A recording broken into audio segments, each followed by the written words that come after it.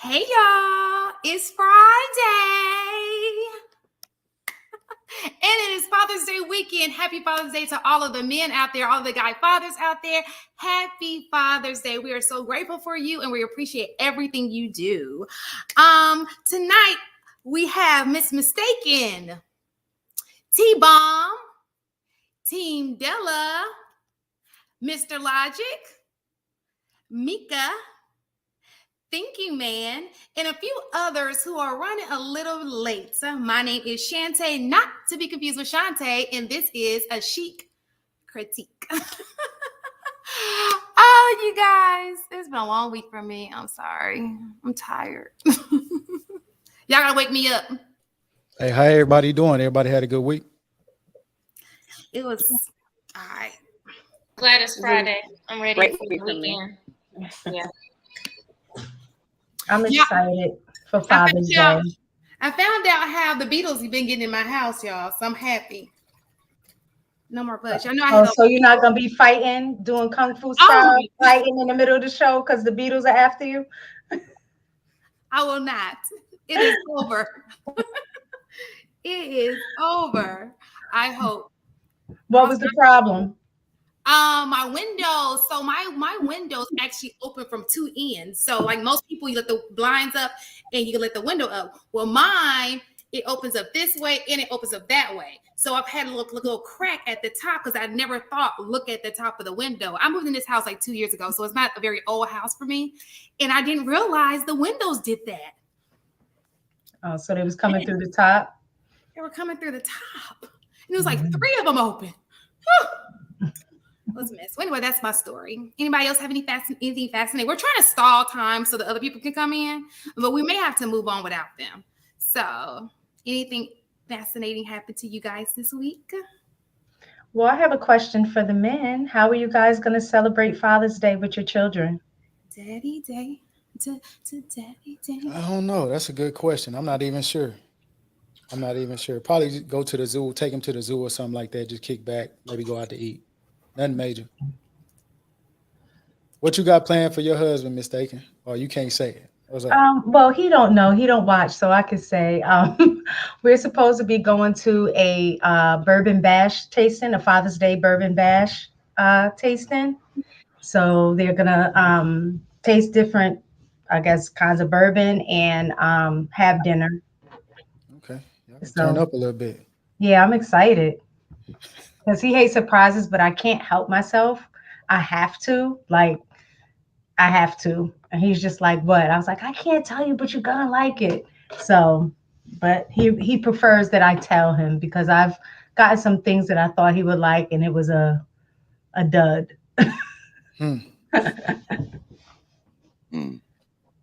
Logic, what you got going on, bro? Went to the new barbecue joint in D.C.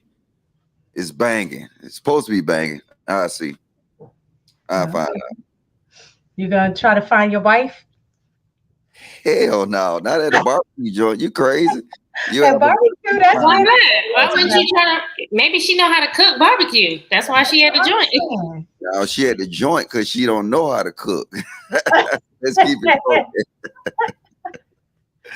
No, would you marry a woman who didn't know how to cook?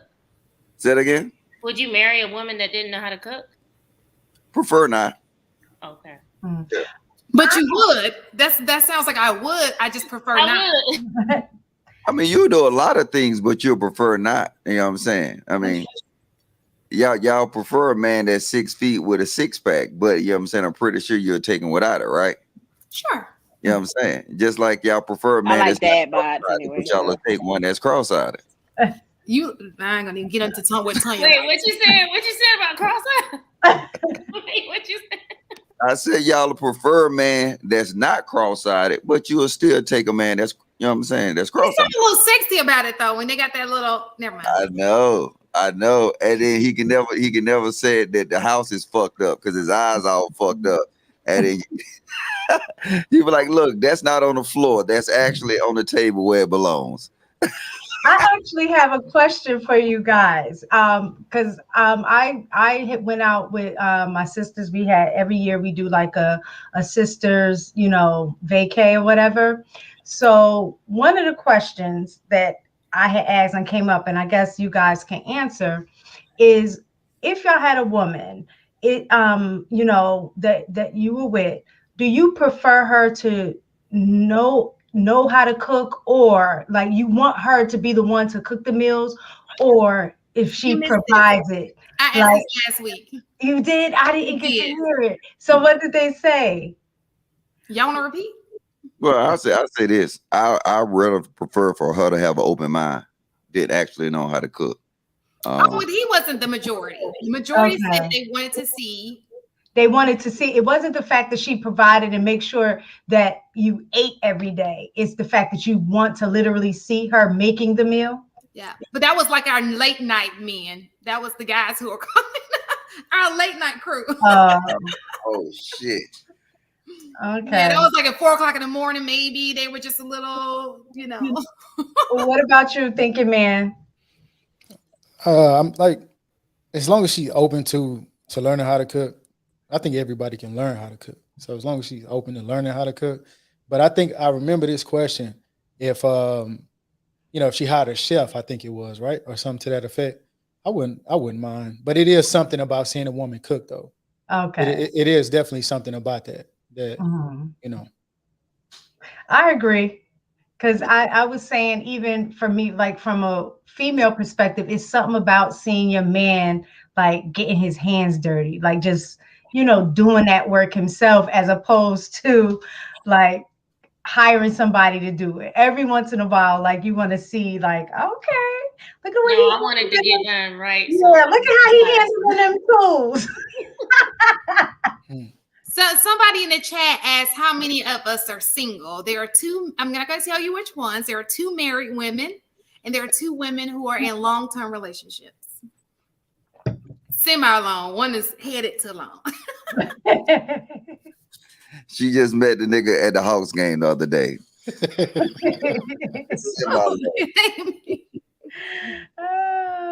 So here go Trill. That's a good question, though, I guess, to know. Mic check. Yeah, we can't hear you. Your shit fucked up. 1 2 1 2. Yeah, it's fucked up. Hey, we can't hear you, bro. Hey, say something again. Mic check. No, fix your sound, man. Fuck out of here, man. What y'all on, man? How y'all doing? Good. We missed the Happy Father's Day, so Happy Father's Day. Happy Father's Day. I appreciate it, man. That sounds genuine too. Thank y'all. And you have to let us know what your plans are for Father's Day, or you don't know. Are you being surprised? Yeah, I'm told I'm being surprised, man. So I'm actually looking forward to this. That's so much fun. Mm-hmm. Okay, Hey, yeah, somebody say something, because they dropped in you know what I'm saying, a chick at Magic City. I don't know what's a chick at Magic City. Yeah. You know, Magic City dry? But they're dry? Yeah, because I've seen Magic City strippers, and they're decent. They're very talented young ladies there. He ain't talking about talent, man. You missed it. It went over your head. He ain't talking about talent. Definitely missed it. I don't get it. Logic, explain, please. Think about it. Hey, I'll play the film. Hey, Google it. Google dry chicks at Magic City. See what come up. It's not gonna come up. Surely Google will never do that. It will come up. It is. Urban Dictionary. I'm Googling it tonight. I'll let you know. Yeah, it also shows Blue Flame and Jazzy Tees got the driest females in the city. Okay. Is that new? Because they used to. I haven't been in there since like maybe 05, so I don't know. Lord have mercy, Shantae. You said what? I just said Lord have mercy. You said what, Tanya? Nothing. You just need to get your ass out. I'm not going to no strip. Okay, do men want women who are open to going to the strip clubs with them, or they rather keep that separate? Men want women that are honest about being open to go to the strip club. See, some women say that they're open, then you get in the strip club and she's moving like your, top flight paid security guard on the low, mean mugging you, chicks trying to get lap dances. She looking at you like, what you gonna do? Like, we want a chick that's gonna genuinely go in there and have a good time, or A chick that's just honest about like, hey, I don't. That's something you do on the side. You do that. I don't want no parts of that shit. But we don't want the women that be faking, be lying, the shit that we got explaining on the car ride home and shit. But you told me you was open to it. Yeah, That's I what we actually don't don't mind at all. If me I and my wouldn't mind dude, either. you know, Yeah. go to the I strip don't club. It mind, doesn't but bother me. my husband doesn't like to take me because he says I get a little too wild at the strip club. So I just She's Okay. a go fake without lesbian. my husband. So would Fake you lesbian. feel some kind of way if the girl you're with wild out more than you do? Fine wild out because this is just going over my head. I need a little bit more clarity. I like Let's say to- wild out. Wow. I like to touch the booty, smack the booty, grab the Oh, booty, nah. Oh, get yeah, all the yeah. dances. Yeah. I love the ladies at the strip club. No, okay. I like to watch them because I they're still just got that video, Mika. We was entertaining. in Vegas. What You guys happened in want to Vegas? share? This is a safe place. You guys want to share It's real not quick a. before we go live? Well, what happened in Vegas? This is a Tamika safe was like space. smacking that ass. No, I was joking. Not Mika. Not Mika. Yeah, I was too. I was blowing a hookah in the ass. Well, we know you did it. Damn. We know T-Bomb Damn. participated. I'm a fake lesbian, though. I'm a lesbian in the club, but once it's time to go home, I'm like, okay, that's it. That shit over with. It's over. In the club, we cool, but when it's time to go, nah. All right, so I guess we can go ahead. We were trying to wait for Christina. I know she just requested the link, but we're just gonna start without her. But my first question, you guys, when I go onto Facebook, I see y'all. I'm telling you, I'll go on Facebook and I can scroll, and I'm gonna see every other. Well, it's probably the people I follow too, so I get it. I have almost 5,000 people. Most of them I don't know. Just because I hate to say no, I'm like, come on in, sure, I'll be your friend. But it's like people are like obsessed with sexual things. It's like sex. And so my question is sex without marriage or commitment damaging our community? Do you guys think that sex without marriage or commitment is damaging our community? I think that's similar to asking like, are guns damaging our community? I would say the guns are not necessarily the problem. It's the people with the guns that's the problem. So I guess in this scenario, I would say what's messing up the community is people not being able to compartmentalize, people putting feelings where they shouldn't be and interpreting things wrong based on because you put so much stock in sex, you assume everybody else puts stock in sex or meaning or significance to it. You know what I'm saying? When if you were just analyzing things from an objective perspective, you wouldn't be caught in the sauce so much. And they're all, women like that. Salute to them. But most women like tie a lot of meaning to sex, even though the man done told you something totally different in terms of like, I ain't really looking for nothing serious. We just kicking it, we vibing, we having a good time, whatever the case may be.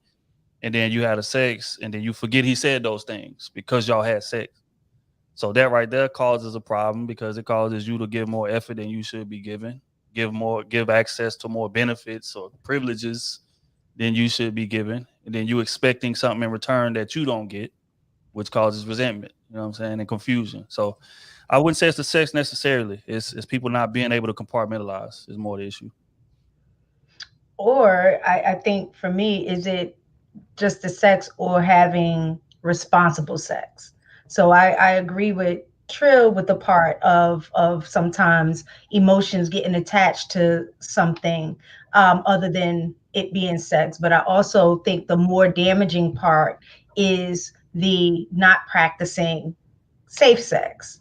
So that part I think is definitely damaging our community because you have in the Black community, the HIV and AIDS rates have been increasing depending on where you're at within a country. So I think some of that is more of the issue than actually, the having sex in general.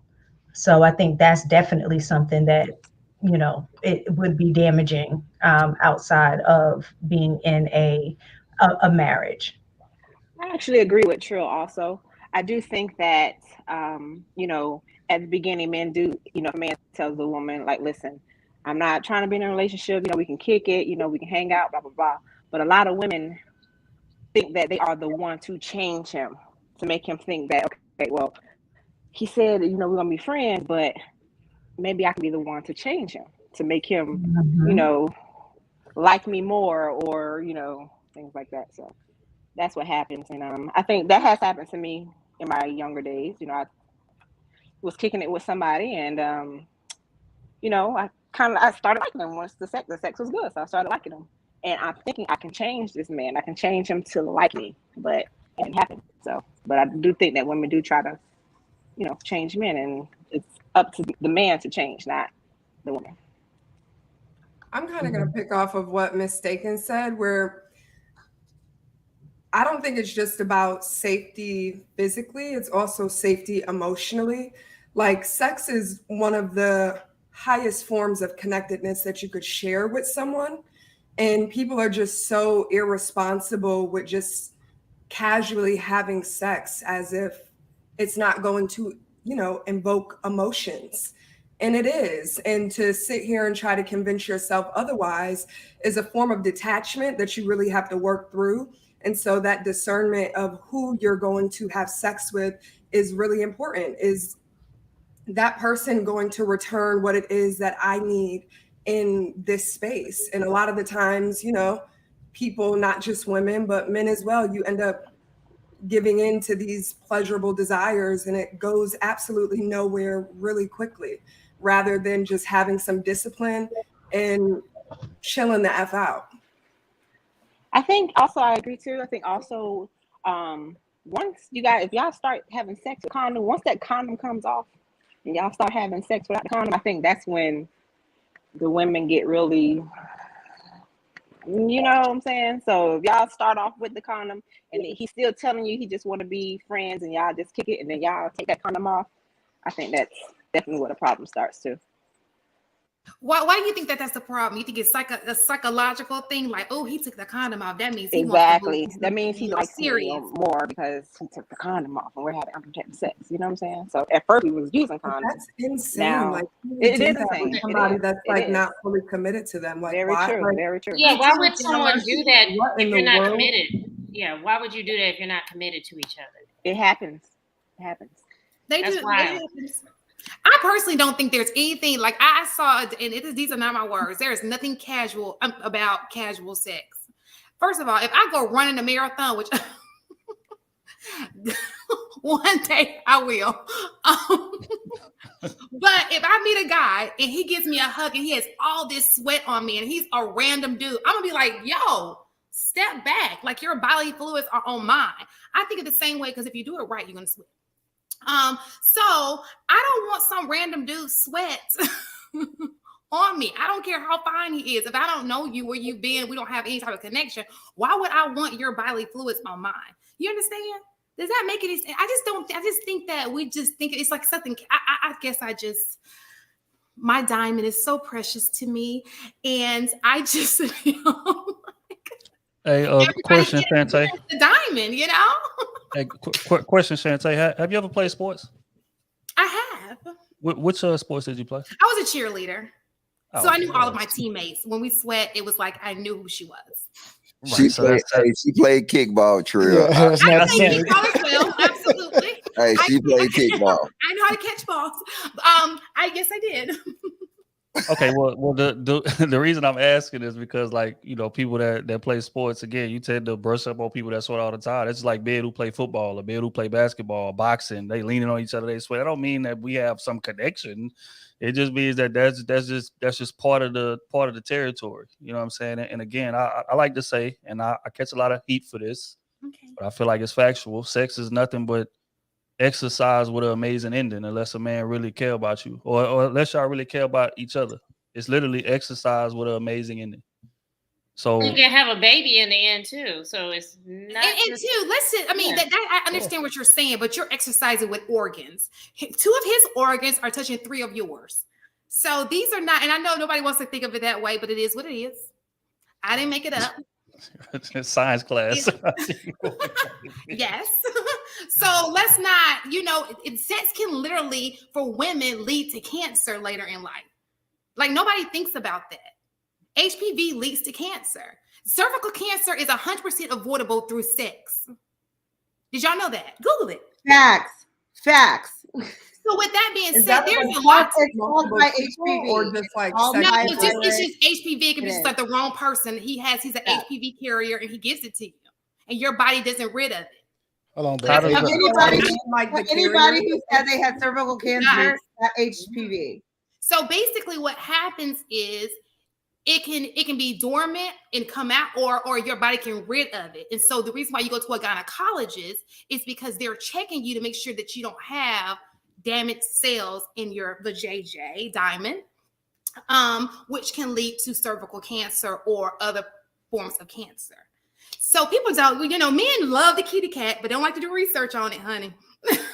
I mean, you can do all the research you want, but there's plenty of other ways that you can catch cancer. You got somebody eating vegetables and working out and exercising every damn day and catch cancer at 42. That's But not this saying is much. actually avoidable. This is actually avoidable.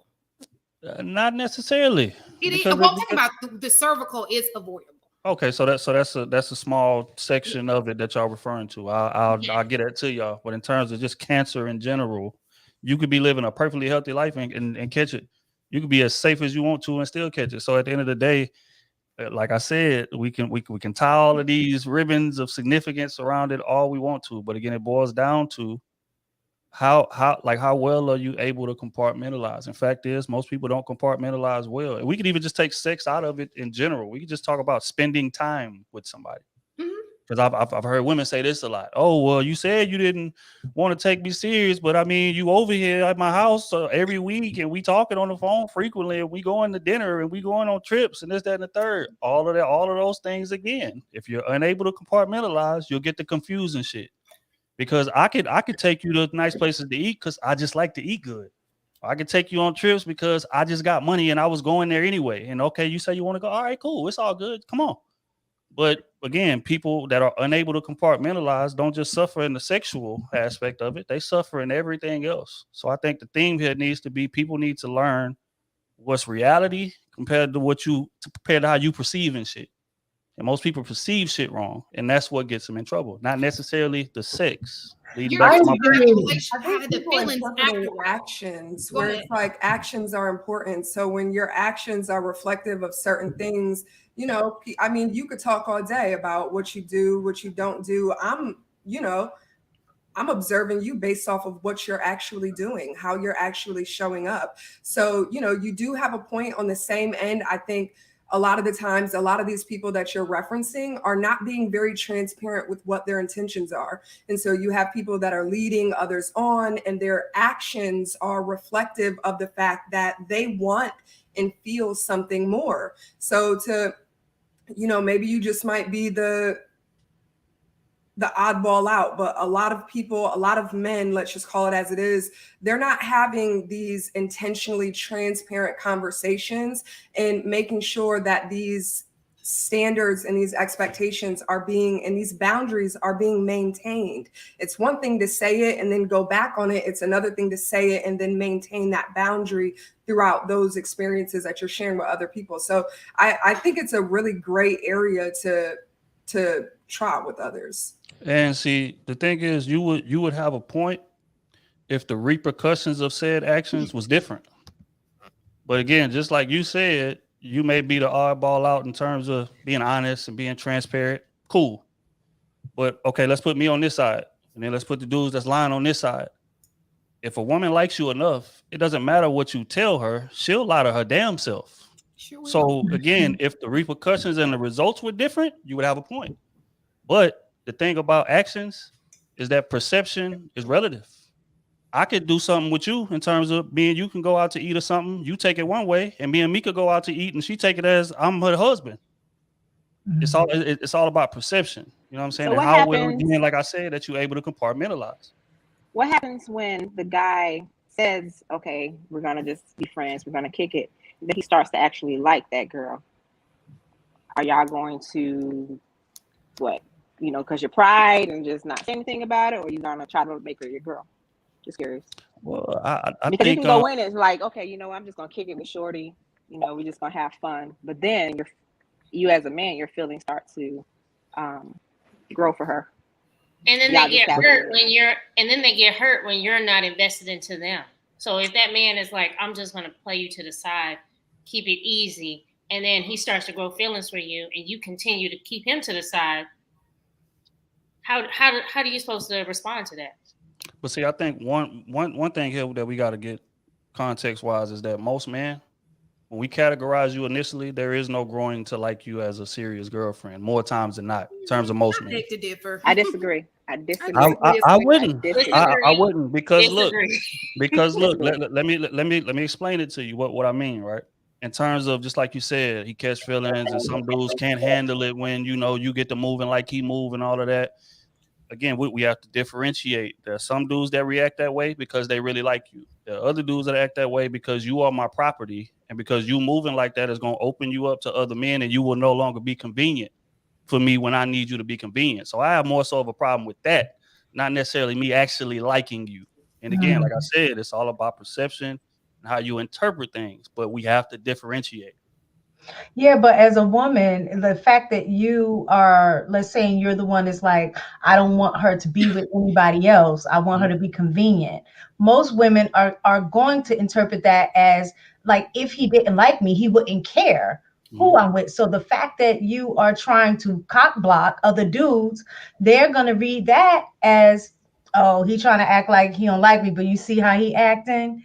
And they're going to internalize that as you having more feelings than what you're trying to say that you are. I don't think that Trill is knocking that. He's just saying his feelings are his feelings. He don't care what you feeling. Trill, you're saying that your feelings can't change for a female? You're saying like once you establish that in the beginning, she's always going to be my side piece, or she's always going to be this half-ass woman? You can't change your feelings on that. Maybe she starts cooking more, showing up in the bedroom for you, doing everything. And that's not going to change a man's mind.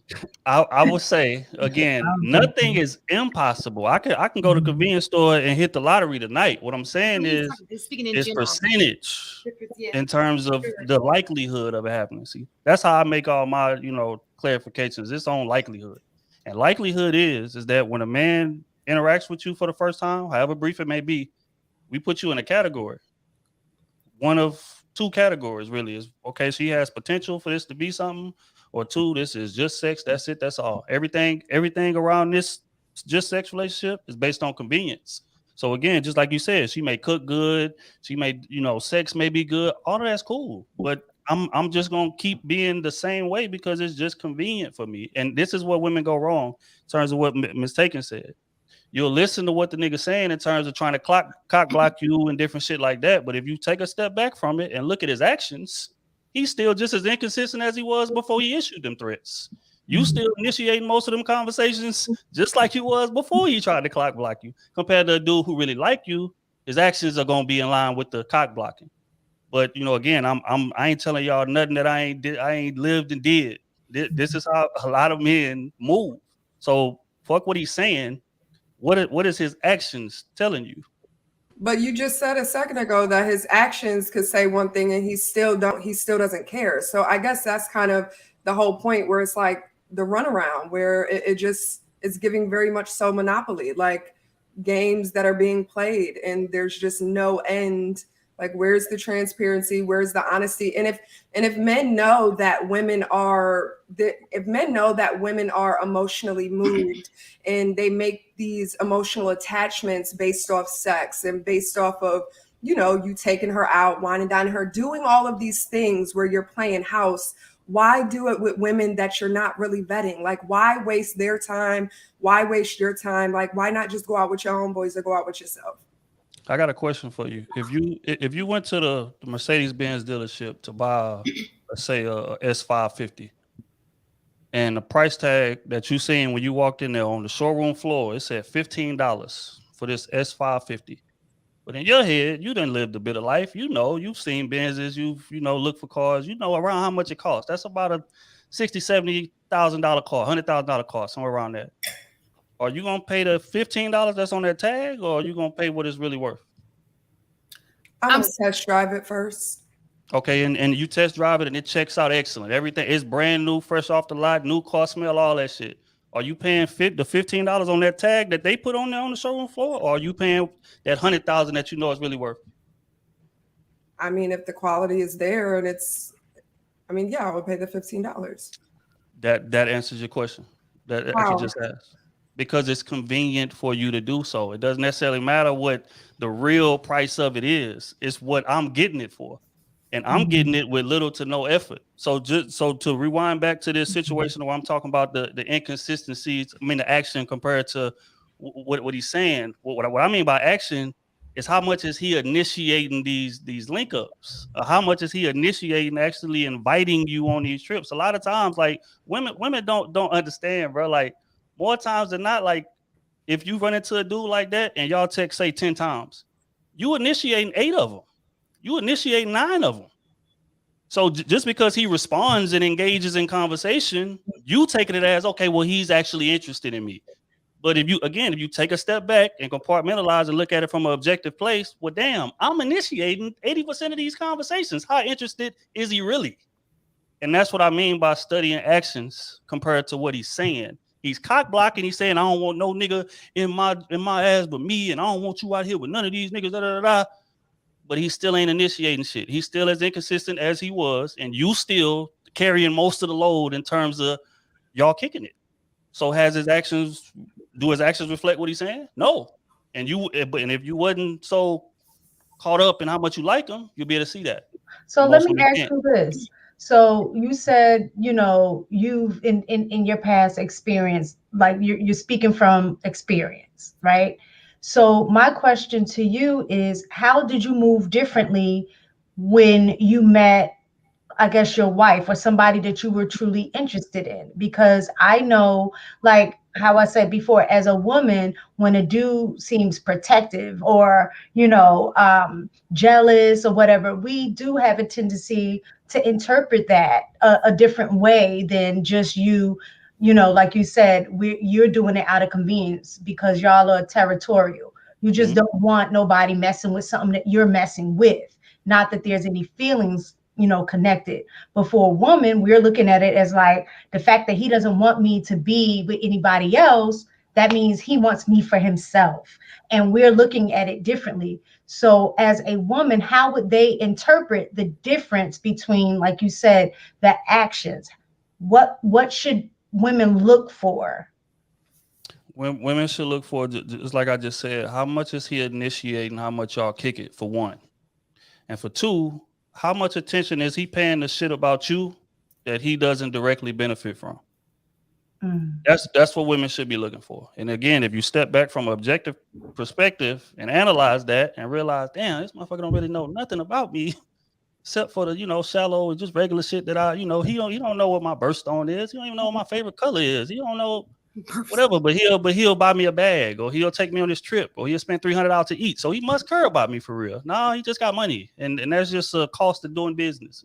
But how much attention is he paying to shit about you that he doesn't directly benefit from? That's how you know how much he likes you. I would like to hear from Christina. You have anything you would like to add? Because you just popped on in with those glasses on. We see you. Listen, I was just sitting back listening to y'all. I'm sorry I'm late, everybody. Good night. How y'all doing? Honestly, I might be indifferent. I agree with you, Trill. I agree with you. You do got to watch men's actions. Sometimes it's all this and no action behind it. And I think women are more emotional. They do tend to get emotionally connected when the pipe is involved. And especially if it's good pipe, then it's going to be, that's how we end up with, what was it, a Pookie? What was it mistaken? A Pookie and them? What was it? Pookie and Ray Ray. Pookie and Ray Ray. That's how you end up with a Pookie and Ray Ray, because that pipe got you in a whole different place. And you're not even looking at their actions. It's more about the sex. So I'm a little, it's a little hard. I think there is women who are able to separate it, who are able to have sex and separate emotions. It is very rare. There are very few women who are able to do that, but there are women who are able to say this is what it is and this is what it ain't. And let's stick to what we said we want to stick to. Trill, I disagree with you. You didn't say all. I don't disagree with you. There are situations where men may start as one thing, and then that they end up wanting to cuddle and take a shower and spend the night and end up getting a little bit closer than they were supposed to be when the situation was a little bit different. That does happen. It has happened to me. But you got to get them back on the path. That's my past. I own it. I own my past. There was a man who flipped the script or tried to, and I had to get them back together. So, it happens. It happens. Like this, I would like to know. This is what. I'm sorry. I'm so sorry. No, you're fine. You're fine. I'm trying to give a synopsis on everything that was said, and I was listening. Mistaken. Good question about when did you know? What are the questions you need to ask? What are the signs you need to look for? Because I think that's really important for our women that are listening. And that's it. That's all I have. I'm sorry I'm late. I tried to get here on time, but I had to drive from Snellville to Atlanta. You should have came to my house. I should have came to your house, but yes. But I was not prepared to come to your house. I didn't prepare when I left my house to come to your house, so I had to come home and get my life together. Well, I'm curious to know, because I see that Mr. Logic he's been shaking his head on several comments that we've been making. What's your standpoint on it? You shook your head several times. Oh, you know God. what I'm saying? So I'm just curious to know. Do we want him to talk though, T-Bomb? You sure? I was like, this is the quietest I've ever seen. Quietest as he's ever been. He's speechless. What's wrong with you? But he's Yes, he shaking would his love to head, hear so your I'm just trying to see opinion. Can you repeat the question again, Shantae? Absolutely. The I should question. have asked that first, Mr. Logic. I didn't ask her to repeat the question because I didn't hear it, and wait, is she drinking that Corona with that red shit in it? What you ain't gonna do is judge anybody. She put a little bit of grenadine. I'm just observing. She put a little grenadine in her Corona. She put That is her drink of choice. Grenadine. That is her drink of choice. Okay, so the question is sex without marriage or commitment damaging our community? Oh, I didn't even answer that, but go ahead, Mr. Logic. I answered based on what everybody else said. That's okay. I You made me off the subject. Go ahead. Well, I did. I wasn't tapping on the subject. I don't know if Trill said this though, but the thing is no such thing as casual sex for women. Casual sex is only for men, and women don't like to hear that. But see, look, they're getting triggered right now. They goddamn throwing. They about to. I will say there are women who have casual sex, and that is it. Listen, I agree. Go ahead. No, I'm just saying. If she said if it's destroying our community, yes, it is. Because ideally, this is the thing. And I think Trill kind of hit on it. If a man is vetting you, then he possibly want to be with you. If he just fucking with you, then he just fucking with you. That's it. You know what I'm saying? If you give that pussy up, and excuse my French, the vagina or the box, whatever y'all want to call it today. Good JJ. Go ahead. No, I ain't saying that. Or diamonds. You can say the diamond. Yeah, if you giving that bronze medal up and like he don't know your mine is not bronze, thank you. If you giving it up and he don't know your name, he don't know your family name, he don't know jack shit about you, right? Then you to him is casual sex. Women a lot of times can get more emotions, they can get more feelings with it, you know what I'm saying? The dick might hit right, and then you see Katina up here already talking about cuddling and shit and taking showers together. That's something that a woman want to do. You know what I'm saying? A man want to get in and get out. So I think that which is why I said emotions started to get attached. That's exactly what I said. When you want to spend the night and want a meal in the morning and you want to spend more time, that's more than just casual sex. But continue with what you were saying. So now I know how to, when y'all interrupt me, I just let it go. You know what I'm saying? I say here quiet, and then now I just been interrupted like 1,000 times. But the thing is like I'm saying, it's no vetting. Our society today, it's no vetting. When I said that I got an 8-month rule, niggas and women look like me, like I got a dick on my head. But you got to ask yourself that doing that, you can really truly get to know the person. So now everything else is a benefit. When you hit that box, it's a benefit. If you stuck 8 months out with her, You're vetting. This is things that's been done for years. Now we be coming to a point where all we do is we evolve around casual sex, and eventually, you know what I'm saying, half of the niggas these chicks fuck with, you know what I'm saying, want to move in, want to split the bills and shit like that. So now he looking at you as more of as a partner. You know what I'm saying? He's not looking at you as a wife or a significant other. He's looking at you because, you know what?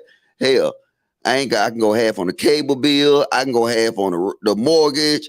You know what I'm saying? Shit, my car insurance to get lower. He don't even know you. He ain't no vet in you at all. Y'all walk down the fucking aisle and he don't even know your goddamn mama name. But I'm just saying, but that's what women give into. Women give into that. It's no effort to get pussy in 2022. So now, is it destroying our community? Yes. Because women are getting bitter because they have trauma and they go from relationship to relationships with trauma, and goddamn, they turn into a fucking bag lady. They got so many bags on them, and they go into every relationship, and niggas get to the point they say, you know what, fuck it, I just beat them down. Ain't no marriage. You don't see there's no, I mean, it's no such thing as marriage now. So if you don't like it, you got to get used to it, because our society, especially in our Black culture, it will consist of casual fucking. Okay. Thank so you. what about? Can I speak? I agree with you, Mr. Logic. There's no casual sex. Casual sex is for men and not for women. But can you explain to me? I looked up the statistics really quick. 66% has had a one night stand in their life. Oh, he's saying that you should. I mean, it's for does not mean you're not having it. He's just saying that it's not. It should not be for women, and it shouldn't be.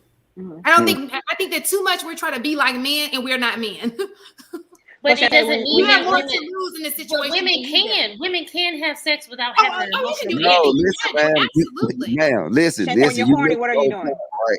I understand. Yes, women can be astronauts. They can fly to the fucking moon. They can do whatever they want to. But is it feasible for them?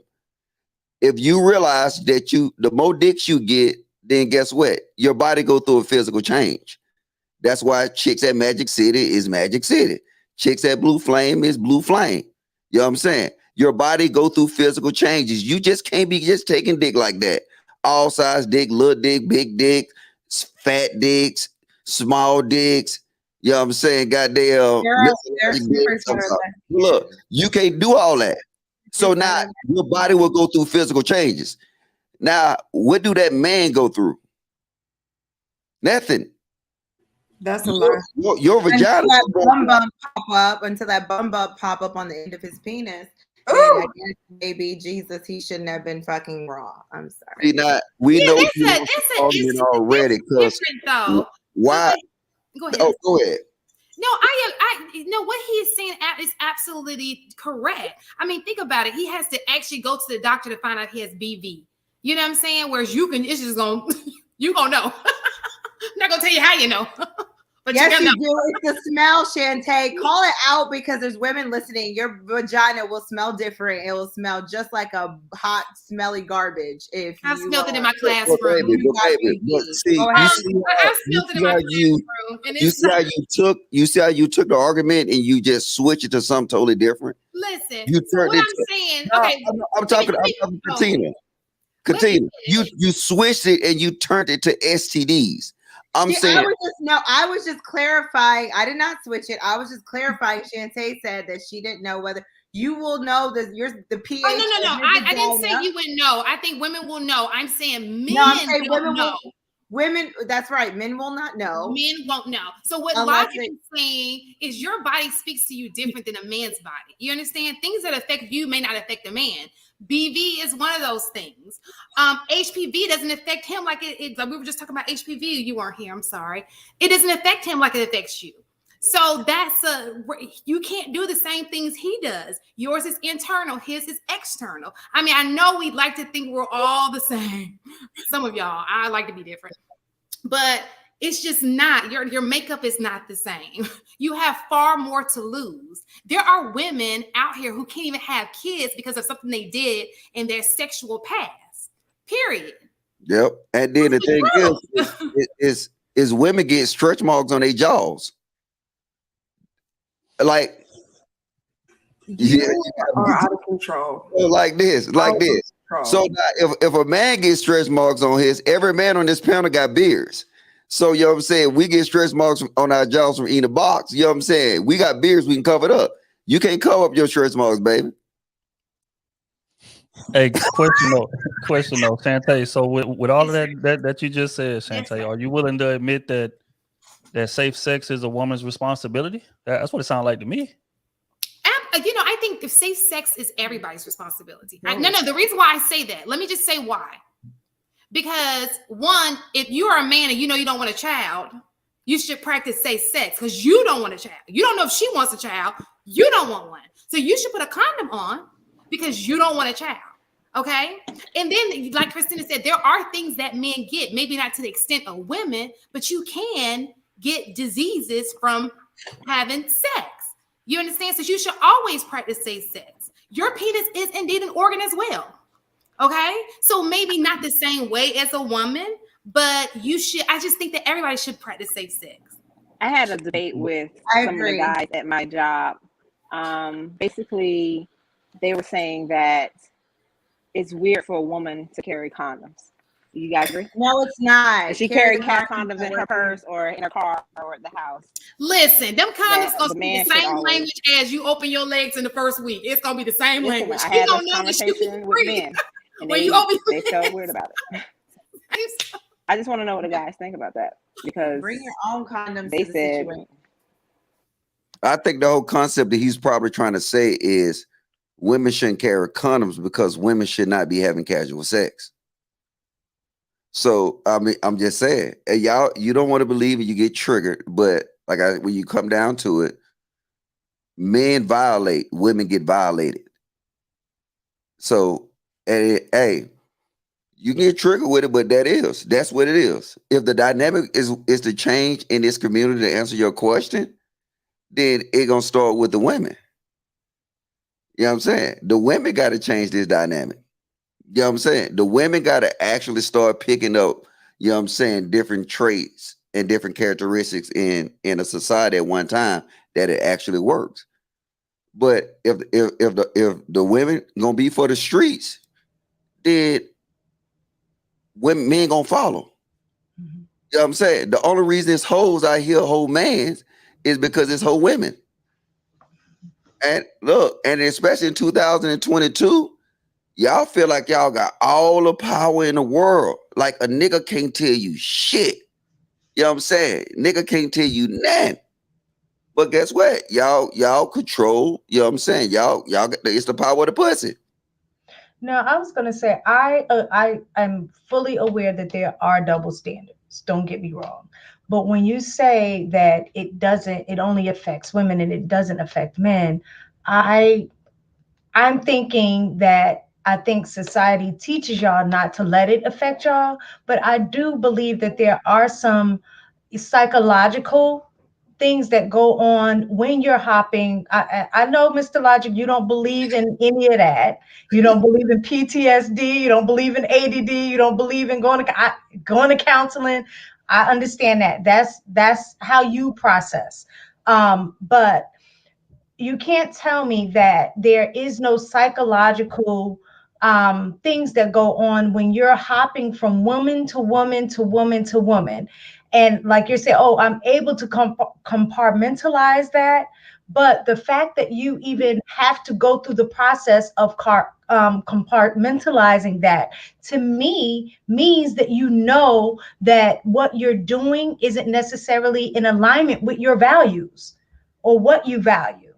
And I think that's where I'm saying the psychological aspect, because when you're hopping from woman to woman, even you say, like, when I find somebody I like, I move a little different, which means that you're not acting in what you believe your values are from the get-go. So there is some personal responsibility that is on the man in terms of the way that he moves, because he's also sending a wrong message to maybe a woman who may be interested, but then hear your reputation as well. Like, girl, you don't want to mess with him because he be, dicking everybody down. So that right there, for a woman who may be a potential good match for you, don't want the stigma of having to deal with somebody that she thinks that she can't trust, because you also have a reputation. And let me add this. Just 2 seconds and I'll let you go. I'm sorry. Who was that? Trill? Just trying to speak. Okay. And I just wanted to add this as well, because I know I understand completely what you're saying, Mr. Logic. But another part of that I thought about when Miss Thicken was talking is, if you are a good woman and you do have a man who is in the streets, you're opening yourself up. If you trust this guy, you're opening yourself up to everybody he has dated. So now this woman who's done absolutely no wrong can get BV. She can get HPV, all of these things that you would normally get if you're hopping around from this guy, because he hopped around. You understand what I'm saying? So now everything that you've said you've done is coming to this woman who tried to do everything right, because you got an unclean ding-a-ling. But Miss Taken said men get PTSD from fucking chicks. I did not say men get PTSD. I said, I know you have an issue with thinking that men have any psychological issues ever. Like, you don't think people get PTSD. You don't think that people have ADHD. That's what I was saying. No, but I'm saying, so in this conversation, you brought up PTSD. Where is he getting PTSD from? The chick? No, you're misunderstanding what I'm saying. I did not say that a man, because he's going around having a bunch of sex, he has PTSD. No, I was just saying, I know you personally have an issue with thinking that men suffer any psychological issues, and that's just your thing.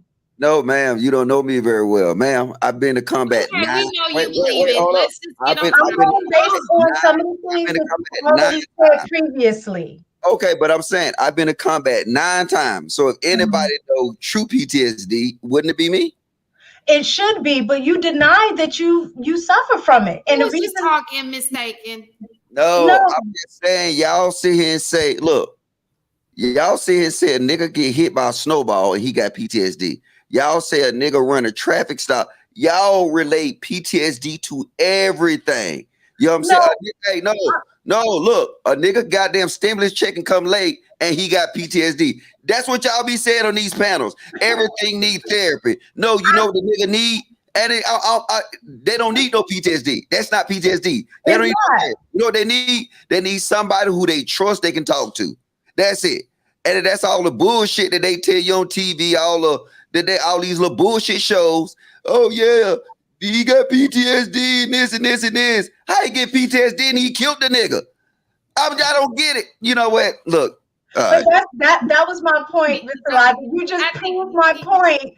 And what I'm saying, you don't think a lot of times that men, and this especially in the Black community, affect men so much, because there are men that do have psychological issues and would benefit from going to therapy to address those issues. It may not be PTSD, it could be depression, it could be anxiety. So are you saying that for this conversation? But I'm saying for this conversation, in terms of men, there are, because I think Logic said that men don't suffer. There's no, issues that men have from jumping from, person to person. What I'm saying is that it may not be the same issues that women deal with by having, multiple sex partners, but I personally think that a man can't just walk away without being affected in some way by just having sex with randoms over and over again.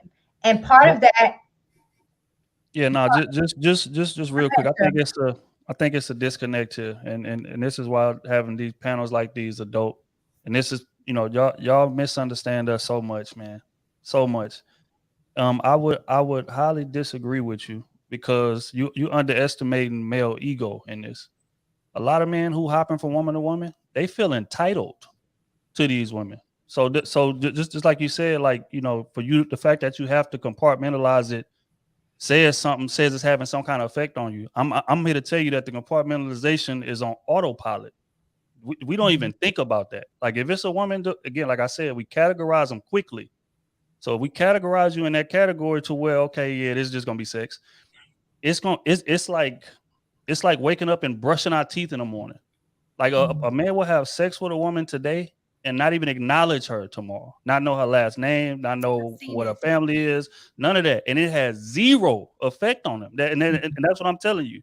And I'm sure if you ask any man in this chat, I don't know how many people are here, but any man in this chat, anybody in regular life, most of these men are going to say that no, it has no effect. If anything, it feeds our ego to where we become even more entitled. So when we get to that, so we done did this to 10 chicks in a row, we get to that 11 one, we expecting the same behavior. It'll have more of an effect on us if we got to the 11 and she didn't give it up like the other 10. So it's no psychological issues there at all. I think you just kind of proved her point, Tro, because that is an effect. Like your ego, you being so driven by your ego, is an imbalance within you. You being that entitled to where you feel like you're entitled to a woman's body without meeting her where she needs to be met is an imbalance within you. And so there is a form of detachment that is present within that individual that is exemplifying this behavior. And so it does affect you. 1000%. At the end of the day, a lot of people forget the fact that we are energetic beings in the physical matter. We are energetic beings within a physical matter. And so when you exchange that kind of energy on that level, while it may affect men differently than it affects and co-creates in women, it still harbors on your being. Like you are literally taking on the energy of these women that you're fucking, and who they're fucking, and who they're fucking, and who they're fucking. And so then you wonder why your mentality is distorted. You wonder why you're so ego driven. You wonder why you have a lot of these detached behaviors. Having sex, casual sex with multiple different partners is a very detached behavior. You're detached from connectedness. You're detached from emotion. And I know logic and a lot of y'all like to sit up here and act like emotions are something that is solely for a woman. You love your wife, you love women, that's an emotion. So, at the end of the day, it's just very, very detached. But ma'am, real quick. Because I want you guys to answer this too. I see what Della is saying, because what I've heard people say on here is you manipulate women, you may make them feel a certain kind of way for sex, but that's manipulation. What about you doesn't even feel like that person's a human? Like, I can just bash this woman to get what I want from her. That's manipulation. Like, why would you want to do that to another human being when she's done absolutely nothing to you? You understand what I'm saying? Isn't that kind of like selfish? There's got to be something in your mind to think, oh, you have a heart, compassion, like she's a cool person. I don't want to do that. I don't want to use her. You would think that a normal person would have that compassion, but it doesn't seem that that's there. It's like, I just want that sex and I don't care if I, do what I got to do, manipulate her, make her feel this way to get it. That's crazy to me. Like I said earlier, man. Having the affinity right now. Kinds of behavior. I'm sorry. No, I was gonna say, just like I said earlier, man, for a lot of times, most times, in my opinion, manipulation is not necessary. There is no effort given to manipulate you. A lot of times, even with those women, and you're right, in terms of, damn, she cool, she a good person, she'll make a good girlfriend. I'm not ready to be that right now. So you'll literally try to push her away. But guess what she does? She comes right back to us. So again, it's not a situation where I'm exerting any effort at all. She'd say, hey, what you doing? Even though we just had a long conversation, like, hey, baby, I'm not ready for this. I'm not doing this. Matter of fact, I've heard men say, I've said myself, you deserve better than me. You know what? You know what this woman replied back and said? You can't tell me what I deserve. But that's your situation. I do believe. Wait. Okay. So in that situation, I'm not manipulating anything. I'm living my life, and you just choose to be a cog in it. So going back to what Team Della said, in terms of like there has to be some kind of emotional exchange and things of that nature. You're right, but for that to happen, I would have to be open to it. And what I'm saying is that when men are dating these type of women that we've categorized as just sex, we don't even open ourselves up for the possibility for that. You are literally an object that I have at my house and that I send home, or I pull up and I do what I do. and I go home. Like that's how men think. And again, women, it's hard for y'all to conceptualize that because of how y'all think. But men literally look at those type of women as objects, like damn near a sex doll. There is no exchange of emotion because I'm not open to it at all. I'm laughing. I feel like, Trill, that means you're attracting those type of women. Those are the type of women that you're attracting. Well, I agree.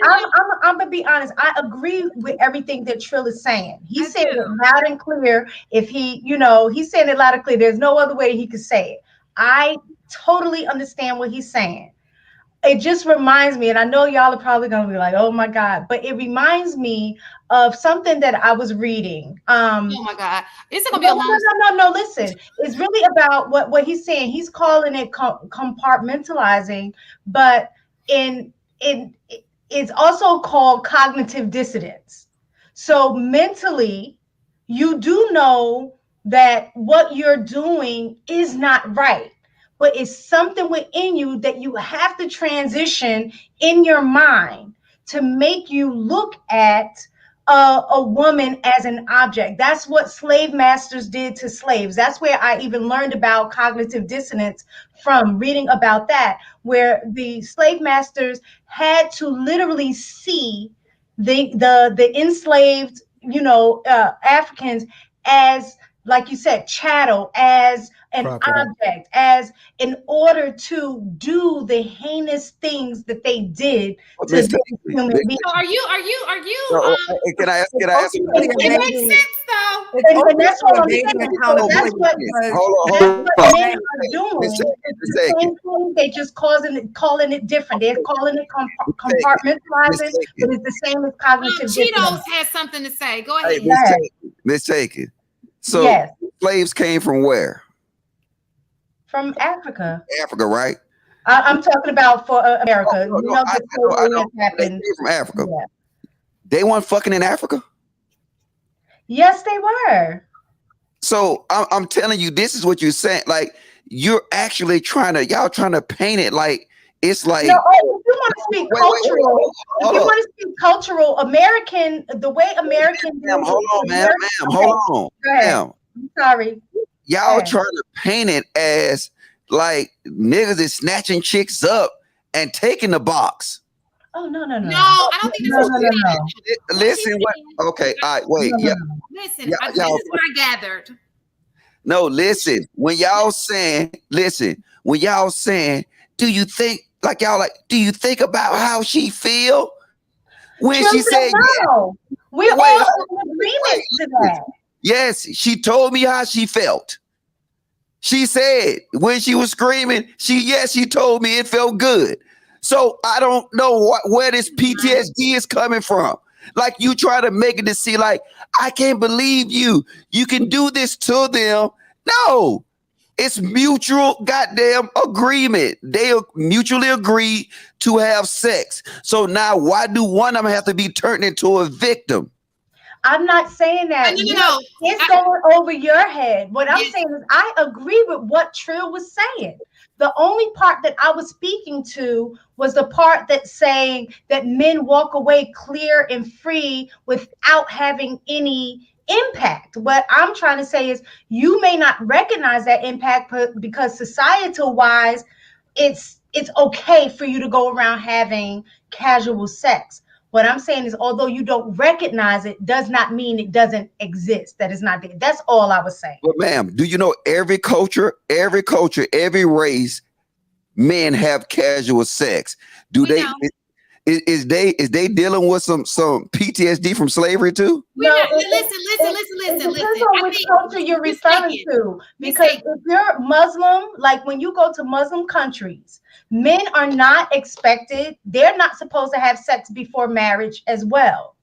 And when you grow up in a culture where it is really ingrained in you that you're supposed to have sex when you're married, and you don't honor that, there is some psychological or guilt that you feel in regards to doing that. And I've seen that, like watching some shows and just knowing some people who are of a different religion, that don't honor what the rules are for that religion. So absolutely, Ma'am, yes.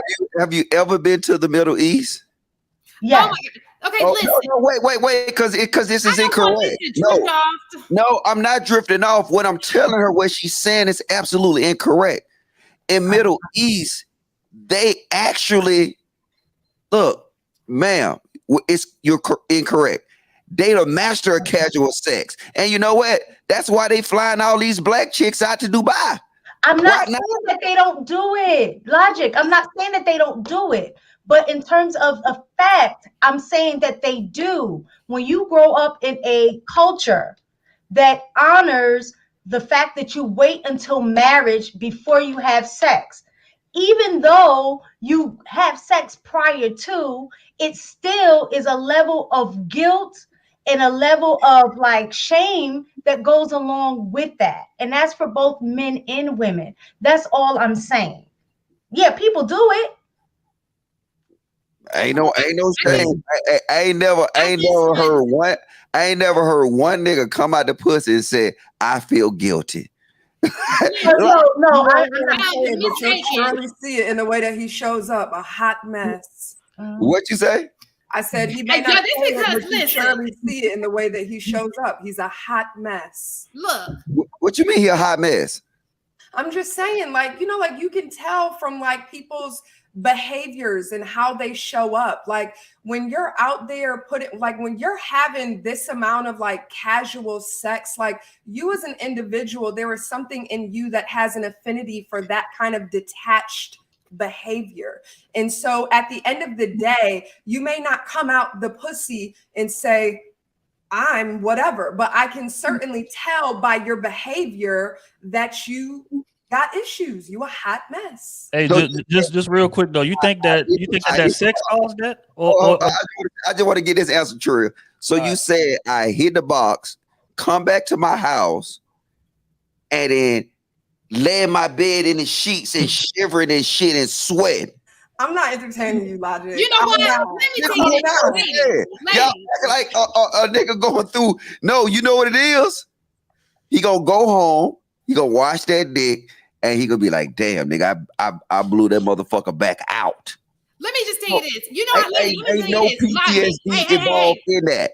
But see, y'all ain't listen, because y'all telling us how it is to hit some box. Trill just told you, if anything, a nigga like, you know what, damn, nigga, that motherfucker bad. I just knocked the brakes off her ass. And she texted me before I got in my car. So let now me just tell you this. You know what, ladies? Y'all need to really give it to him for real. Next time he don't make you come look at him and be like, y'all be lying too much. That's what the problem. Give him some humble pie. Y'all faking. This is what do not lie to a man. Faking in the bedroom is getting y'all. Niggas with these big ass egos. Clearly, that nigga don't care. That's what you missing. That's what you missing. That nigga do not care. If he got his shit, I don't think he cares. No, that's not true. That's not true. If I've been with a man before and I told him he didn't do it right. And let me tell you, the next time he tried to come back and tried to do it right the next time, he didn't get it right either. And I told him again. So he was hurt. He was hurt. His feelings was hurt. And I actually had to stop talking to him. You know it's an ego killer. Hey, no. What's the same type of nigga? Mika? That's what you get for fucking with them Texas niggas. Listen, it does not hurt their ego, but after so many women tell them they ain't doing it right, it's gonna hurt. No, because again, those are two different type of niggas. Mika, I'm sure the nigga that you was messing with, he probably liked you for real. But I'm talking about niggas that's just there to get that nut and go to the crib. I don't give a damn how you feel because I don't care about you. Exactly. This is the part that we missing. I don't care about you. The only time a man care about pleasing a woman sexually is if we really like or love her. But if we just there for the sex, you getting to your destination means nothing to me. So that kind of feeds into the problem with sex. Thank you, Mr. Thinking Man. Yeah, no, it's cool. That kind of feeds into the problem. So the question is sex without marriage or commitment damaging to our community? It is. I mean, even the dissension, if you look at everybody's perspectives on the panel, how we going back and forth. So just amplify that by 10 if we were sexually involved with each other without any commitment or marriage. So it definitely creates a problem, we got to be able to acknowledge that. And it is an issue of detachment if you running from woman to woman to woman. But is it in real life? Does it happen? Is that normalized? Yes. But is it a deeper issue where you keep having sex and bouncing from woman to woman to woman, not really attached to what the true meaning of sex is and all that kind of stuff? We got to actually, but it's not just on the men, it's on the women too. Like we got to have real conversations about like, what sex actually is. We devalue it. So then when we interact with each other, I mean, y'all was kind of hitting on it as far as objectification. If I see you as an object, I don't see you as a human being. And if you chill and you actually think about what that actually means, then, why would you have sex with an object? I mean, you're almost invisible to me. You're just serving a purpose, right? But if women are having sex with men, because it's not just men doing it, it's women that's doing it as well, just having sex to serve a purpose for carnal pleasure is what they call it, or whatever you want to call it. So if you're doing that, then you're devaluing yourself as well. And if you're trying to get the community back in line, then we have to start adding value where we should be instead of thoughting and doing all of this and making it cool to do this and that. When I was younger, we used to smash chicks for sport, like just notches in the belt. Now, do we tell our young children, like our sons, that that's what we need to do? No. Like my son, I'll never tell him that. You see what I'm saying? So like, as far as value, and even if a woman tell me, like, okay, I'm cool with having sex. Now I'm chilling. Because if I'm not committed to you, I already know what come with that. And to the young cats, like what come with that type of stuff with a chick you're not committed to, if you, pipe her down or whatever like that, you'll have a stalker on your hands. You see what I'm saying? So it's a whole lot of different things that we're not necessarily taking into account. So you got stalking, and then we talking about sex outside of wedlock, you having children. Like it's definitely, putting a hole in the community, and it's causing dissension. Like it's a small micro example when we having this conversation of what it actually is when you amplify it and add emotions behind it and stuff like that. So it's definitely damaging to the community. Trill, Hey, man, I just got a question, man. Hold on, Shantae. Every time. Look, I like that thinking, man. Now, you know when the terrorists start clapping for you, you simping, right? When the terrorists clap for you. Who the terrorists? Who the terrorists? I'm simping, bro. Simping, man. This is why I drink gin straight, because of niggas like you. Hey, you do your thing, bro, but you got to be able to acknowledge that it's something up if you jumping from woman to woman, bro. It's something. I got a question. It's something up. I got a question. Explaining that on layman's but hold on, just for the record, it's something up with women too. If you jumping from man to man, I agree. It's something that is up. absolutely right. And I mean, we can dig into it, but you talking about looking at our households as far as single motherhood and all that kind of stuff. Do you see value, or are you chasing love from a man that doesn't love you because your father wasn't there? So you have to really like dig into the psychology of it. And the same could be said for men, like not necessarily that specific thing, but are you jumping from woman to woman because you need to inflate your ego with sex? It's something external that you're doing to inflate your ego. Then you don't really have no self-esteem as well if you have to have sex with all these different women to inflate your ego. It doesn't make any sense. I'm not saying I didn't do it. I'm saying I did it. I'm just saying that if you mature and you actually do the work, come on, bro. Like what's the point at that? It doesn't make any sense. So real quick. Hold on. I gotta share my quote, Trill.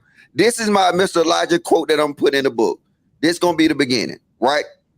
Now look, I took this to the ladies on the panel on Thursday night. Let me hold on. Let me read that because I can't see. I know, because you cross-eyed. Hold up. You gotta zoom it properly, sir, if you're gonna look, ma'am. Don't tell me how to work this. See, look, this is a concept right here. And I tell the women, don't marry for love, marry for legacy. Don't marry the man, marry the plan. See, you women would disagree with this. I don't disagree. I agree. I'm not saying you my family told me marry the man who loves you more than you love them. And that sounds like okay, but see, my point I'm making is this. I agree with thinking man though, because the purpose of sex, we don't even understand it. If you marry for love, then you send yourself a failure. But if you marry for legacy, then you'll be a shoo-in. The whole concept of love, you can fall in and out of love, but can you fall in and out of legacy? No, you can't. Can you fall if you marry a man? The man can change. He gonna gain weight. His dick ain't gonna be hard like it used to be. He gonna get a stomach, but you know what won't change? His plan. So now, if women agree with what Thinking Man said, and it's bigger than sex, that means you should never see him on these panels ever again talking about you want a 6-foot man with a 6-pack. You should tell every nigga to come to you, hey, Thinking Man, what's your plan, brother? Thinking Man, do you want a legacy? But y'all don't say that nigga shit. See, we will have a whole episode on legacies coming because soon. y'all talking because y'all on a podcast and you got a voice to talk.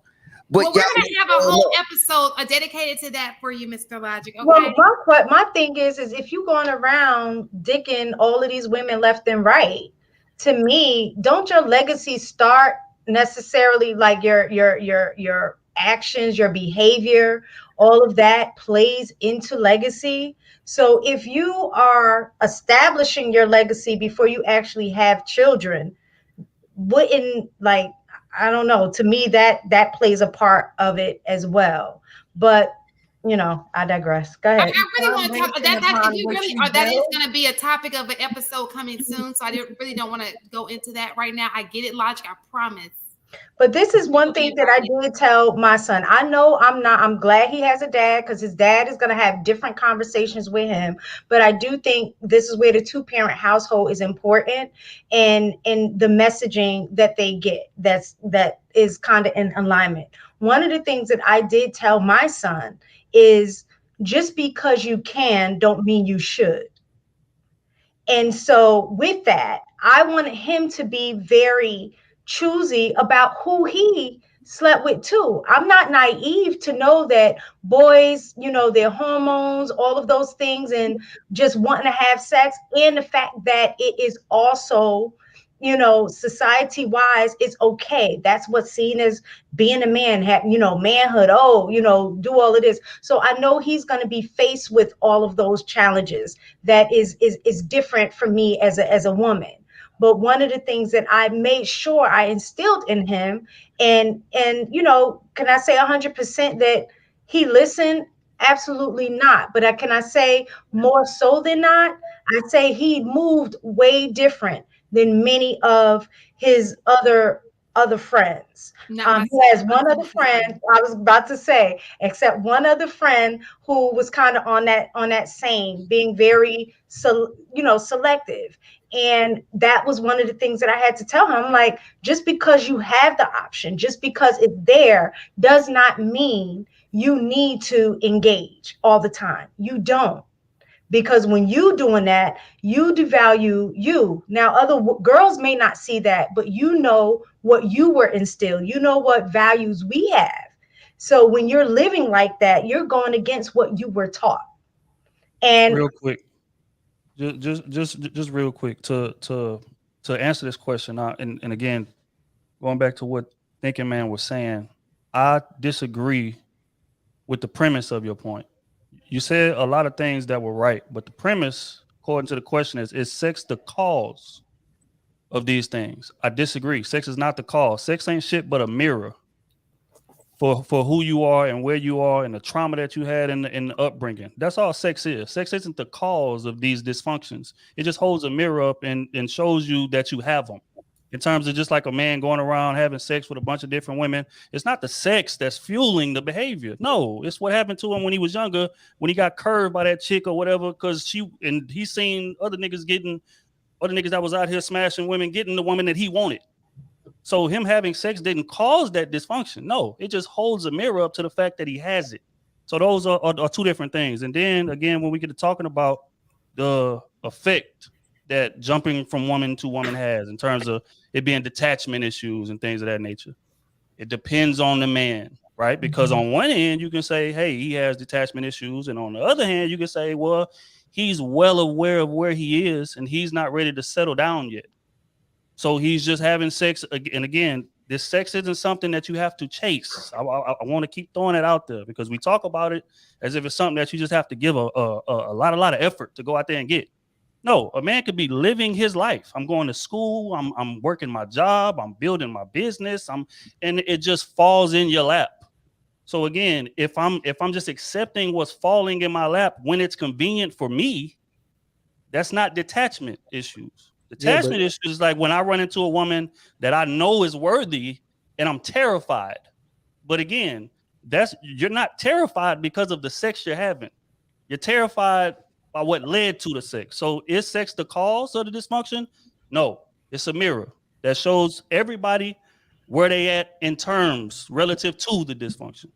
So Trill, let me ask you this question. Do you think having sex with multiple women, like you said, I don't even have to go for it. It falls in my lap. I've told women, that I don't, when I'm not, you're a good girl. I don't want to you do that to you, but it still happens.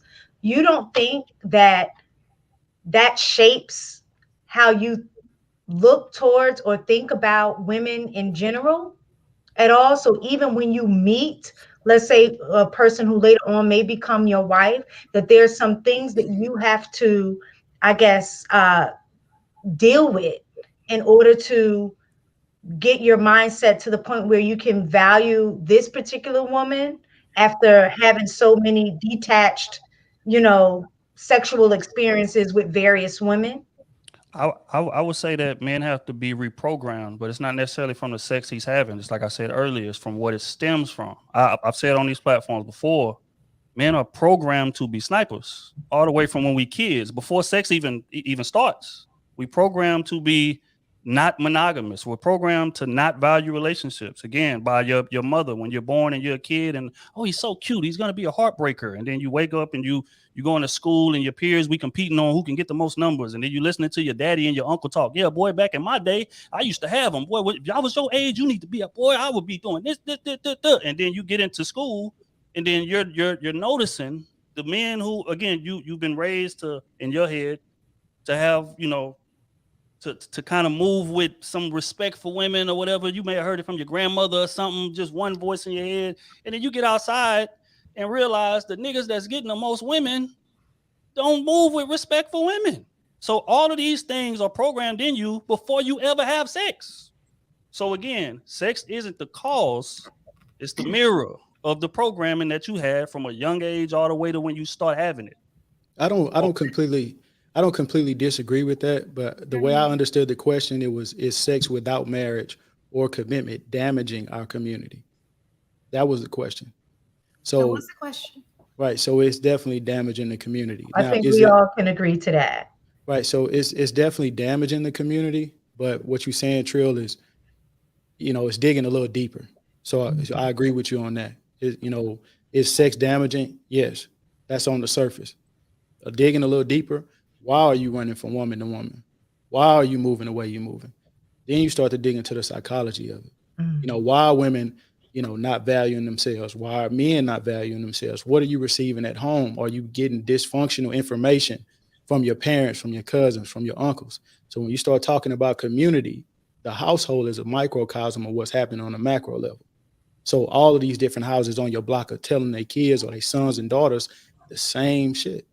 So when you tell your kids and sons and daughters the same stuff, we going out, we are coming together in schools and stuff and acting out those things that we were taught in the household. So yeah, I agree with you, Trill, but I do think still, to answer the question, that sex is definitely damaging the community without marriage or commitment. Thank you.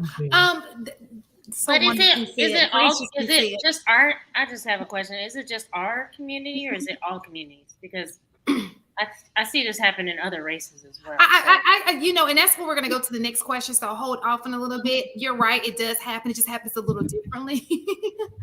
Other people know how to hide their shit. But Juicy J, would you like to answer the question? I know that you're a little tardy for class, but it's okay.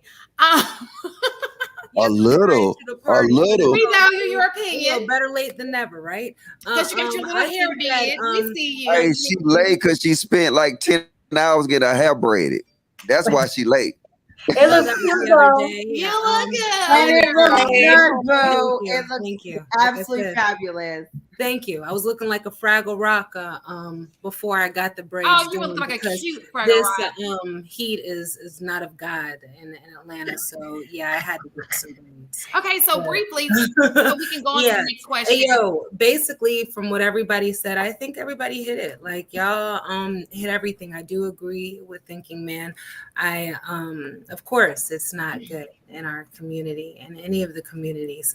As somebody who was lost for a second, not a 304, whatever the fuck y'all say in the chat, but who was lost for a second, because I can take accountability for myself and tell you why and all that other stuff. But yeah, like of course it's not good for you. It was trauma bonding. Like I wasn't healed yet. And I was trying to bond, and it wasn't 56 people at once or 300. It was probably 2 in a 3-month period.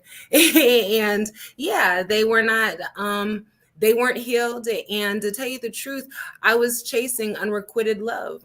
You know how it is. Well, I don't know if you know how it is, but yeah, basically trying to chase somebody who was out chasing other women because of his insecurities. And that's what happened with my relationship. Like he even admitted like he had a problem with having sex due to what he saw with his dad and his mom. Like his dad stepped out numerous times. Papa was a Rolling Stone. Like his sister told me that. So I say that to say that not to give him an excuse, but he didn't have anybody to show him. And I'll tell you, like, and I'll be vulnerable for a second, but yeah, my dad, I love him dearly and I forgive him. And yeah, I can't even hold him too much accountable because my dad didn't have a good father to show him how to treat his wife, because my dad's father beat the fuck out of my grandmother.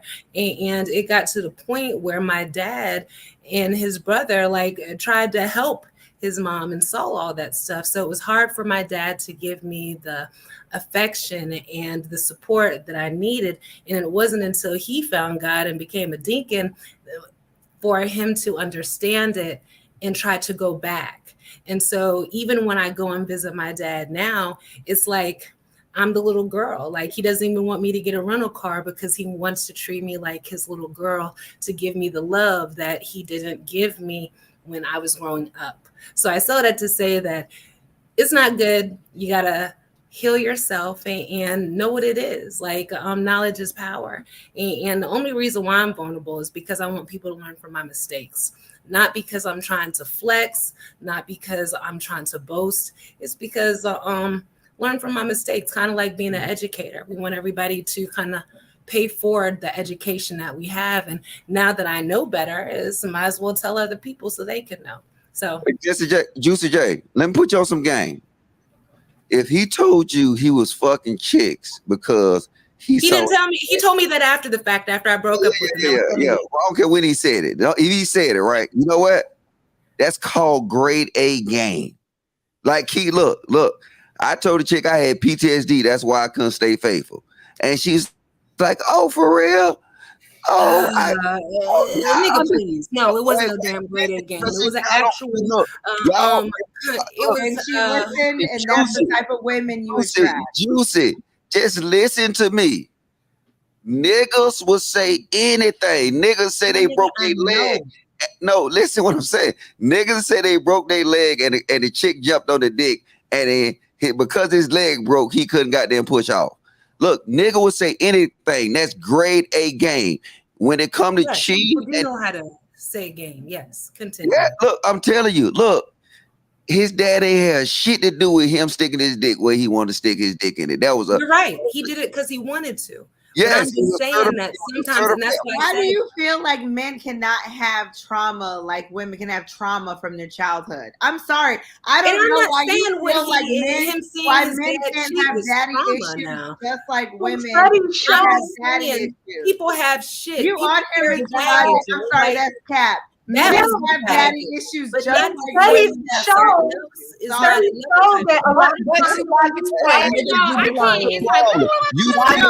Della, we're not talking about lying. No, y'all defending.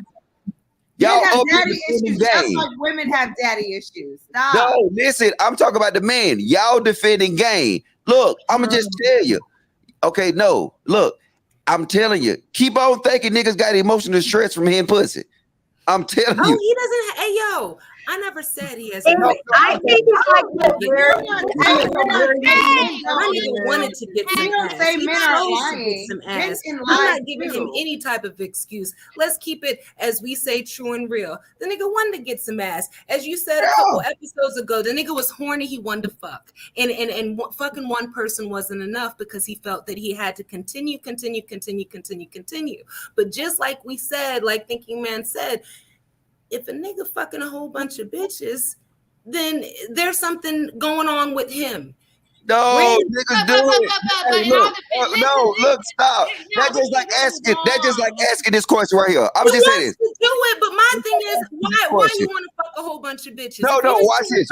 Watch this. In a day, why is that normal, my nigga? Hey, like, watch is it this. just? Watch I this. just want Watch to get a this. nut right now. Let me just watch this. Look. At See, 5 y'all. o'clock, I'm trying to tell y'all what y'all missing. That just like asking. That just like asking a dude why he got 8 cars. Because he can. I know he wants to. Okay. What are we talking about here? What are we talking about here? That What you he's should. saying There's is that you gotta barrier make sure that you're you not keep one of the crossing. cars. Yeah, You it's guys that are barrier that you keep crossing. You're not gonna y'all not gonna get that perspective across. Like at the end of the day, women just need to stop having sex with dudes without committing a marriage. Period. Right. I agree. I think Trill, like you guys, don't think that we're not getting it. I hear, well, at least for me, and I think everybody else here, yes, dudes will say whatever, whenever, wherever, so they can get what they want. We all understand. Right. And people run game all the time. And Exactly. I've been naive like a motherfucker. But I know that one conversation was not no naive conversation. It was a constructive conversation where we were keeping it true and real and putting everything on the table. And there was no reason to lie because we weren't together. Like, right. But what I'm saying is that what I think with Thinking Man, I agree in terms of a lot of times when you do have issues or trauma, whatever, like you said, you learn from what you see. So if your dad wasn't around, or you said your dad was a Rolling Stone, as a young impressionable child, you are going to pick up some of those things. And I think that's what Thinking Man was getting at, is not the sex itself, it's the underlying issue that results in the sex. So a lot of time, and if you read any studies or not just studies, but when they talk about people who have been through trauma or grew up in a household that like wasn't safe, one of the number one things that come out of that is like sex. Like they react by having promiscuity. Promiscuity, yeah. Right. And so that's just not for girls. That is for boys too. Hold on. The difference is,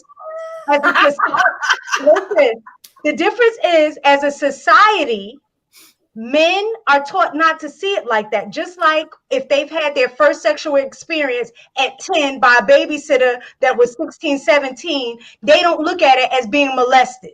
But that's exactly what it is. That's exactly what it is. So I think society makes you guys disconnect from that and don't look at it as an issue. But just like females act out in promiscuity, so do boys. That's all I was saying. I think that therapy plays a role in this stuff, because therapy gives you the language to be able to express these things that are happening. So if you don't do the work, you don't do the research to understand pathology and all of that kind of stuff, you'll be in the dark. You'll say, no, this is just what dudes do. This is just what women do. There's a cause and effect for everything. There's a reason for everything. And so how you move throughout the world reflects poorly on you, depending on how you moving. So if you smashing a bunch of different chicks, or you a woman giving it up to a bunch of different dudes, it's some stuff there. Now, what it's called, whether you want to call it trauma or whatever you want to call it, it's something going on that has you hopping from man to man. You're looking for something that you do not have internally. And that's what it is. Now, what that is going to be unique to every individual. But the way you bounce from woman to woman, it's something there. But you're not going to be able to get there if you're in denial and say, oh, well, this is normal. Everybody do this. This is how dudes just move. Hey, it's possible. But is it healthy? Is it dysfunctional? And if you ask yourself that question, you can't, I mean, y'all, everybody intelligent on this panel, like you can't say jumping from woman to woman, doing this stuff and moving a certain type of way is not dysfunctional. You can't say if you have to compartmentalize sex, that is a form of detachment. You're detaching. Why are you having to detach in that way? You shouldn't be detaching yourself from sex. You should be dealing with somebody that you want to be committed to, that you actually love. It should be that way. Now, perfect world, does that happen? No. Everybody out here trying to get it in and trying to feel good and have this carnal pleasure and all this kind of stuff, but it's damaging the community. We've seen the effects of living that way. We are products. Some of us are products of the effects of living that way.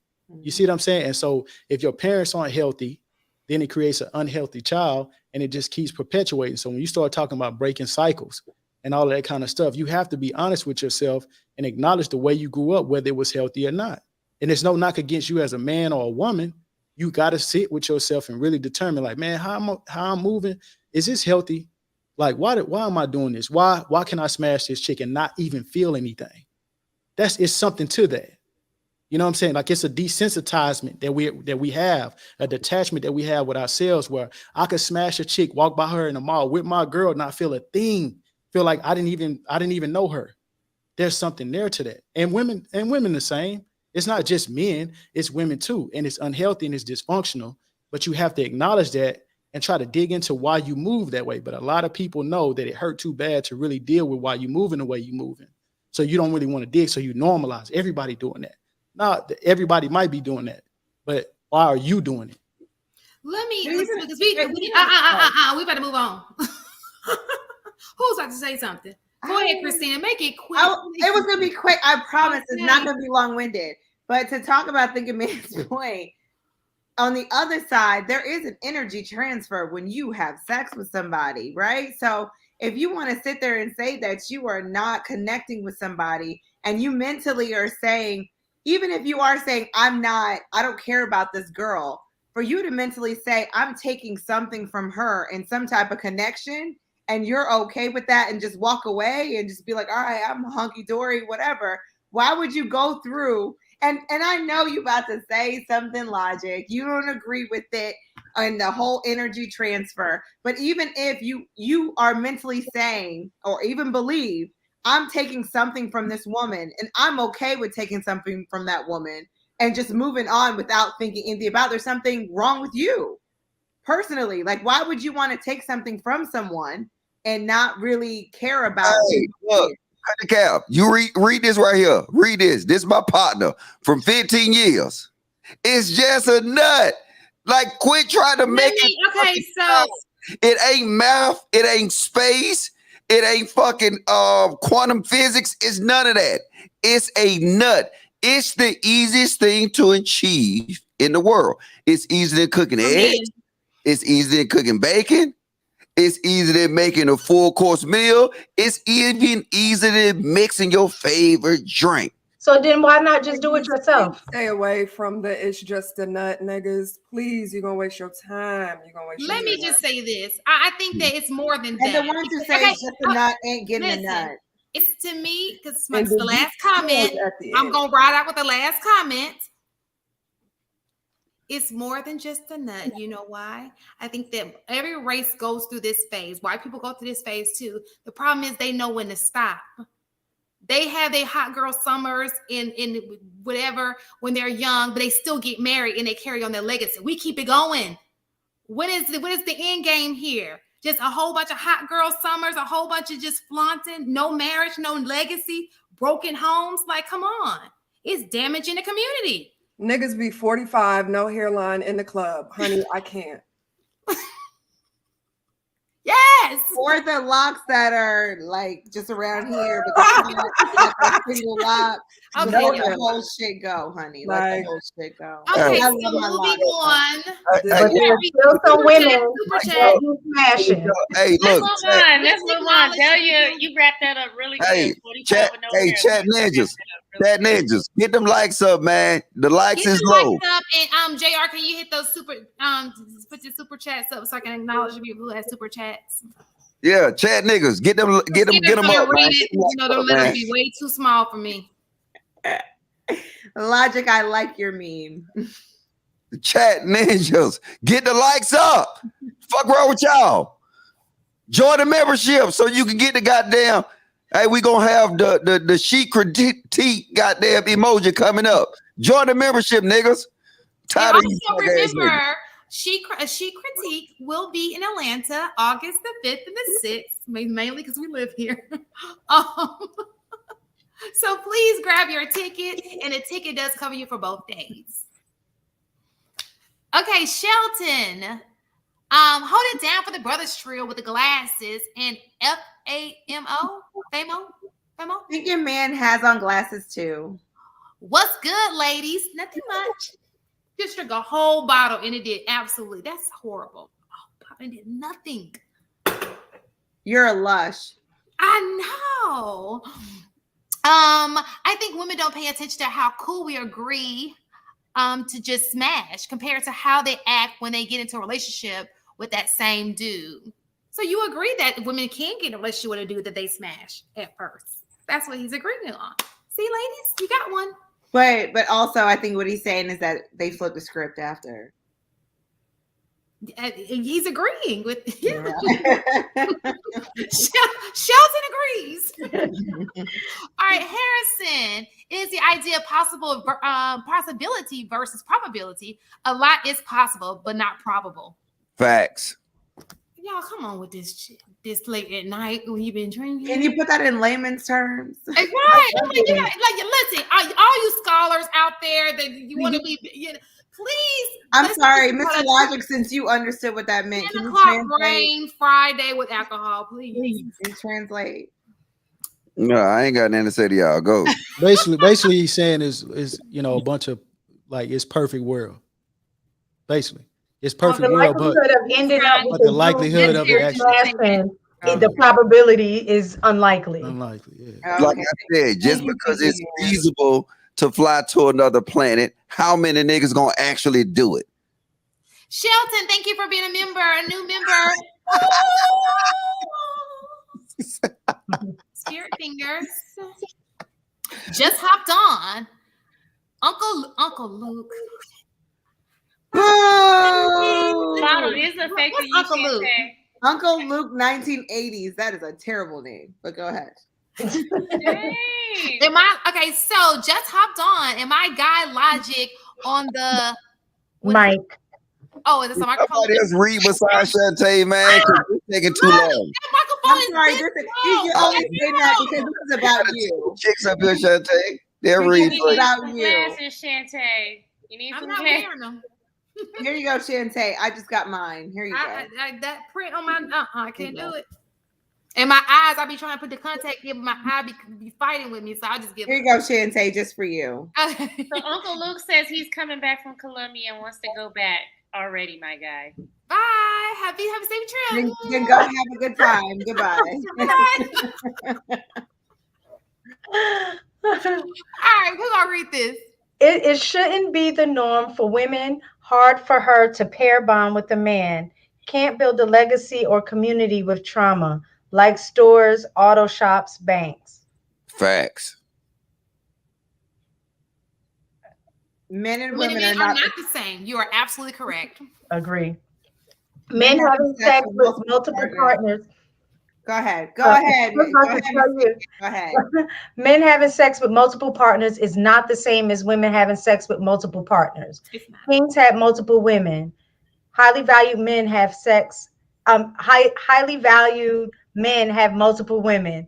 We are different. Not the HVM. Well, men can reproduce multiple times. It takes a woman 9 months to have a baby. So I think we all know that's why we're in the situation we're in the community. Go ahead. Yes, you have multiple women because they wanted to have more children, more offspring. That is why that was set up that way. Many years ago. Says. Thank you, Trill. Sword over their heads. All the way over their fucking heads. I just think that y'all don't understand that we're understanding what y'all are saying. We're just saying we don't like it. No, I understood exactly. You got the goalkeeper Thinking Man podcast, and that's saving everything for. God, That's look, not man, saying you know that. what? No, what he was saying was true, but I understand from your standpoint what you're saying. That's your reality. Oh, in the asteroid. You're just so aggressive, Mr. Logic. He probably got the JJ juice in that maybe beard. you should That's start why it shines like that. That vagina juice. And then you won't have this problem. I think the fact that y'all think that just because we're not sitting here saying, okay, yeah, that's fine, that we don't understand what y'all are saying. We completely understand that. Like I think I had said before that it was a saying that said men need a place, women need a reason. We understand that y'all are just, ready to bone whoever, whenever, wherever. We get that. What we're just saying is just look at it from a different perspective. All men not like that though. Well, that's what I was trying to say is that. But I will say, look at things I think from a different perspective. Most men probably move like that, but all men are not like that. Mm-hmm. Okay. I got that last one. Is that the last one? No, y'all taking 5 minutes to read one. I'm just We're done with that one. We already did Uncle Luke. You know, Oh Lord, send the asteroid. LMAO.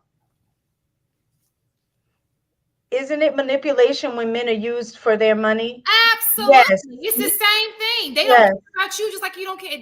That's a certain woman who can do that. Like you still again, that's detachment as well. He's detachment. He's an object. Yeah, exactly. Ain't right either. He's a bank. He's an ATM. You're just having sex with the ATM. It's not cognitive dissonance. It's adaptation. Women move in a way that they allow us to have the cow's milk without buying a cow. That statement alone is what it is. Exactly. Duh. Lord Jesus, here we go. You can't get mad at a sniper for sniping. Facts. Mike. Good night. The palace, but you don't have to snipe. That was my point. Just because you can don't mean you should. The palace became a YouTube member. Yay! That's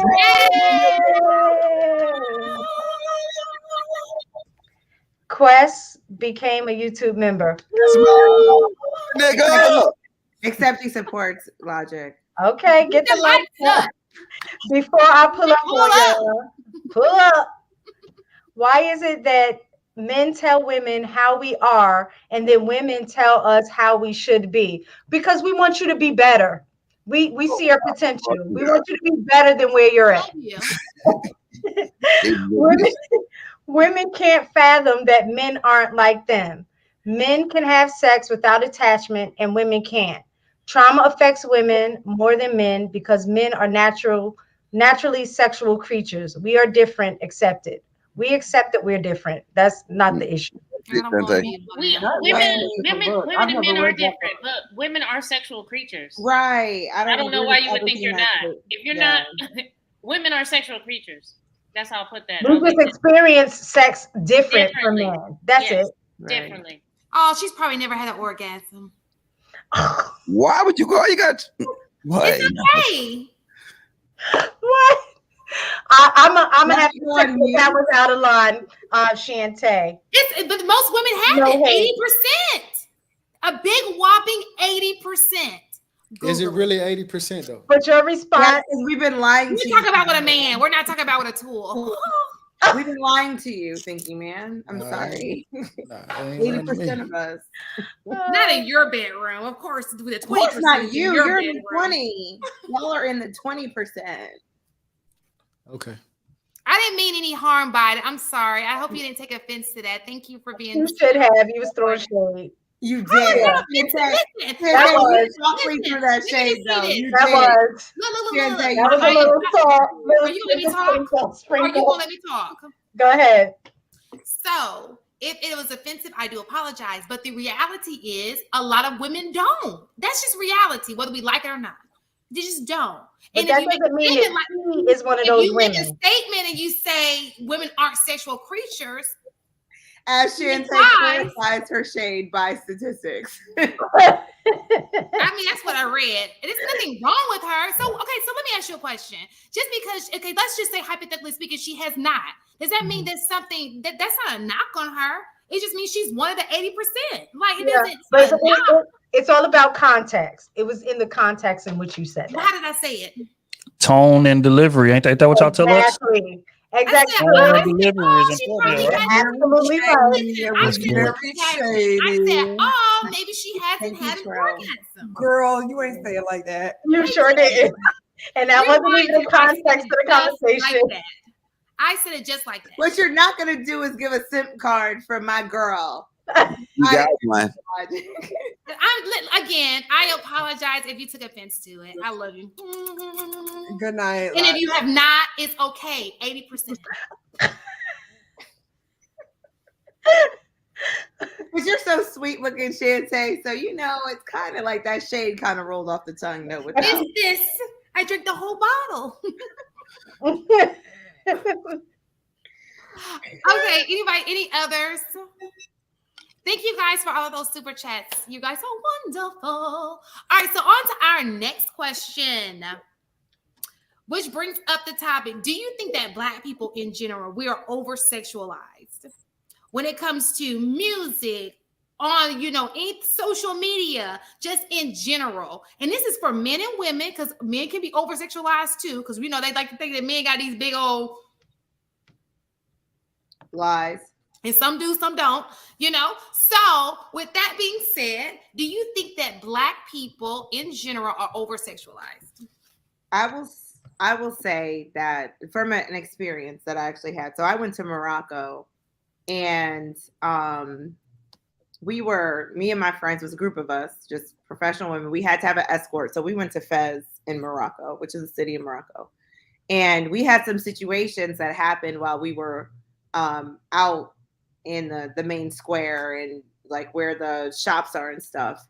And there were a lot of people that were like cursing at us and being nasty to us when we went to the clubs. They were telling us we couldn't take pictures, but everybody else around us is taking pictures. It was just a very different type of, like, we weren't expecting this type of discrimination. So when we left, we were asking our cab driver and our escort, because they told us it wasn't safe for Americans. They're like, we were asking them about it, and they were like, it's because Black women who come to that area, they're either coming for sex work or they're watching our TV shows, and they see how hyper-sexualized we are. So when Black women come to Morocco, or when they see them, that's what they're thinking they're there for sex. So when you say, are we hypersexualized? Yes, because of our media, what we see on TV, the rappers, all the women, all the female rappers are half naked and twerking and their titties are out, and they just got pasties on and their booty cheeks, and everybody wants to learn how to twerk and everybody wants a booty. But it also comes from, let's be honest, our history. We, as slaves, women, our Black women were just looked at that way, right? We were just naked and they viewed us and are just naked, just visualized, right? So I think there's a history of it. I think we still are. I think a lot of Black women today should probably not consider that, like, especially the music and these young artists who are taking on different contracts and how they're displaying themselves and just saying no. Like, the ones who are not hypersexualized, they're usually not the ones who are triple platinum and, making it big. So I agree. Yes, we definitely. No. I totally disagree with you, because the thing is here we go. Nobody over-sexualize Black women. They over-sexualize themselves. So you look at their Instagram. Ain't no media forcing you to show your ass every goddamn other picture. You choose to do that. So I don't understand how you can say somebody over-sexualizing you when you over-sexualize yourself. Look, wait. And it, like I said, if you got it, then show it. But then in the same breath, don't say somebody's over-sexualizing you.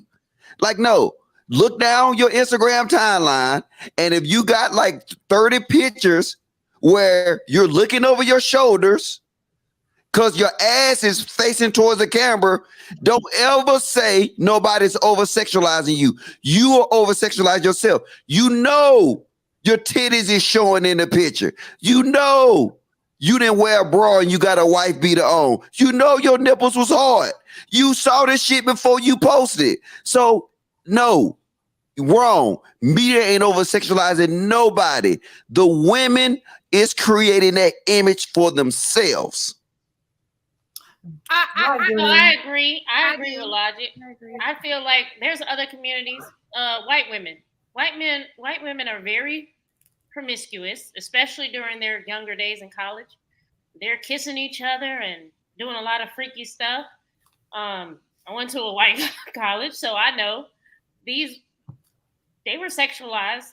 They put it on themselves. So I don't feel like we are being put into this box, but a lot of women are agreeing to it. But then the question is, though, that Nisha, if the white women are doing the same thing, why is it so put onto the black women then?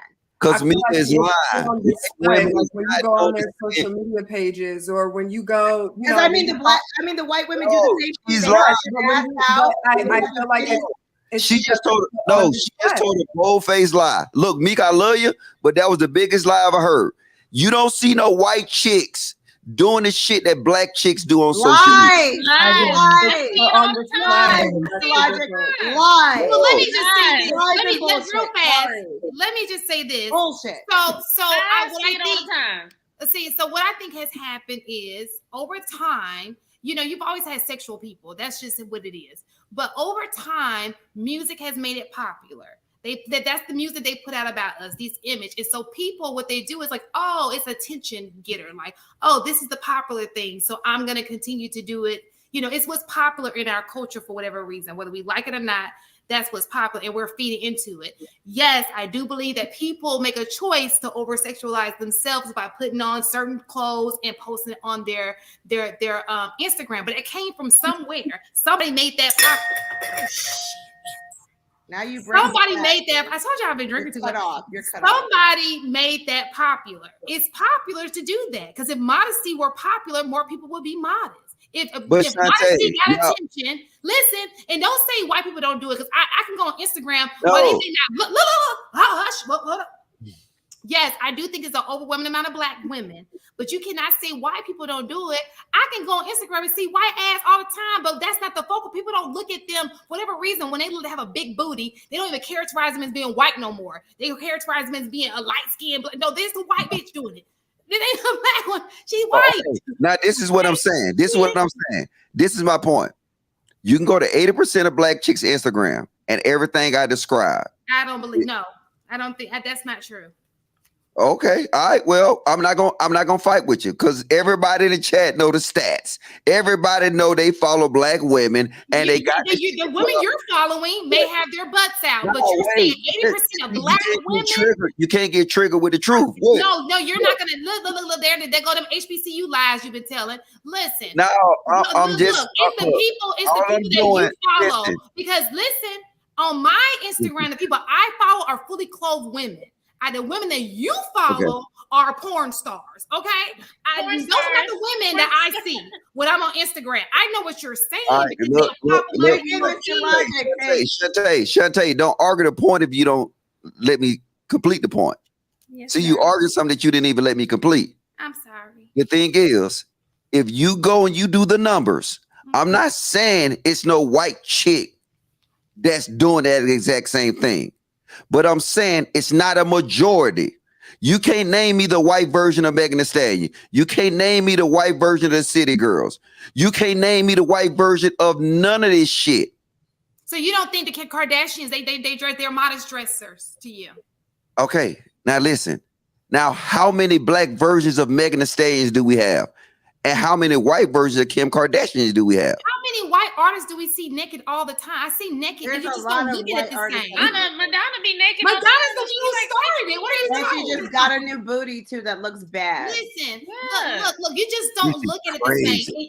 And your comment was 80% of black women. You're not gonna throw that. It's not 80% of black women. I can go down my Instagram.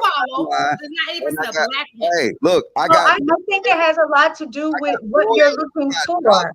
If you're looking for black women, about the you know what all of them got. You know what all of them got in common.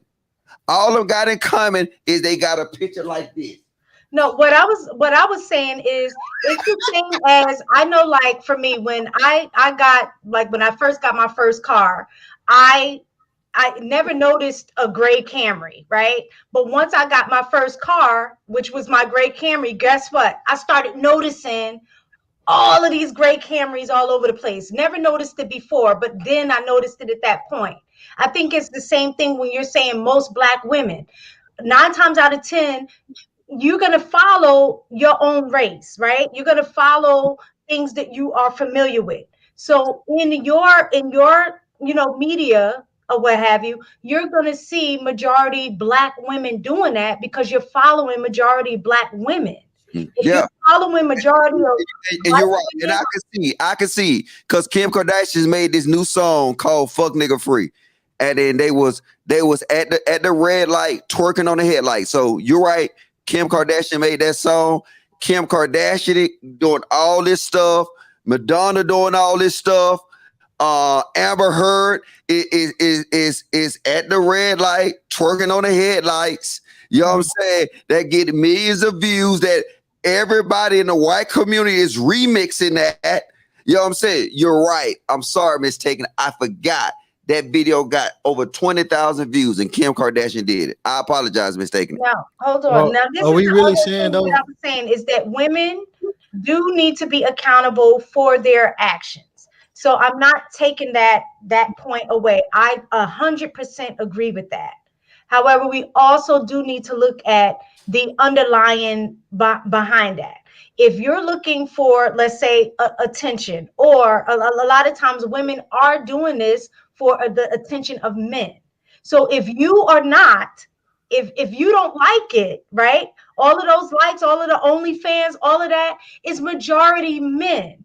So you're reinforcing the behavior. They do it, and then you talk about them for doing it when it's all for your benefit. So they need to take some ownership in that. Got PTSD too. I think they got PTSD too. I agree with you. Please stop making fun of that. People really suffer from that, Mr. Logic. On the head. I just want to make it clear that that's definitely not 80% of women. I don't think that that's 80% of the women. But I tell y'all what though, man, it sounds like over-sexualized. Do you in the wintertime pull your sweatpants out and take a picture for your IG? Say that again.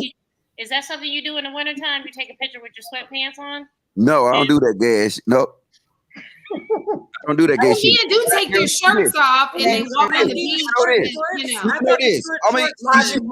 Logic, you don't got a pair of hoochie daddy shorts. You don't got a pair. You don't got a picture in the gym. A majority of Black men do not do that. They don't take pictures. If they have the body, pictures in the gym. Yeah, because they don't have the body for it. But let me tell you, if there's a Black man that has a banging body, you will see him in wife beaters all over Instagram, his shirt on, all of that. Men no shirt, running down the beach, walking down the beach, no shirt on. They've been in the gym. Winter bodies are made, or summer bodies are made. So are we saying I will show you in the gym. Hold on, I think Trill and Thinking Man was saying something. No, go ahead, Trill.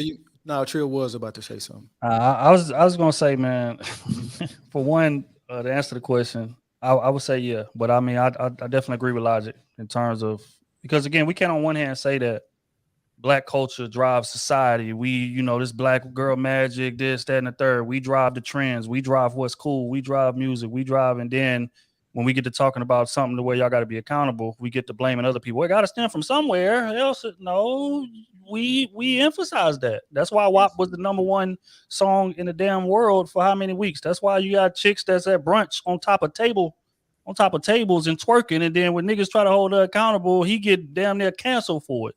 I agree.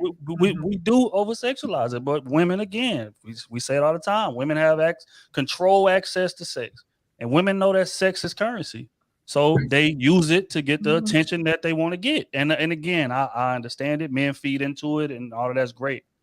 But in terms of initiating it, Black women, if we're gonna keep it honest and break this shit to just bare bones, Black women control what's cool. And sex sells. That's what it is. And Black women use their control to get what it is they want, whether it be attention, whether it be getting flown out, whether it be, that nigga that's in her phone listed as lunch, or dinner or whatever. They use sex to get what they want. And Logic is right. I can scroll my timeline right now and pick a chick out, and she may not be hands on her ankles, but in her story, you guarantee she take a little sip of something, she gonna turn around to that camera on her story and do a little. She gonna bounce that ass a little bit. That's a fact. Even if she don't know how to twerk, it's chicks that would admit to not knowing how to twerk, and then they get a little drunk, and the first thing they do when they see their friend got that camera, turn around, shake a little ass, and say, "Oh no, I'm gonna chill, I'm gonna stop." Hey, Yeah, real. I mean, guys, you know what, Mr. Logic? They take a step. This chick is 8 months pregnant. No, this chick in this video is 8 months pregnant. They got babies in this video. Mr. Logic, but again, you have to think about the mentality of the women in that video. You cannot, these women are monopolizing off of what they can make money off of. And if that is their mentality and that is the max of what their mentality is, why else? What more would they say? Why would they not do it? Okay. But Mr. Logic, hold on. Yes, they have now gone viral. They have now made money. They are now on Apple Music. They are now making more money than they have ever made. And I'm with you. Because of what they did. No. I'm gonna ask you this one question. Do you think black men is riding around playing that? Do you think we even like city girls? And you know what? You like any of that trash? Let me just hold up, Shantae. You can't let out the hook, Shantae. No, I was gonna agree with you. What you saying is true. Agree with you. If what you're saying is true, which I agree, Christina. Absolutely. Who is promoted? Because I ain't playing that weak ass shit. I don't play that song. It's not on my Apple Music. Baby, but no, listen, we're not talking. But I get it. There are women. I'm not disagreeing with you that there are women who are listening to it and promoting it and twerking to it. I'm not saying that's not happening. But what I'm saying is, if you're going to post that picture, you have to understand the mentality of the women in that video and why they did what they did. If that's all they have, you telling me us as men want to see an 8-month pregnant chick. I'm not saying wait, hold up. You because you said it. So you telling we want to see an 8-month pregnant chick with scars all on her shit. She got shot 8 times. She got her edges is fucking goddamn in fucking Bermuda. Do you think we want to see that? I never said you wanted to see it. What I said was her mentality is, how can I make money? If that is the mentality she has, and that's the mentality she has, though. But what I think he's saying is, we understand that that's the mentality that she has, but we're the consumers of it. So we're keeping it going because we consume. We're paying for her to continue. And hey, I'm not disagreeing with that because she is viral for a reason.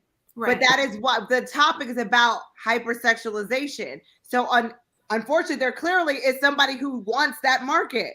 Question. Wait. Hold on, real quick. I got to get this out. I can't let y'all off the hook. Go ahead, Trill. You just said right that it's a market for it that's driving it. I mean, these women, like, it's people responding to it, it's women giving them benefits. So of course they should be able to take advantage of that, right? But just 2 hours ago, when y'all asked why are men out here having sex with women that they know that they don't see no people with, and all of this, that, and the third, for the same exact reason, because it's available. So how can we be held to the moral fire, and these women just get to exercise it because they're benefiting from it? Somebody explain to me the difference. No one is saying women. Yeah, I think that. Yeah. We all agree that we agree with you. We agree that women should be accountable just as men should be accountable. I don't think anybody on this panel is in disagreement with that. But let Thinking Man go, because he was going to say something and we didn't let him speak. No, that's cool. I don't see how. I don't think we should disagree on any of this. Yeah. Like, there's certain aspects of our culture that's just fucking trash. Just bottom line, that twerking, that shit. If the only way that you can make money is by doing that, you have no value. Like, just being straight up. And that is the value that they see of themselves. If you are 8 months pregnant and you were twerking with Hennessy and at a stoplight. Or twerking on a little kid, because I've seen that too. That's a problem. That's a problem. Look, I got to apologize, Miss Taken. I apologize. You was right, because I really think it's like twerk PTSD. I apologize. Don't agree with this. I apologize, Miss Taken. I can tell you're I can tell, Logic. I can tell that you're hurting, and you're covering it up. It's okay. I got a therapist number for you. I'll let you work that out and figure out what your diagnosis is on the DSM-5. So let me ask you a question. This is when it get to the point where Black women become toxic. So because I'm speaking the truth, right? I just you're making fun of people that have PTSD. Wait, because look, just let me finish. Logic. Please stop generalizing, because now you're calling, basically you're saying all Black women are toxic. No, I did not. I just said to Christina, Christina, this type of music, Black men don't support it. So who is the biggest consumer of this music? That's all I said. White men and no. Listen. I don't know. I just said that. What you are now? Listen. But now let's get to the point I was making. Hold up. Let's get to the point I was making, right? That's all I stated. But now, because I'm stating facts, who hurt me? Like what? Logic. No, stop. You're talking right now because you know that going well. Hold on, ma'am. Listen. No, because this is what y'all constantly do.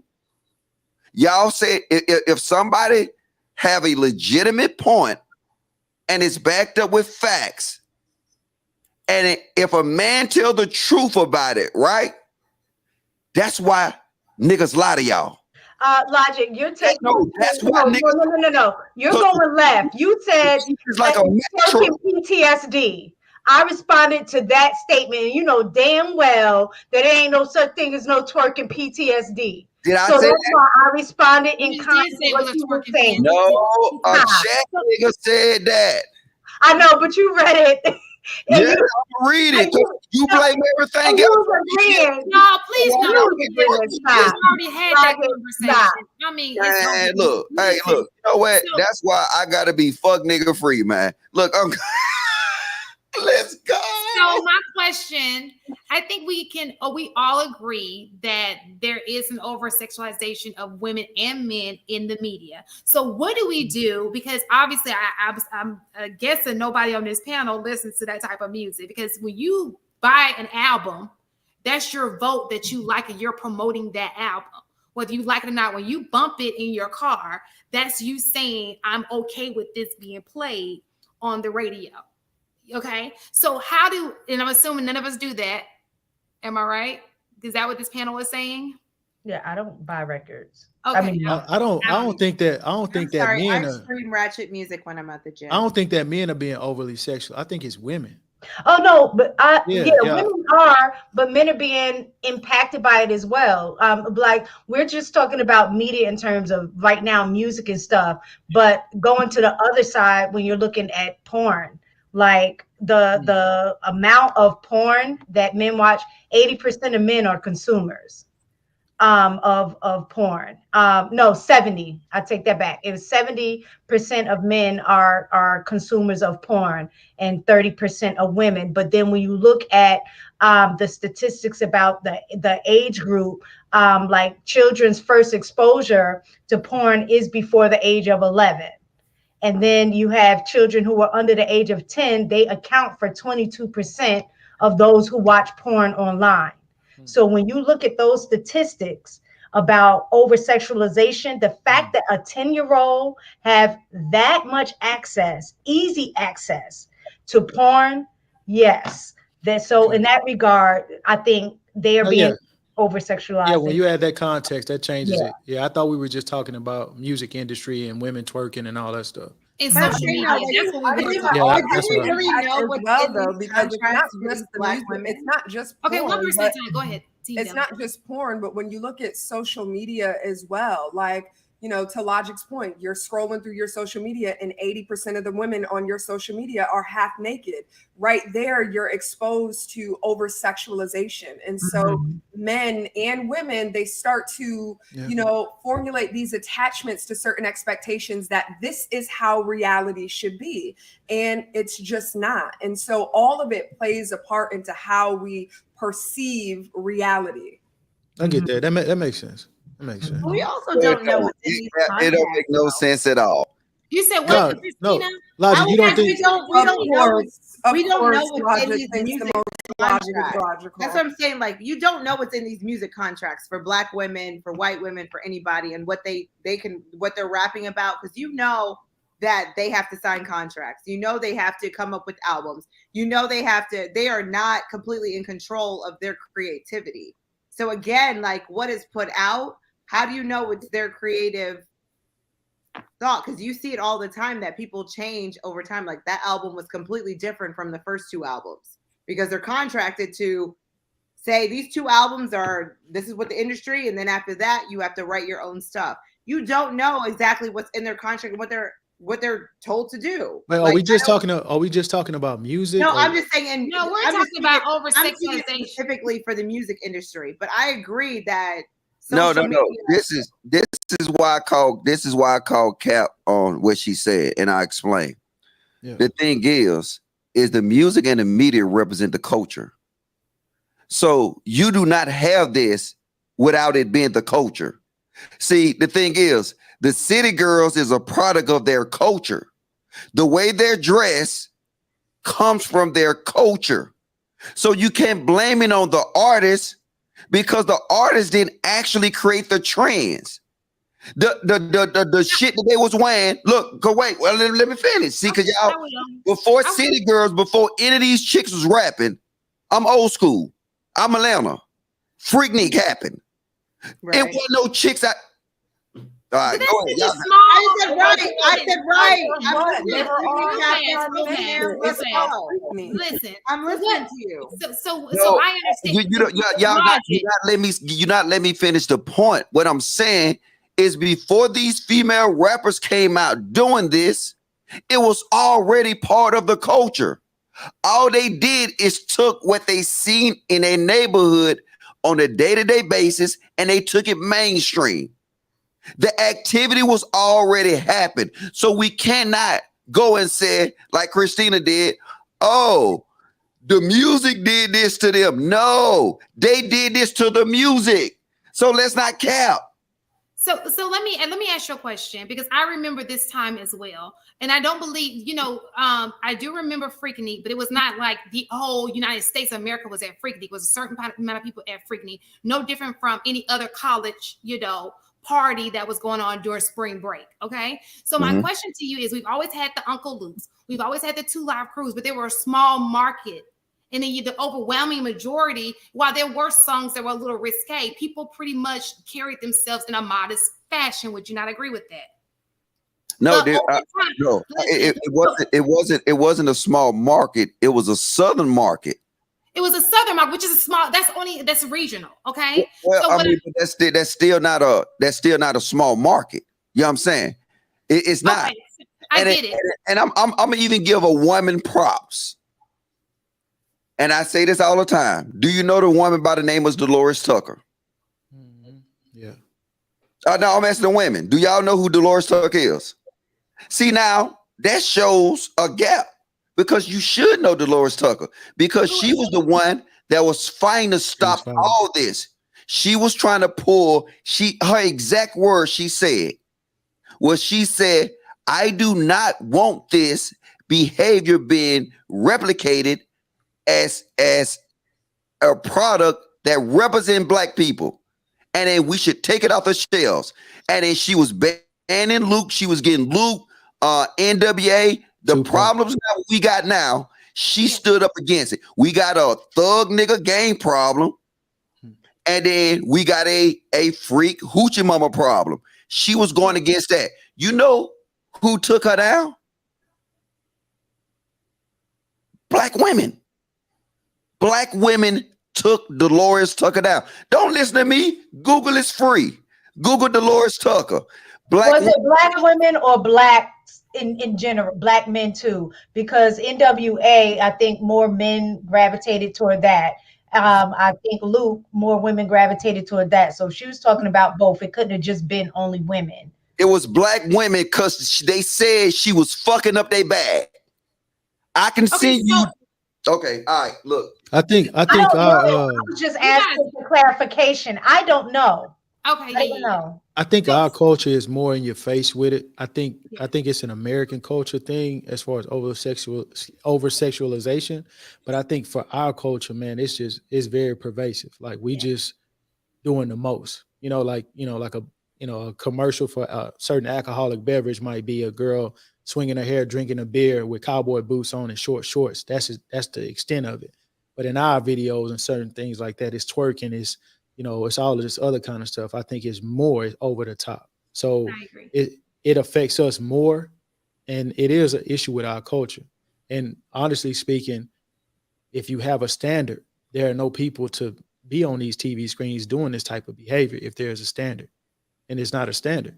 So if your thing is about money, you don't really have any moral character. You don't have any value. So, but see, my point is this woman was legit. She was getting these concerts banned. They was even making songs. She was so effective. They was even making songs. Made a song called when he said in his song called "Wonder Why I Call You Bitch." He was going at Dolores Tucker. Yeah, that was Pac. They was going at each other. NWA made a song that they was like banned in the USA because Dolores Tucker was getting his ass banned. Because she said this will be detrimental to our kids and in the future. And now that's a slippery slope, though. But hold up. I stated a fact that you can do research and show that women said she was fucking up their bag. And in the first let me ask you a question. So what it sounds like is a lot of these women who are doing these acts, it's all about money. This is how they're making their money. Am I correct? Is that what you're saying? So this is money motivated. Is that what you're saying, Mr. Logic? It's always about the money. Thank you, man.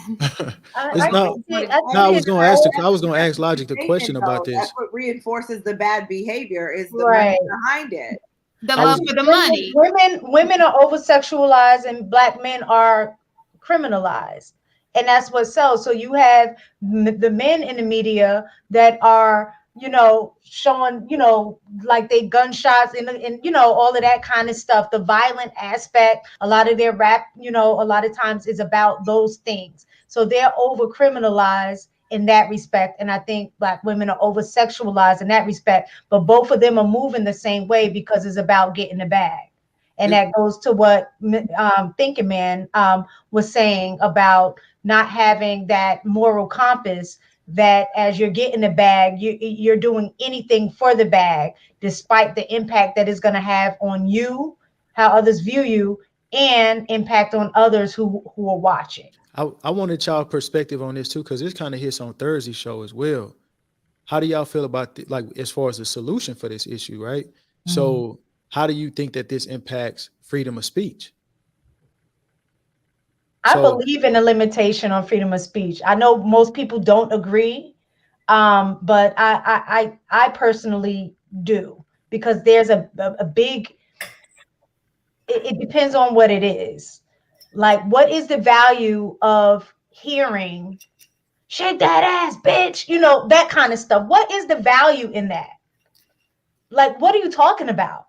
Yeah, but the argument could be, at the end of the day, consumers are going to go ahead, Mika. Okay, Thinking Man, the solution is don't fund. So I don't want to say defund, but defund these ideas of supporting the shaking the ass and the SNF. Defund those ideas. Don't support it. Don't have those women on your IG. Don't follow those women, because they're getting ads from you following. Absolutely. That's what I'm saying. It's money motivated. You have to take away the money. Right. It has The to only be way it's going to stop is definitely if you take away the bread and butter. And if you're supporting them by listening to them, by following them, by giving them likes, then guess what? You are giving your support of it, and therefore you are feeding into it. So the people I who think are saying that support likes comes don't likes, why are you doing this for likes? Likes actually today are money. They are. So when people are going and say, oh, she doing this for likes, she's also doing it for a bag, also on the other side, because now you could become an influencer because you got a certain amount of likes. And now people are paying you to do certain stuff on Instagram. Just wear my t-shirt. Here's $4,000. There are a lot of people who are making money just off of those likes. So it's going to be a very hard, I think in this day and age, it's going to be a lot more difficult than it was when we were, like, the internet has definitely changed. Social media has made sexualization a hard thing to contain, because when you go viral, people think it's a good thing, regardless of whatever it is, regardless of what's in the video, regardless of what is in the picture. If you go viral, then it's like, oh, let's latch on to it. Do y'all think that women are coming out in droves speaking out against this type of behavior though? No, and they should. Not the same energy that you would give to, like, you know, I don't know, just some random stuff. Or y'all coming out in droves saying this is not cool. We don't respect that all the time. I don't know what you're talking. Yes, I think collectively it has to be like a mindset shift, because at the end of the day, it's where you know, put your values. Like when you think about money, money is an exchange. It's the byproduct of value. And so where are people putting their values, and where is the demand for that value? At the end of the day, in popular culture right now, the demand is for naked asses.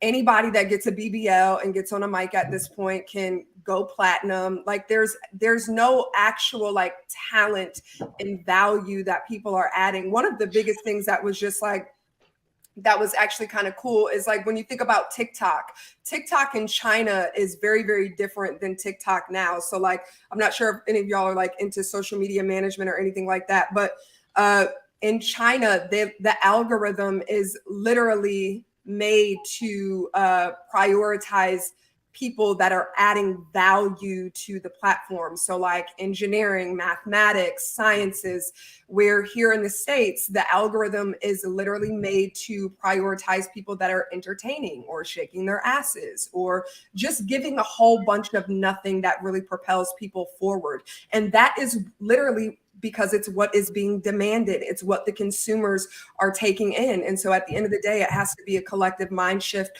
where people are demanding and want differently. And it's also banned in certain countries. They can't get our social media. Mm-hmm. Logic, you muted. We can't hear you, Logic. Logic, you muted. Which is not a bad thing. All right, can y'all hear me now? Yes. Yeah. Cheap ass mic. Look, this is the problem. We like to talk in circles. Because see, every time we address, the first thing you got to do, just say this. Your cousin is a crackhead. Before he get help, what must he be able to do? Admit he got a problem. Admit he a crackhead, right? If you listen to this rerun, we don't admit to shit that's wrong with our community. We always have excuses after excuses. Oh, well, Mr. Logic, it must be PTSD. The nigga just shot another. That's untrue. We all agree that there's an issue in our community. See, now I must have hit you with a bus because you jumped. No, because it's not true. So listen. All right, let me finish. Man, can y'all let me finish before y'all say it's not true? Okay, go ahead. This right here, that's the problem. Because we can never acknowledge facts about our community without coming with all type of excuses to condone it. If you have any young kids, look at how we defend stupid shit on this panel. They will look at it and say, you know what? They're the OGs. They're tolerated. And by tolerating some, you're condoning it. You might as well get them the loot video and let them dance to it. We got to stop sitting here making excuses for everything that we know that we do that's fucked up. Elijah, do you think that Do you What? think that, just trying to gain some clarity, why are you so aggressive, man? Just let's have a conversation. Calm down. Now, look, so do you think that being able to explain why something is happening is making an excuse for it if you're explaining why it's happening? Because first you have to, yes, you have to admit that you have an issue. Then you have to understand why it's happening. Then you have to create the solution for it, because you can't create a solution without being able to understand why it actually happened. Okay, so let me give you black talking points. It's white supremacy. Oh, yeah, I mean, come on. No. You asked me a question. I'm answering your question. Yeah, I got you. Go ahead. It's white supremacy. It's PTSD. We should be able to do what we want to do. It's America. We have freedom to do what we want to do. Now, when you get to that point, you know what you're not doing? You're not acknowledging what exists, what's happening. You're not acknowledging reality. You're going into theories.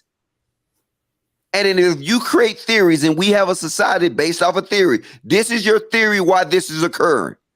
Instead of just saying these chicks twerking because they like twerking, they like stopping at the red light, twerking on the headlights. Niggas like killing each other. Hey, until we admit that, then we gonna be in the same predicament we in, and then we'll be looking like a fucking fool. Like I said, I don't think anybody is disputing anything that you're saying. I think you're not bridging the gap between what Thinking Man is saying, where we have identified what the problem is. That was the question that she asked. Now we're diving into the depths of why that problem exists. And so it's not as lateral as you're trying to make it. And so at the end of the day, the problem has been identified. We identified it at the beginning of the questionnaire. Now we're talking about what the problem is, why it exists, and how it can be solved. That's the discussion that's kind of taking place.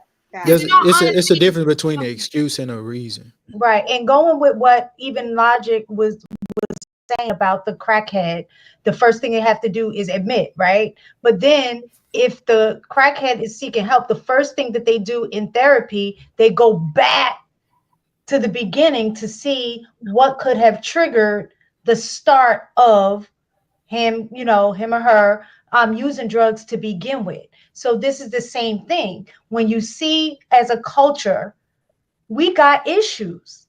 I think everybody can agree to that. I think out of any culture that you can think of, we are the worst. We have, I would say we have the most issues. So if you look back into what could have been the leading cause of that, you do have to pinpoint where it starts. Now, the problem is a lot of times we stay there.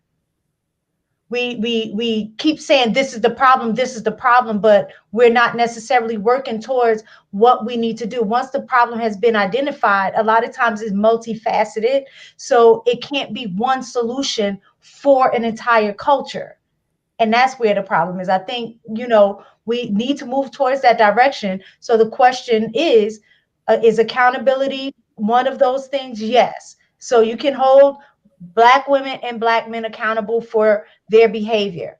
So we do that. But then what's the next step beyond that? Because action has to be, implemented after you admit that there's a problem. On this panel, I think that we've talked. No, I just got to answer a question because I'm gonna fall back. On this panel today, did anybody say slavery was a reason why we do some of the shit we do? Not that I can recall. Yes, you did. Yes, no, I explained cognitive dissonance, and I was comparing that to the fact that men, distance themselves when they're having sex. Two different things. Do not try to you took it back to slavery. You said because they experienced this in slavery, right? This is why they doing this stuff in 2022, right? No, I'm not gonna twist my words. Absolutely not. I did not say that. That's exactly what she said. No, she was comparing cognitive dissonance. She was comparing the cognitive dissonance of the slave master to the men running around with different women. That was actually what I was doing. Okay, but now she both they're doing it today. She why would she bring up some slavery shit if she not comparing it to today? I was specifically talking about what cognitive dissonance is and how that is the same mindset that men have when they were sleeping with women. Only saying that men call it compartmentalizing, and back then it was called what they identified as cognitive dissonance. Those So two what things are you the same saying, behavior. it got it from slavery and it moved on. It's still in the mentality of black men. Oh my God! Now I'm gonna do this like Trill. No, that's not what she's saying, bro. Can we get a It was just simply a comparison. CJ, can you It was read just the simply a definition comparison of, between cognitive dissonance? Yeah, it was just that. It was just that. It wasn't saying because of slavery or anything. It was just giving an example of what cognitive dissonance actually is and how it manifests itself in different situations. That's it. Not to take away that the structures, that there are certain systems and structures from slavery that still have affected us today. See, Elijah, this your fault. Here we go. All right. I mean, we can get into that conversation too. But we It's not women. Y'all not the problem. Simp ass niggas the problem. They the problem. All right, go ahead. That's just hold on, wait. That's your bailout Bro, response. just because you can't understand, bro. Get out of here. That's your bailout response. Sorry. Simp Ass niggas is not a bailout response in this situation. Yeah, man. Logic crazy, man. Go ahead and go to Waffle House. There's plenty of them here. Come on through. Now, I was gonna ask y'all too, like, so if women are taking this position, right? When y'all go to the club, what do y'all dance to? I don't go to the clubs. I don't go to the club either, and I'm not dancing. Okay. So hold on, wait. So when y'all, or a birthday party. What's that? I'm dancing to whatever they playing. I'm keeping it real. Right. If I'm out, I'm hanging out with my husband. We're having a good time. I'm dancing whatever he wants to dance to. Whatever is like, oh, that's my song. We dancing. Period. That's what it is. I'm not gonna lie. I'm out to have a good time. It's far few in between. So when I go out, yes, I'm shaking my ass and I'm shaking it with him. Absolutely. Yeah, it's not like I'm thinking, oh God, they just played Tupac and he said, bitch, I can't dance. You know what I'm saying? Like, no. Right. So and that's what I'm saying. So hold on. So how does that, like, how do you reconcile that in your mind? Because that's cognitive dissonance as well. Because to explain it away, if we talk about what cognitive dissonance actually is, to explain it away by I'm just having a good time, it still doesn't change what y'all are talking about. You're right. But in order to say that, you have to be able to accept, oh, I'm just having a good time. That's actually cognitive dissonance as well. But I'm not dancing to sexualize it. It's me having a good time. But when just he's like saying, if you're dancing, thinking, man, if you're just dancing at a barbecue, a picnic, at a club, anywhere, that's for you to have a good time. Are you trying to be sexualized? Are you videoing yourself? Are you taking photos? Explain that part. But then I also think that you have to have like balance, because at the end of the day, like whether we want to admit it or not, we're surrounded by it. And so unless we're living under a rock or in the middle of the woods, like there's really no way to fully avoid it. And so at some point, you know, like there is some sense of normalization to where, damn, if I want to go out, this is the music that they're going to be playing. So do I live under a rock or do I go out and have a good time? And I limit, you know, I have a balance. I limit myself, you know, in terms of how much I expose myself to. I'm just playing devil. I Like disagree. hold on, but look, because we were wait. Now what made me really think what True was saying, because I'm like, I'm just listening to the music. It doesn't mean anything. I'm not really even listening to the words. Right. That's what I'm saying. Now, like it's clicking in a different way. I understood what Trill was saying, but now it's even clicking in a different way. Thank you, thinking man. Because in my mind, I'm like, well, it's different. It's music. How is that impacting anybody? You know, when you know, dicking and moving, it is impacting people. So in my mind, I'm like, well, how is just dancing and having a good time impacting? But it plays back to what y'all was saying. If I don't agree with the music and what the message is sending, then why am I engaging in dancing, even though it's not necessarily directly impacting me per se, because I'm able to discern between listening to that music and my behavior.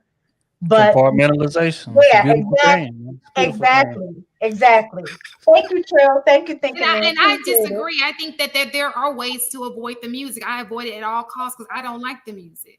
So I disagree with that. So if you're bumping to it, then that's your vote to say that it is okay. Period. And it's basically the commodification of people. Like, I mean, even you know, when you talk about vote with your dollars, likes and stuff, and how that's monetized and all that kind of stuff, when you think about it, when you go to a club, you pay to get in there. So you're voting with your dollar indirectly. No, when they play that, I don't pay to get into the club. I'm just, you know, so but let's do it this way. There's a market. That's like a dude saying I don't pay for the pussy. The club is a market.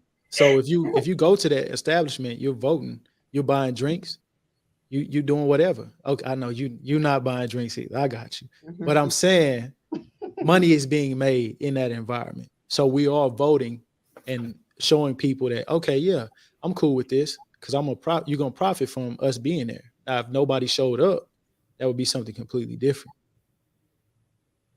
I'm just saying, it's all kind of hypocritical if we really just being real about it all the way around.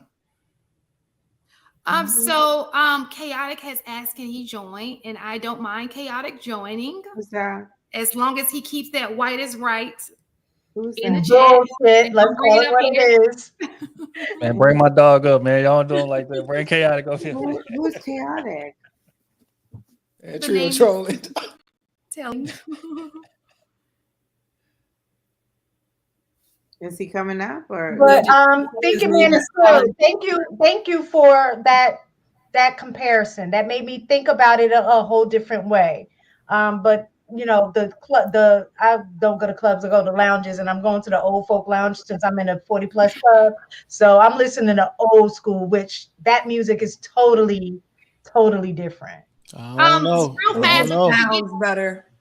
So real fast before we get into well, you know what, we'll carry on, then we'll do the super chat after. Hi, Mr. Chaotic. Welcome to the channel. To Chic Critique. What's going on? How you guys doing? We're doing fine. How are you? And if you're dad, happy Father's Day. Happy Father's Day. I'm not a father, but happy Father's Day to everybody in the chat and everybody that's listening. Shantae, thank you for allowing me up on the panel. No problem. Is it time for me to give my opinion or perspective, or should I wait? Absolutely. Go ahead. I have said this, and I will keep on saying it. I made videos about it. And there's nothing wrong with this. My wife sent me a video of some mothers twerking with their daughters at a junior high school basketball game. And she said, babe, look at this. And I sent her a photo of the Egyptian hieroglyphs of Black women thousands of years ago twerking. All you got to do is look at any hieroglyph and Black women were twerking. It is in the Black woman's DNA to sexualize themselves. Not all Black women, of course, but to twerk and to dance. Nothing wrong with that. It's in your genetic template. Even in Africa and in West Africa, Sub-Saharan Africa, if you look at primitive societies that still hold on to their primitive cultures, the women walk around butt-ass naked. They show their breast, and there is a reason for it, because the Black woman in general has primarily been over-sexualized for eons. So have East Indian women to a degree, because the belly dancing, that's another form of sexualization as well. Now, the more conservative cultures like the Jews, they have covered up themselves, and the Muslims. But Freaknik, if Freaknik had iPhones and social media back in 90, I was a kid in 95 or 96. I think I was 12. Trust me, it would have been nationwide. And listen, the only reason why Black women weren't twerking at a high level back then, it was because it was a patriarchy. And it was Black men that was keeping that shit in check. But the Black man knows that by nature, the Black woman wants to shake that ass. And there's nothing wrong with that. But me per se, I don't like that though. But it's true though. But I hope I didn't cause too much chaos with that statement. But just admit it. It's nothing wrong with it. No, it's no excuses. It's not slavery. It's none of that Jim Crow. It's a part of your nature. It's cultural though too, because we look at it as sexualization here, in America because we over-sexualize everything. But in other cultures, that is part of their culture in general. I don't know how long you've been watching, but I remember one of the things that we talked about before is about the types of like cultural dancing. A lot of white dancing is what they call linear dancing. River Like dance. is like that, you know, tap, Peaceful. what is that called? Not tap dancing, but y'all know what I'm talking, clogging or whatever. Yeah. Ballet, all of that is linear dancing. But when you look at ethnic groups like in Africa, a lot of their dancing is what they call round, like, round dancing or whatever, where it has a lot to do with your, hip movement and leg, movement that way. So I can give you the study for that, but that is the part of it. And then when you're talking about clothing and stuff, like if you're from the Caucasus Mountains, yeah, you're not going to be walking around with your breasts hanging out. You're going to be fully covered. But if you're living in an area in which it's very hot, back then when you're talking about primitive, societies, when it's a very hot area, you're not going to be fully clothed. It doesn't make sense. Now, Mistaken, I am on her point really quickly on Mistaken's point. You're talking about on the panel. I can't even get 10 minutes worth of conversation. Yeah, we will let you. We will let Della go, and then we'll let you go. Okay. I mean, Della's been here for 2.5 hours, but don't worry about it. I'll go on mute. So, Mr. Chaotic, we're going to Team Della. So, Mr. Chaotic, we're going to allow Team Della to go, and then no we're going to allow problem. you to have your opportunity to speak. I promise you, you will have your opportunity. 3 minutes. We'll make sure of that. Okay, go ahead, Team Della. Thank you. Yes, one of the biggest points of communication is having just go ahead and so to touch basis on your point in regards to women dancing and Black women and twerking being in a woman's DNA, to Mistaken's point, a lot of these dances were very sacred and sacral dances. And so to kind of just generalize it and kind of make light of it is kind of disrespectful, just touching basis on what it actually stood for. And so if you actually look at the history, even when you look at the Native American history, when you look at Egyptian history, when you look at the history behind what these dances were grounded in, they were grounded in connectedness, whether that was to a woman's sacral and her womb space, whether that was to the earth. That's what these dances were for. So I think it's really important that, we all kind of stay educated on what we're referencing. Okay, Mr. Chaotic. Thank you. If I could speak, that's your opinion, Team Della, and you could be right and I could be wrong and mistaken. That is your opinion as well. But me being a person, is there anything else that you guys want to? You guys, let's stop. Go ahead and let. You guys don't come. Go ahead and let him talk. With me being an actual African, my parents are Nigerian. I grew up hearing that horse shit. Can we cuss on this channel too, by the way? Just I grew up hearing that horse shit too. Oh, it's sacred. Oh, it's African spiritual. Stop. It's fucking stop. Let's cut the horse shit. Twerking in America. It's the same thing as all that booty shaking, all that vibe and all that stuff. It's sexual mating rituals, and we code it with that's just a tribal dance, and stop it. It's a mating ritual. It's the Black woman showing you that she can perform certain sexual positions and move a certain way pre-sex. That's it. It's been going on for thousands of years. And you can say it's spirituality, it's connectivity. But let me tell you something. When I'm watching Pornhub and women are doing the same damn dances and stuff, they're fucking. So there's no difference. So what I am saying is, in my opinion and in my perspective, and again, I'm willing to be wrong. And thank you so much for all the super chats that are coming in. Thank you for the $100 super chat, Al B.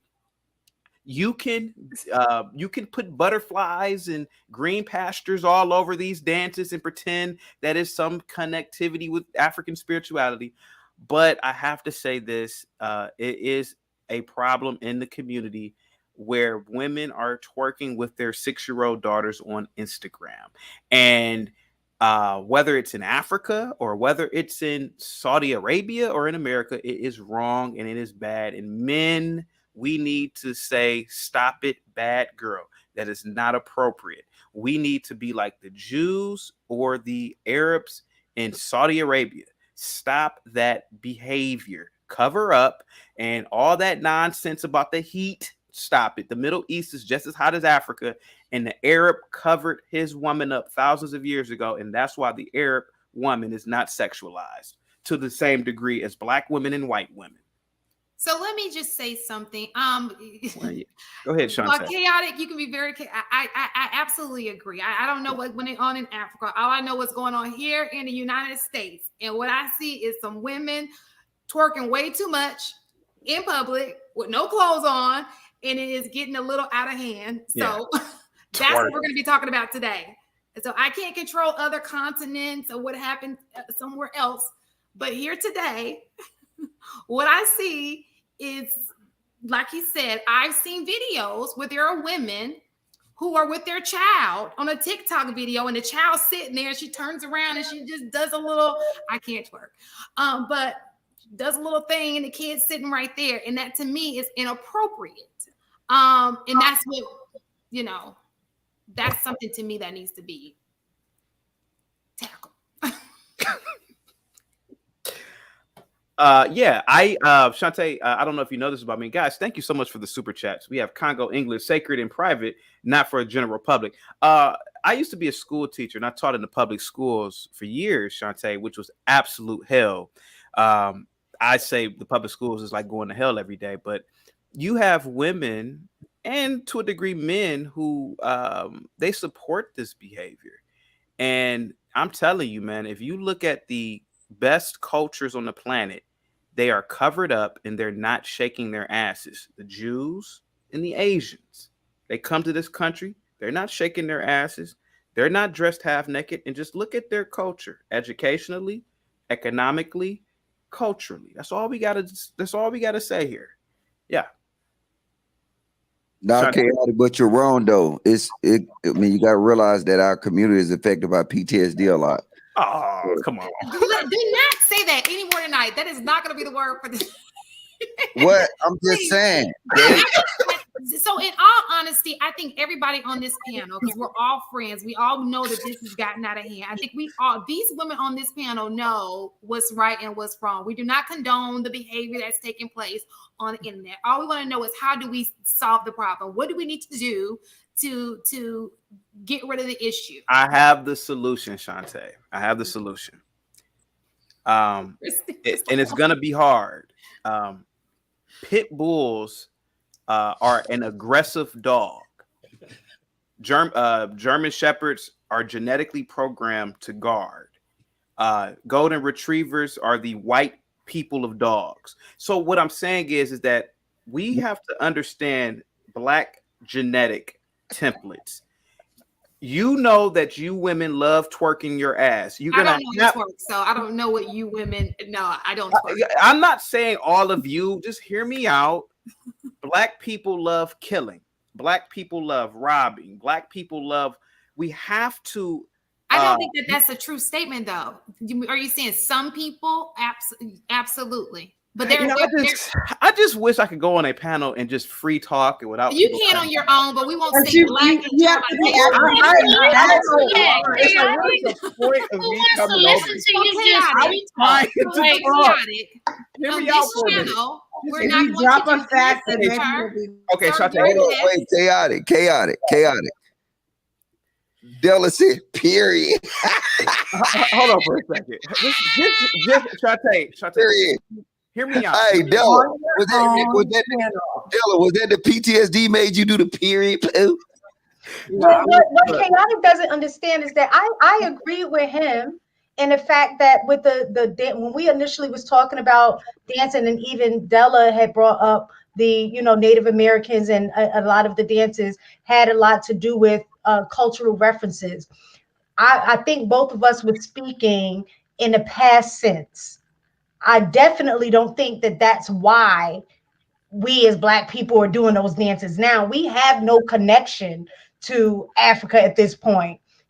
This is all, it's definitely sexual. And I only brought it up because he brought it up in correlation to women dancing or twerking with their children. Obviously, that is beyond inappropriate. Exactly. There's no correlation between sacral cultural dances and women over-sexualizing whatever with their children. I'm about to go to a white. That was my point. No.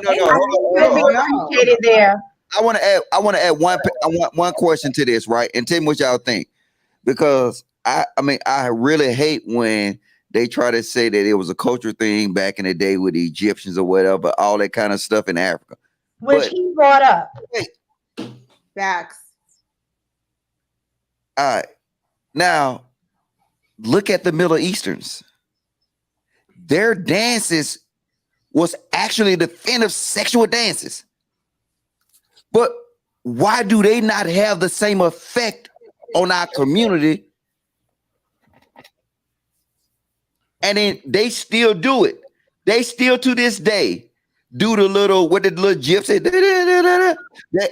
they do it everywhere. But it does not affect their community in that way. Why not?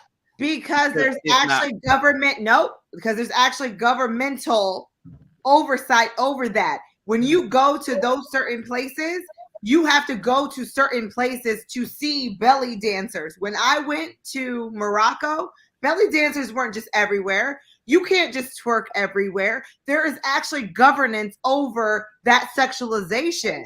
No, so you cannot say Mr. Logic.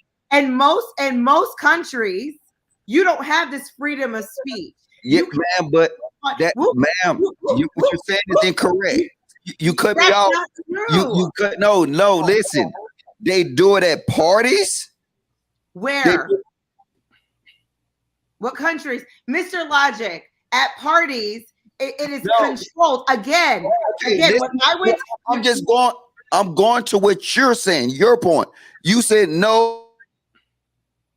It's controlled by the government, and I'm saying that's incorrect.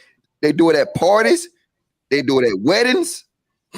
They do it all over the place. You're referencing it to the masses, and her point is that it's not as large scale as in the United States. So in the United States, I can go outside right now and twerk on the street in the middle of the street, and that is what I want to do.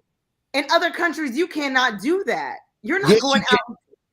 You are not able to do that, period. Ma'am, but it's just that just because they don't want to twerk in the street, they don't want to get on a table and do that. That's something that they can control. They don't want to do that. Logic, if it is controlled, you are a product of your environment. If you are not able to do something, and if it's not something that is going on regularly around you, you are not going to do it. Ma'am, no. You're not going to do it, regardless. The difference that you don't want to admit is they have a moral code. Thank you. Not government. Thank you. They have a moral. Listen. Say it again, Logic.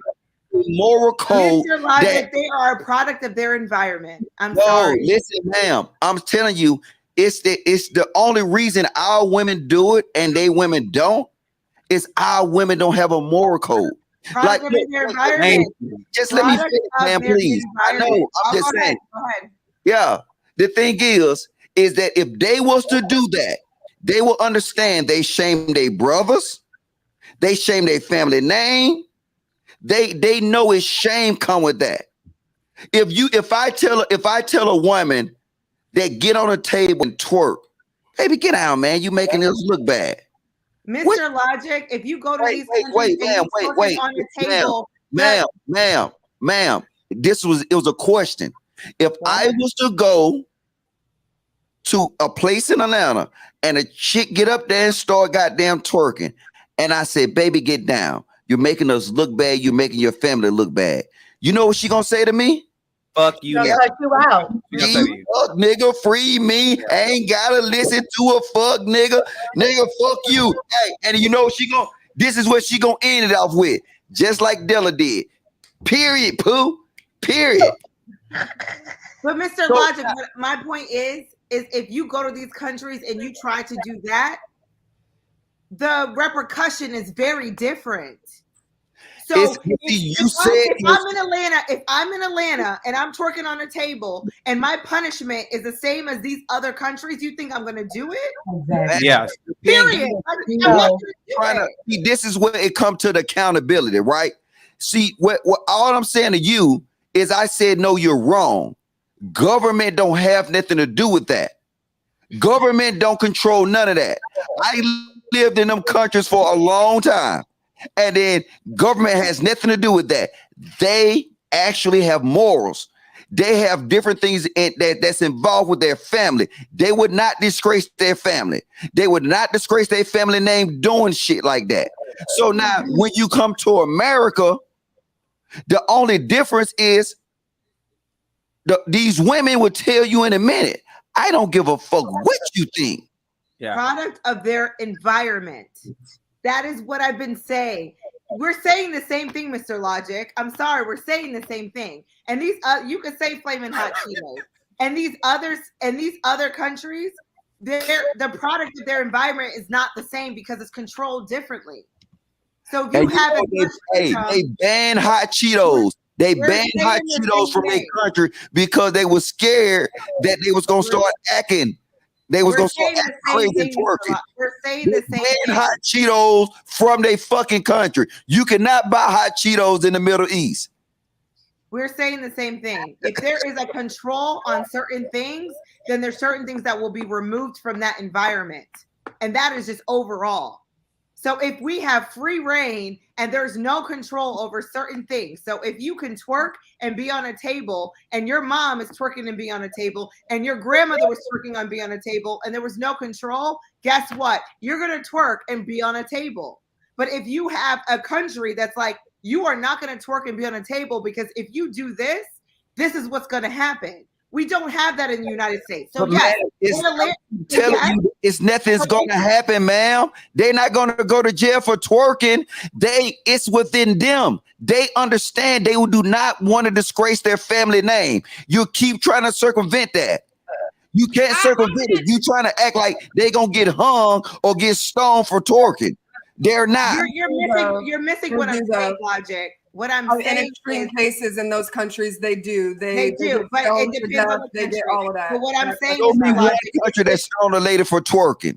But Mr. Logic, trying to negate it all around, but they do. On conservativeness, that is what's going to be taught in the home. Today, that is not what's being taught in the United States. That's what I'm saying. There's no control on conservativeness. No, it's no control. It's no control.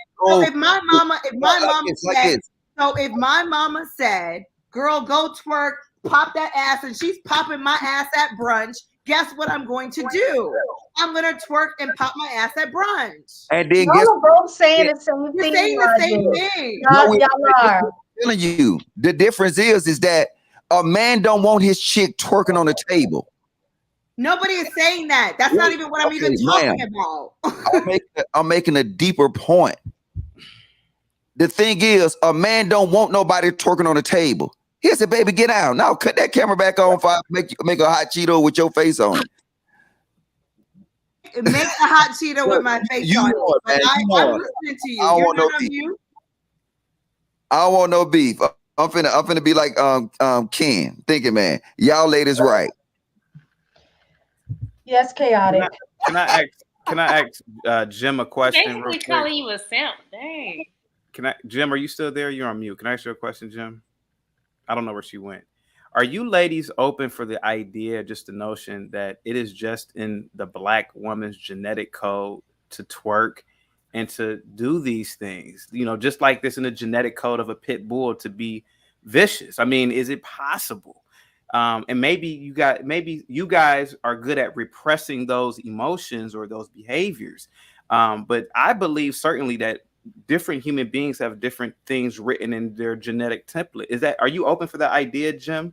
You know, wife white. Jim. my wife is darker than everybody on the panel, man. Okay, so your question is, are we genetically just twerkers? Well, I think Black men are genetically predispositioned to violence. Yes, and you're absolutely right. And maybe that is the reason why Africa was underdeveloped before the European came over there and colonized. Africa was not underdeveloped. That's the misunderstanding. That's what we're. Where do you live at right now?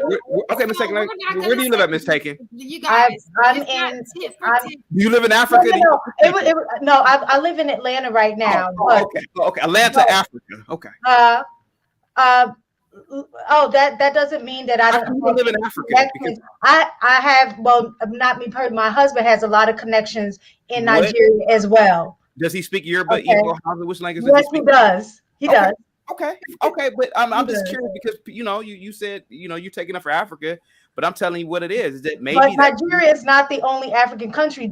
I know that Egypt, a lot of what Europeans stole out of Egypt and claimed it as their own. So they were not all of Africa was not underdeveloped. So let's not have that misconception and continue to put that out there. But that's neither here nor there. Mud huts is not advanced civilization, man. Well, yes, they did. And if you, I'm not going to even discuss. You said it's not an advanced civilization. It's just a tomb. Excuse me. It's just a tomb. Them Negroes just stack tombs up. Just stacking Legos up. That ain't no impression. And they still haven't even figured out how they built the tomb. So what do you say? Yeah, they haven't, but they can build it now with the technology we have right now. Please stay on topic.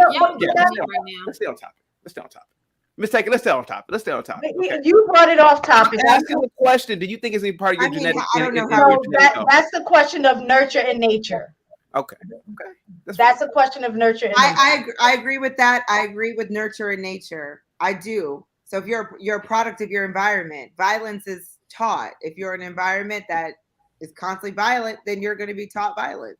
Jim, can I ask you a question? Why aren't golden retrievers violent? Is that nature and nurture, or is it part? Dogs? Yes, a dog is an animal just like a human being is an animal. Why is it that golden retrievers are not? I guarantee you, if you put that golden retriever, if you train them to be violent, golden retriever in survival mode, I guarantee you that golden retriever is going to figure out how to live. And not only that, if you train a golden retriever to be violent, it will be violent. The same thing with a pit bull. You have some people that do have certain dispositions, but that's across the board. That's not by race. That's across the board. Do you know what the Pavlovian dog complex is? Do you know what that is? Pavlovian dog? Enlighten me. Pavlovian dog is training someone to do something. So you do something by positive reinforcement. So you say, hey, do this, click. You might do an association by something else. It could be a ding. It could be a bell. This is what you do to make that person do whatever you want them to do. So that is the complex of what they say. The same thing happens with humans. The same thing happens with dogs. It comes with dogs. Okay, Jim. Dog complex. Okay, Jim, can I say something to you, Jim? I went to a PWI in a very rural town, right? Poor hillbilly whites, poor. They ran the McDonald's, the Burger Kings, etc. They had bad backgrounds, drugs. When they were at work, hey, how you doing? Welcome to McDonald's. They had these fluffy attitudes, nice attitudes. But for some reason, when the blacks worked there, attitude.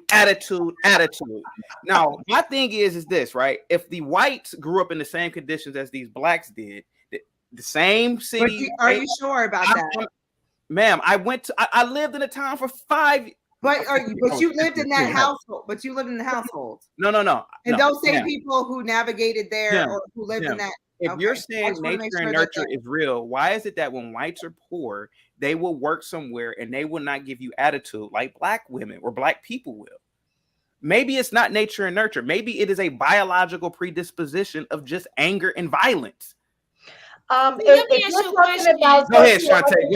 Go ahead, Shantae. Go ahead. If he's talking about socioeconomic status, excuse me, chaotic. This is our show. Let's get that. I didn't know. Sorry. Okay. I didn't know. All right. You're making me come into my masculine energy. That's what y'all say, right? You don't have that masculine energy. easy, real easy. I saw that chest. I saw that chest a little bit. Jump forward. You will never have masculine energy, but go ahead.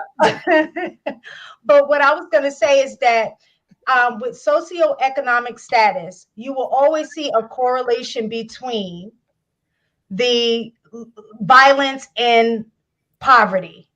So in you saying that, it's not just Black people. When you have poor white people, there is also an increase in violence as well. That has a lot to do with environment. So stop the cap right there. But go ahead, Ms. What do you want to ask me? Thank you. I was actually about to say that, because if that's the truth, then there are white people who are violent as well.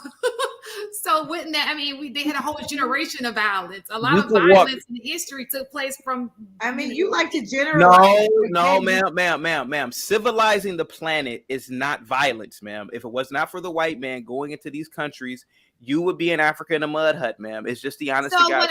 What's wrong with that? No, I like how, you know. So we agree that there are violent white people as well. Of course, Jeffrey Dahmer is violent, or was violent. He got killed by a nigga. If you want to be honest, but ma'am, white people have been the most violent recently. White people has a history of being the most violent, even though this is off topic, and I'm gonna say this in this, but white people have been the most violent group of people on the face of the earth, period.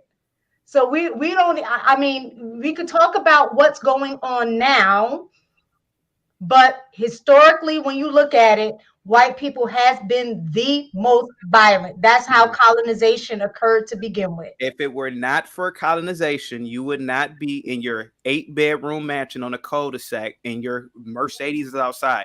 Ma'am, you benefit off of what white people did. If they are so violent, why don't you give up all your stuff and move to Africa and live in a mud hut in a rural area in Africa? I don't live in a rural area here just because I know, because you benefit off what the white man did. So how violent is he really? You're negating the fact. This is the thing. This is the whole mindset, is the fact that thinking that what white people did makes it better. If you look at the impact, if you look at the impact that white people have had on not just Black communities or Black people in general, every place that they've touched the planet Earth, it has been affected. Just because we're living in mansions now, if you didn't know anything about mansions and you're living in your area and you're happy, you're thriving, Africa was a rich nation before white people came there. And they took out of Africa and they profited, and the people were left in the state that they are now. Hold on. So all I'm saying, because this is so off topic. No, but I have watched you. No, I have watched you, and I've watched you be disrespectful to, and I can't even say your own people because I don't want to claim you. But what I'm trying to say is the fact that I listen to the way you are very disparaging and disrespectful to Black people, and you have a Black wife and you're Black, and I'm sorry that you dislike yourself like that, but don't push that on everybody else, or as a nation of Africa as a whole, and hold white people up to be the people that we need to emulate when we don't. We just need to get our shit together. We need to get our shit together. Can I ask you a question? We're in agreement with that. Can I ask you a question, ma'am? So you mentioned the pyramid. Now, I don't want to get back on topic, but you mentioned the pyramids, right? And you also asked me a question about, are Black men violent? Let me ask you a question. How were those pharaohs able to get all those Black people to build the pyramids? Do you think that they asked all the Black people, hey, Black people, we're a nice people, build this pyramid for me for free, Black people? How do you think those Black people built the pyramids?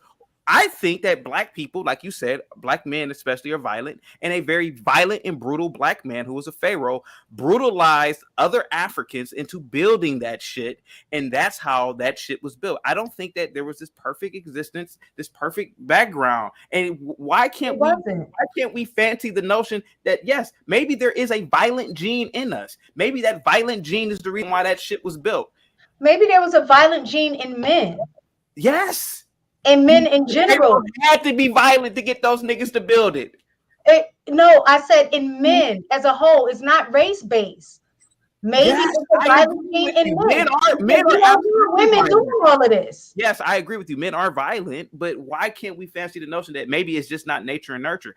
I'm not saying you guys are wrong about the nature and nurture thing. Maybe it's a genetic thing. Maybe it's in our template to be a certain way. That's all so he's saying that we are twerkers because it's in our genetics. Yes. It's I have a question. Chaotic. Go ahead. How do you build a pyramid? Oh, Jim, are you asking me how to build a pyramid? Come on, man. I really am, because this is very relative. Jim, I don't know. Has anybody figured it out how the No, pyramid? they haven't. When I went to Egypt, No. This is a relevant conversation, because he said we weren't civilized, we weren't smart. How do you build a pyramid? I didn't say that. I figured that out till this day. If you could Google it today, then we could stop this. I will shut up. How do you build a pyramid? And it's quiet. Moving on to the next topic, please, Shante. Right. Because in Egypt, when I went, that was one of the things we talked about. To this day, in that primitive culture back then, they still have not figured out till this date how they were able to build the pyramids at that period of time. Agreed.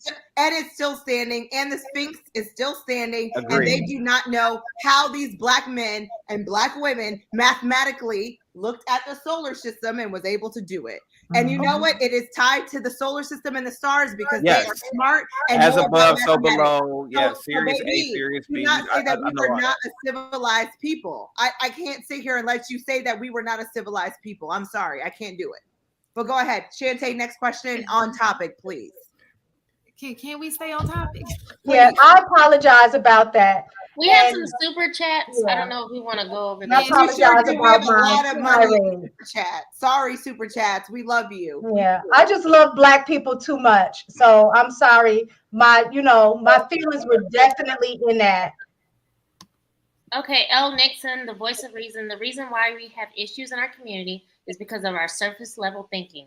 Shout out to Thinking Man and everyone on the panel. Okay. Thank you, L. Nixon. You reading or what? Somebody read next. Just make school. I can read it.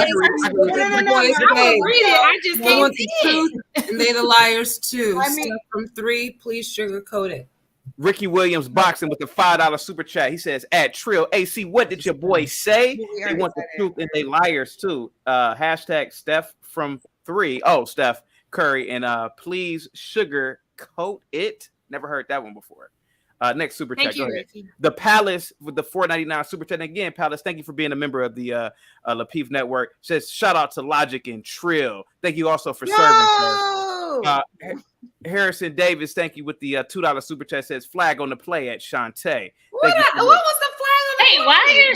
why is Trill and Logic getting all the shout outs? I don't know. TJ $5 men are genetically. TJ with the $5 super That chat. sound like hate to me, Mika. That sound like hate. Maybe that's when I said something about old girl, and I apologize. Why they could disconnect like they do. Go ahead. TJ with the $5 super. I also want to say black people are also predisposed to cutting each other off too in conversation, but that's I'm saying you're not even part of this panel, so we try to have someone who's actually part of the show read the super chats. Well, we tried and nobody was volunteering. TJ with the $5 super chat says men are genetically predisposed to engage in those behaviors, so it makes sense why they can disconnect like they do. Thank you, TJ, for the super chat. Eugene still with the $5 super chat says the media has been over-sexualizing black women, and plenty of black women and young girls are mimicking those women they see. Okay. I agree with that. Thank you, I Eugene. don't, but I agree nevertheless. with that, Dr. Steele. Thank you, Dr. Steele. Harrison Davis with another $2 super chat saying white women ain't built like black women. Black women twerk different. Yeah, white women. Never mind. I don't want to say it. Go. Thank you anyway for the super chat, Harrison. Juicy J, the educational teacher. Can you read the next super chat, please? PJ. What's that? Austin with the $5 super chat saying most times the issue is in the mirror instead of looking out the window. Our image is our own fault. Oh, I agree with you, PJ. I agree. Pretty T with the $2 super chat says, "Where's Kim Kardashian's twerk video?" We've seen other videos. Yeah, It we've might seen not other been videos. twerking. She probably wasn't twerking right, He was but twerking. Uncle Luke. you sure had one. He was backing that thing up. I'm sorry, what's didn't up, you have a Uncle- whole what's up, Uncle video Luke? at which everybody watched for free? I'm sorry. What's up, Uncle Luke? With the $2 super chat saying, just take accountability, man. Talking to the ladies on the panel. I think we all take. No, I think he was talking to you. No, I know Uncle Luke very. No, I know Uncle No, Luke. I hope people call us about the the man. ladies not on talking to me. accountability. Yeah. Yo, L yo, Dixon. don't do an umbrella statement. If you're gonna talk to certain people, then talk to certain people. But don't do an umbrella statement, especially L Nixon with the accountability. That's all I'm saying. Continue. L Nixon with the super chat saying, she threw me off. Before Instagram, we had Hustler. You cut No, off not- Juicy J. I'm sorry, Juicy J was reading the super chats and you came in super strong. I was a little bit confused. So I was just trying to figure out what was happening. There was Before Instagram, we had Hustler and Playboy not to mention the Playboy mansion full of white women. Yeah. You know, it was pleasant and peaceful there. See, you gonna read chaotic. Hey, chaotic. Let them read their super chats, man. Okay. At the same time, Black men are over criminalized. That was what we were talking about before. With it. Yeah. Trilla and Logic, thank you. Preach. Thank you, Congo. City Girls album was low quality. 808, dumb trash. Thank you. Thank you, Jess. Congo English became a YouTube member. Yay!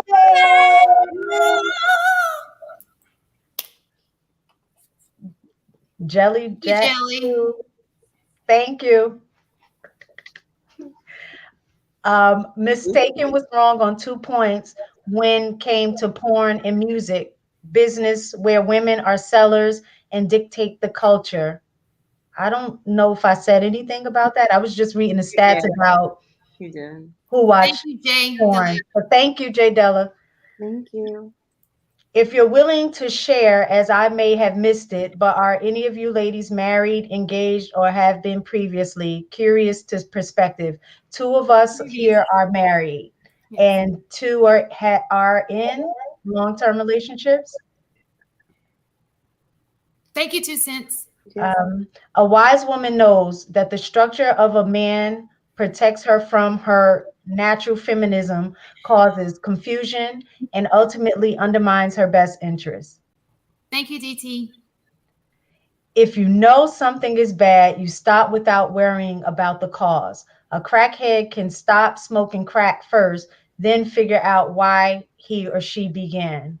But nobody on this, I agree with you, but nobody in this panel twerks. So we're trying to understand like you. We're trying to stop it just like you. Especially at brunch. We're not twerkers. I joke around sometimes on here, but on a serious note, I really do enjoy us Black people at least having these uncomfortable conversations. But my question to the panel is, can our Black community be saved? We seem so lost. I hope so. You know what, Uncle Luke? I hope so. You know, we try to talk about solutions. It's hard. Yeah. People got to be willing to change. Yeah. Yeah, and quite a few of us still currently work in the education system. And I think part of that is because to be a teacher and continue in that field, you have to believe and have hope that the future can be better, future can be brighter. And then be able to have a direct hand in trying to change some of that. So same in public health. So yeah. Hurry up, kill his mic. That was for what's his name? Chaotic. Al B. We love you, Black women. We love you, Black men. Yay. Oh, he said it again. Oh, you on it. We love you too. I got my heart earring. We love you, beautiful, in and out, Black women. Yes. Al is showing up tonight. I know. Sacred and private, not for the general public and or your kids. It's for your significant other. Agreed. Agree, I Congo. think that's where a lot of it go wrong. We Yes. put our business on public display. With those cameras are killing us. Put the damn phone down. Stop videotaping your stuff and putting it on the internet. It just drives me crazy. Control in Arab countries is DV in this country. I'm sorry, I don't know what this DV stand for. Violence. Okay. And that's what I was saying, Mr. Logic. Unfortunately, immoral behavior is part of Bible prophecy. We are living in a modern day Sodom and Gomorrah. Family heads are responsible to guide their family into a moral mindset and moral behavior. Agreed. Bees says we are only a product of nature or nurture while children. As soon as we are adults, it becomes choice. Let's stop making excuses for our choices. But aren't we not a product of our environments, though?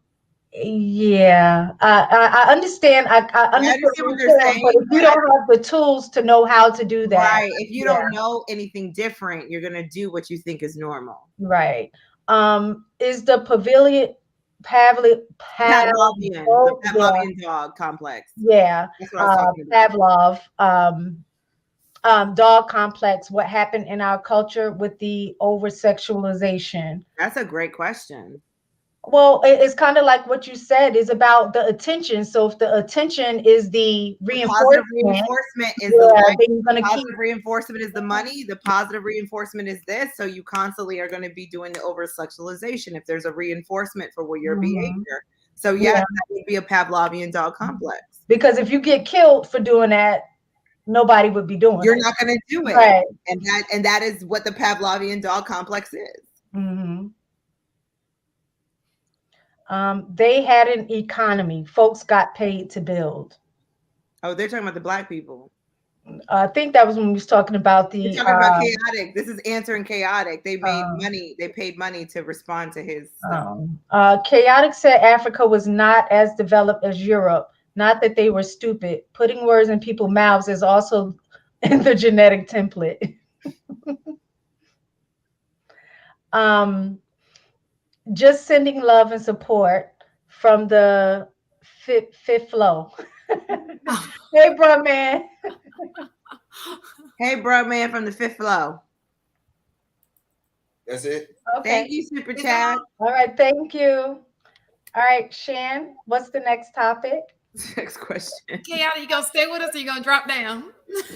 You know, I'm over here contemplating whether I should go to a Jewish panel. You know, I know over there they'll let me talk freely. I can say, hey, chaotic, I don't agree with you, man, but I like what you're saying. You can say, but that's fine. I'll rock with you guys. I'll go on mute until it's my turn to talk. Well, are you going to go to a Jewish panel and be disparaging to Jewish people? I am very open towards everybody, ma'am. And I'm not disparaging towards Black people. I love my people. I just say what's on my mind. Mm-hmm. Yeah, I taught in the Black community. I'm a part of a Black fraternity. I'm married to a Black woman. My parents are Black. I'm blackity Black. What fraternity are you? I'm a member of the greatest fraternity on the planet, Alpha Phi Alpha. Ah! Yes. Oh, okay. Yes. Oh my. Did you go to HBCU, Shan? I did. Okay, I crossed out PWI. Don't do that. Okay. I'll give you a little respect for that. Okay. I'm PWI too. You're bruh. Okay. Okay. I'm assuming Della's a Delta. Della, I would have been an AKA actually. You're what? I said I would have been an AKA. They were suspended all 4 years, so I didn't get to pledge, but I would have been a Delta. Okay. Oh, that's awesome. Did you get suspended for twerking? Oh, you thought you ate. Micah, were you a part of a white Della, ask a question, Della. You my homegirl. No, the whole sorority was suspended all 4 years while I was on campus for hazing. Oh, okay. Yeah. I guess Micah didn't hear me, so never mind. Forget it. Okay, Shantae, what is the next So I question? wanted to skip one because I think that we've already spoken a little bit about the next one, but I wanted to ask a question because we listened to the guys earlier on the panel, and we've skipped over a little bit, but this is mostly for the women, but I do want the guys to stay or stick around. I just wanted to know, since we heard the guys talking about what men want out of women, a lot of men go into not relationships, but they go out with a woman but strictly for sex. So my question is, why do you think, you know what? I'm gonna pause on that one. I got two questions. First question is, why do you think men feel they are entitled to a woman's body? That's the first question. I almost skipped it. Because women are so freely with what they give without anything else. Like women are freely just giving it. Like you buy me a meal, you get some pussy. So, that's kind of what we talk about. It's reinforcement. If I'm doing absolutely nothing and getting what I'm asking for without nothing, then that's why they feel they're entitled to it. Like, why do I have to do anything? If one woman is going to give it to me without me doing anything, why am I even doing anything with you to get what I want? So if I say I'm waiting 90 days, well, she's not. I would say inflated ego. Men have felt like they were entitled to women's bodies since the beginning of time. I don't think it has anything necessarily to do with, yes, I do think to see Tina's point that it does have, something to do with women being so cavalier when it comes to sex. At the same time, I'm not going to blame the actions of men on women solely.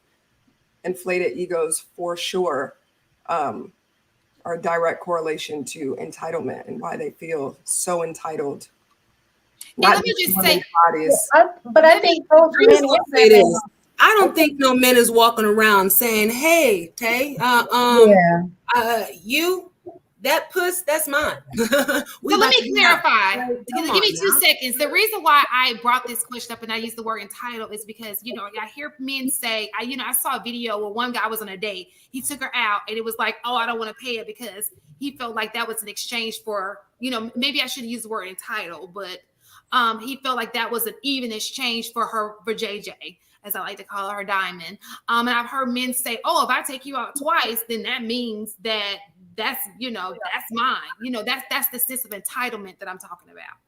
So I'm studying law, and it's about the words and the wording. And I feel that, number one, like I said, ain't no guy just walking around saying, hey, Tay, that's my puss. We about to be out.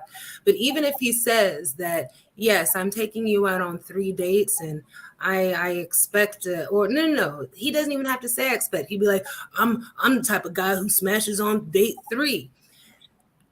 It's not to say that sounds like entitlement, but that don't mean that nigga smashing. He might just be saying it, but that don't mean you're doing it. Now, some guys do, some guys don't. But I don't know. I don't think a guy's saying that's my puss unless that he's married and he's a good man to his wife. You know what I'm saying? And it's like, that's mine and I'm hers and whatever have you, because you guys make that connection with marriage. But as far as Trill mentioned earlier that men do have a sense of feel entitled. The more and more women give it up.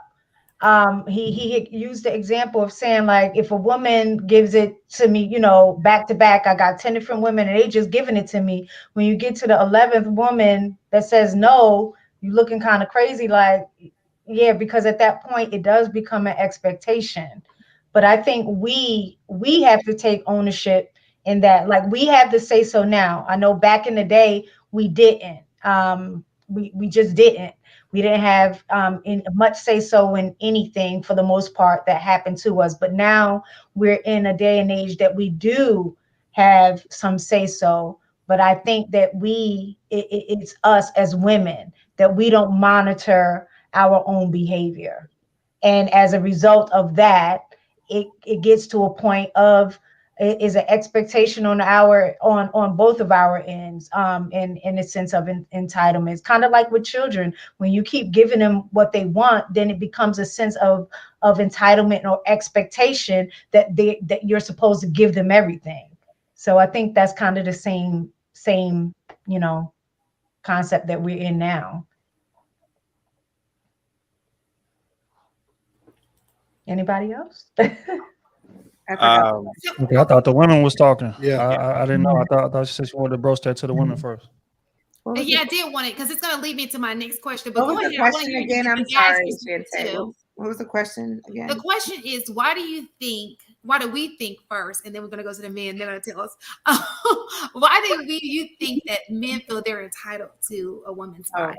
And like I said, I may be using the wrong word by entitled, but I got that word because of some of the things that I've been hearing on YouTube and I've seen on social media. It's like, oh, if I do this, then I'm supposed to get this. And if I don't, there's, repercussion for that. So that's why I'm asking. That's a great question, honestly, because I don't understand the fucking side of the menu. Have you heard that before?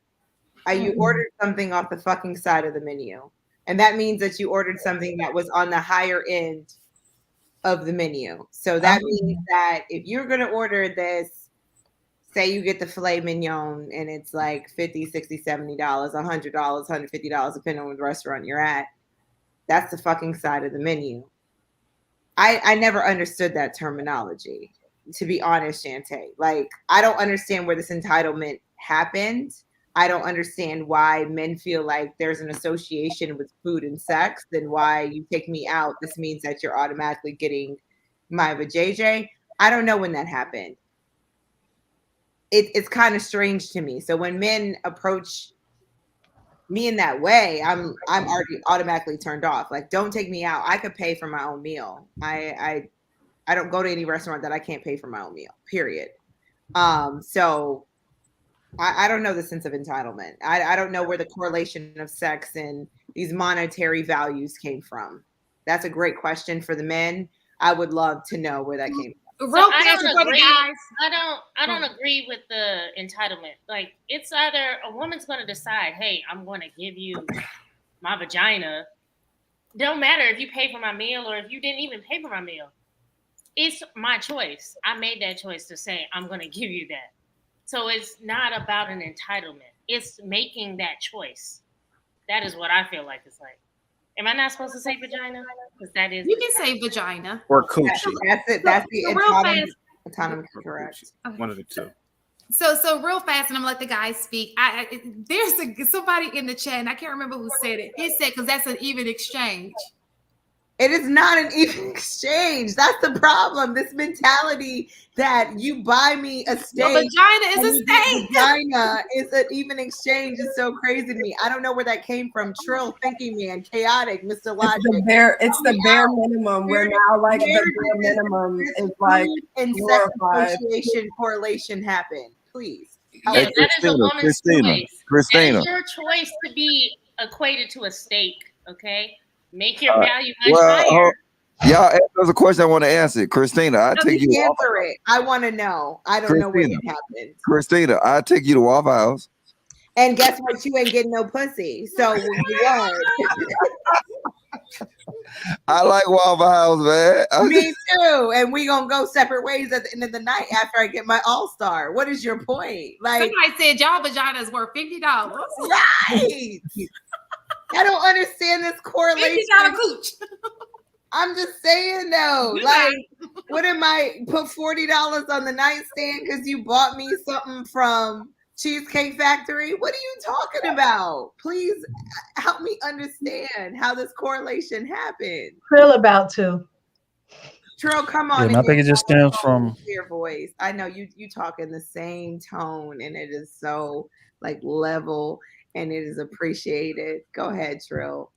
I appreciate it. I think it stems from scarcity and just availability. I think women underestimate how hard it is for a lot of men to get sex. So when they go out and they spending money, and it's another thing, a lot of niggas is broke. That's just another aspect of it. So it's like I want to get a bang for my buck type of situation compared to if you dating somebody that got bread. like I said earlier, us going to nice restaurants is in line with what I do regularly. It's not something out of the norm compared to another dude who eat Chick-fil-A every day. When he goes spend that $150 on a steak, hairs on the back of his neck standing up, he's sweating. He's like, God damn, this is, I gotta make business decisions. It costs $80 to fill up a gas tank these days. So again, when you approaching that type of situation from a place of scarcity, your expectations is gonna match that. But in terms of is it right?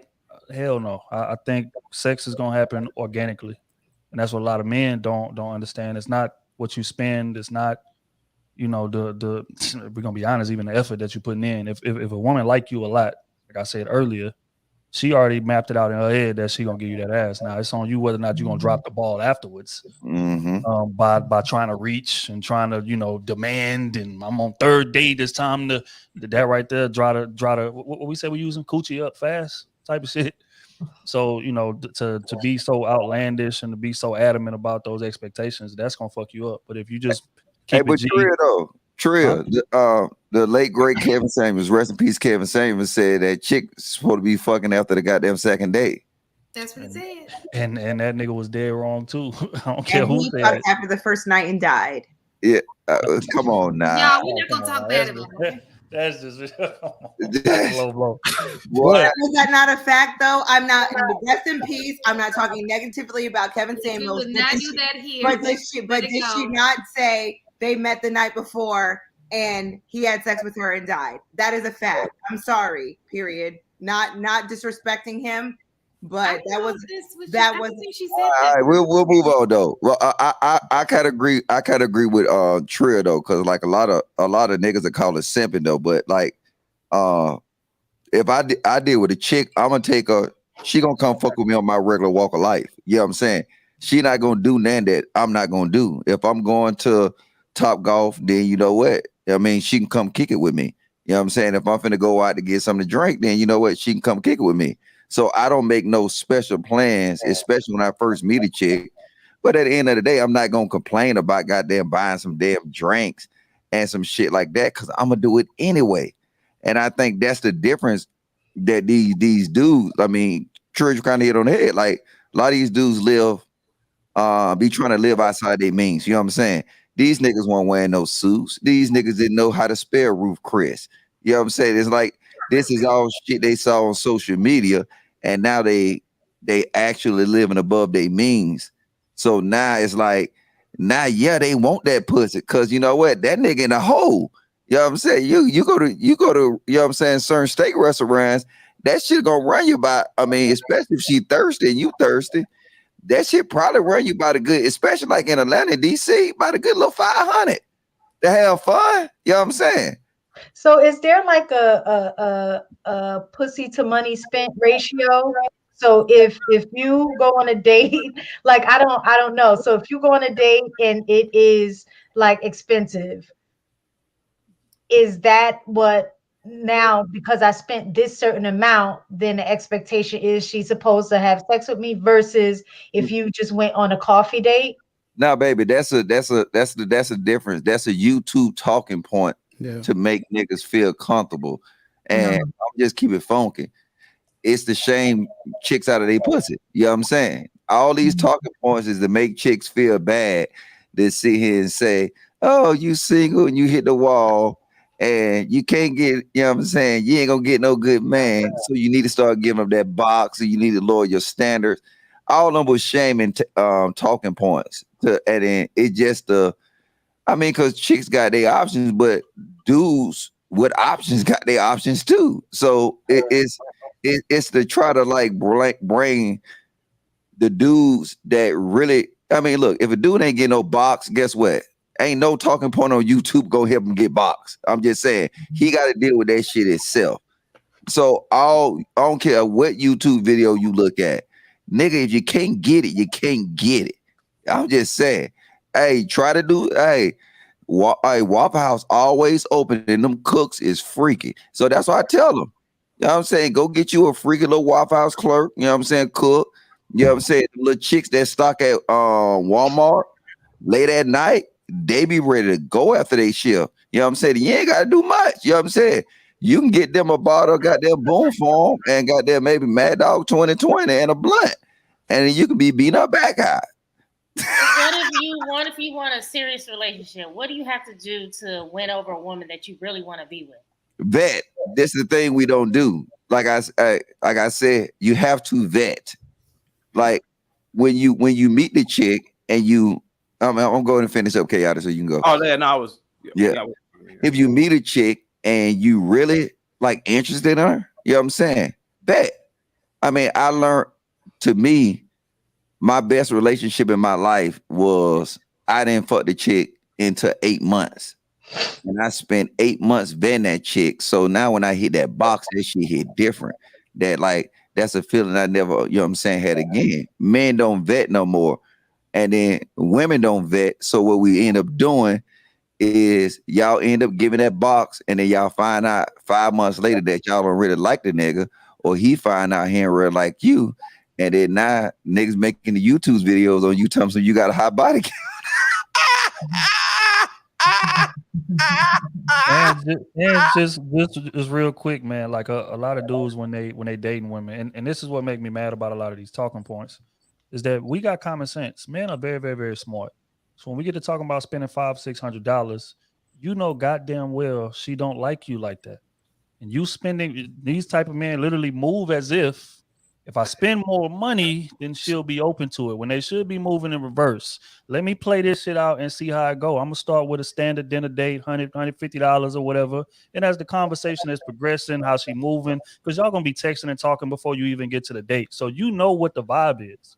If y'all on the same page, then you should be cool. You know what I mean? It's no problem spending that money, because I know she gonna fuck with me whether I spend the money or not.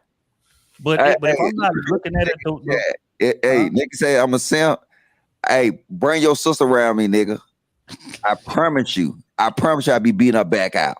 Don't take it personal, Logic. But I think that Logic has that's a good thing. I would want a guy to wait for, I think it's great for a guy to want to get to know you. Like, why is that a bad thing? I'm sorry. No, but you gotta.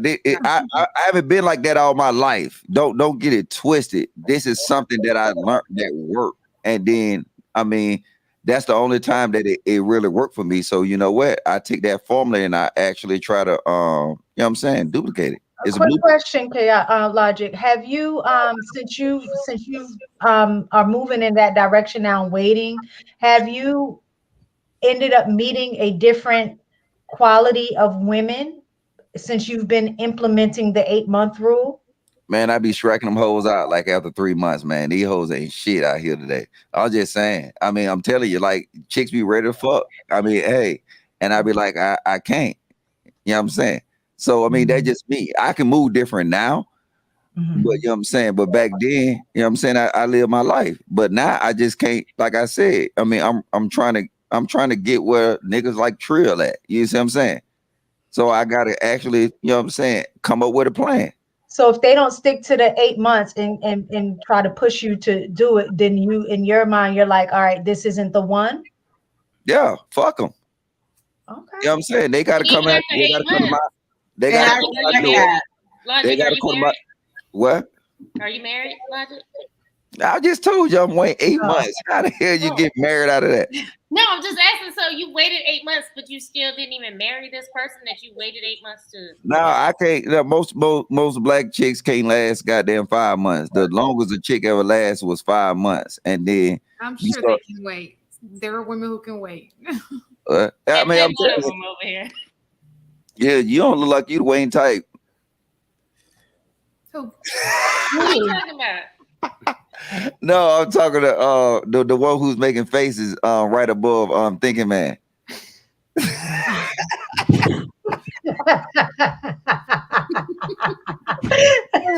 I can wait. Her titties sweat right now. I can wait.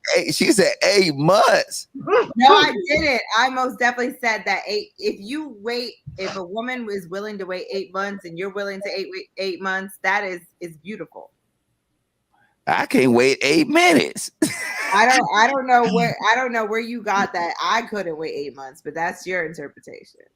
See, so this a woman telling a man that she can't wait 8 months. Why not?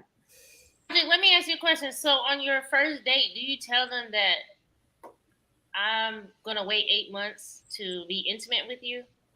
Yeah, I'm gonna wait 8 months because if you think about it, if you do it right, after 8 months, you really ready to commit. We rush everything. You know what I'm saying? We go, you know what I'm saying? You go out, we meet somebody, you know what I'm saying? The next day we going on a date, you know what I'm saying? And we spending too much, we spending too much time with each other that we don't spend enough time to get to know each other. So, you know what I'm saying? After goddamn 2-3 weeks, you fucking. As soon as, you know what I'm saying, you stick a dick, you know what I'm saying? You stick a dick in the chick, the whole situation now is complicated. You know what I'm saying? Like, you're not going to really, it's all fucked up. But, you know what I'm saying? That's our blueprint. We continue to use it, and it's continue to fuck it up. You know what I'm saying? So, I mean, that's just me. Y'all can do what y'all want to do. You know what I'm saying? Stay in the streets. Shit, I ain't a hater. So what you're doing is basically courting. So right now you're at the stage in your life where you want to court women as opposed to date them.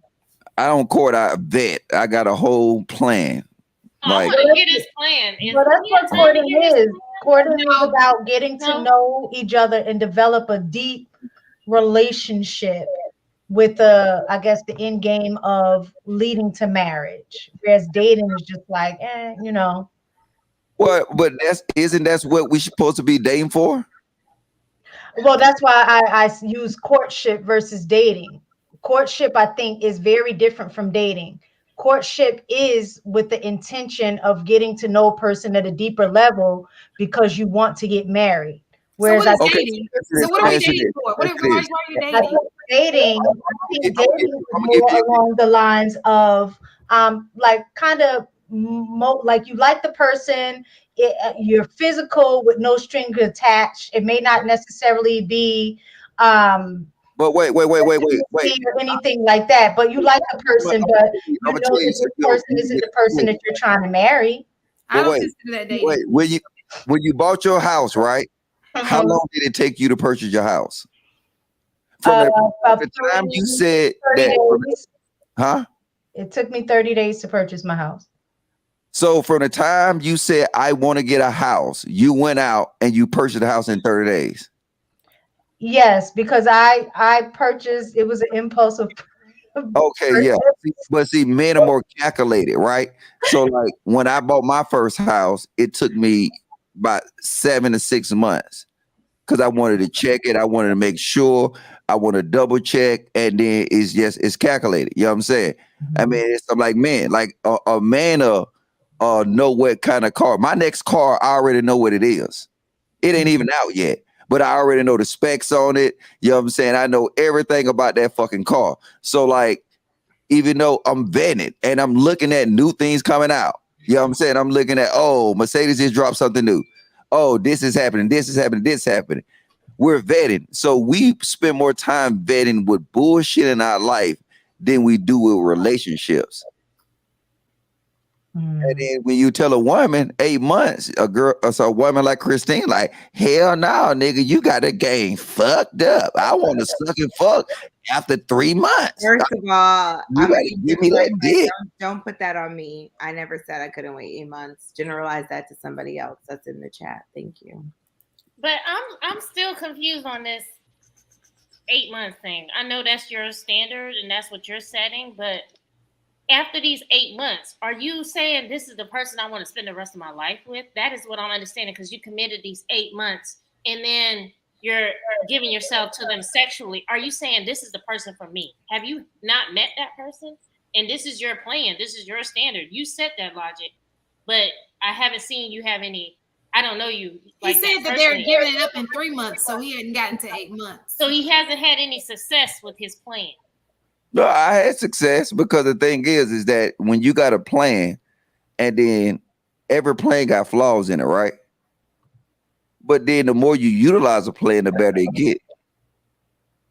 So you know what I'm saying? I mean, I'm getting more success with it though. But the thing is I'm not gonna give up. I mean, I'm not gonna give in. Put it like that. I'm not gonna let YouTube niggas and give in and be like, you know what? Let me get this ratchet bitch just because I want to goddamn fucking, you know what I'm saying? Nah, No, I tell them I don't give a fuck. You got to come to my house barefoot and butt naked. I don't want to hear nothing about your baby daddy, your ex nigga. You leave all that trauma at the fucking door.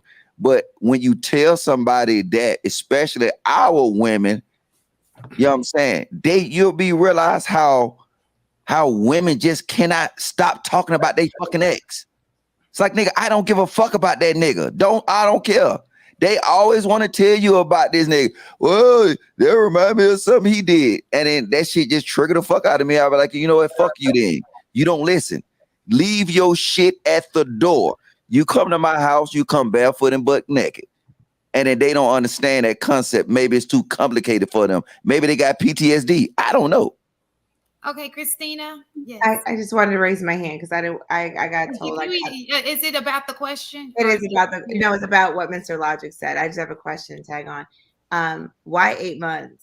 8 months seems very specific. So why is 8 months your number? Why is it not like 6.5? I would answer that question. See, you see how y'all don't listen? I guarantee you the man can tell you why I said 8 months. I know why you said 8 months. Oh, was I not listening? Yeah. You probably texting that other nigga when I was talking. So he distracted you. You know what I'm saying? Did he see your dick pic? Okay, so anybody else wanted to answer the question? Oh, yes, Mr. Chaotic. Yeah. Okay, so what was the source question again? Because I know it got off. Please let's just stay on. What was the source question again? Okay, so why do you think men feel they're entitled to a woman's body? I don't. Well, in my opinion, and I hope that this fat ass nigga saying I'm lying. Nigga look like he about 800 pounds. Like, nigga, don't be rude. Do not be rude. What? These chat niggas, I can do that. Nigga, look. No, let's be, nigga, I've already the scale wasn't lying when you goddamn stood on that bitch, nigga. Burger King wasn't lying when they told you couldn't get 8 double whoppers, nigga. I'm Logic. I'm sorry.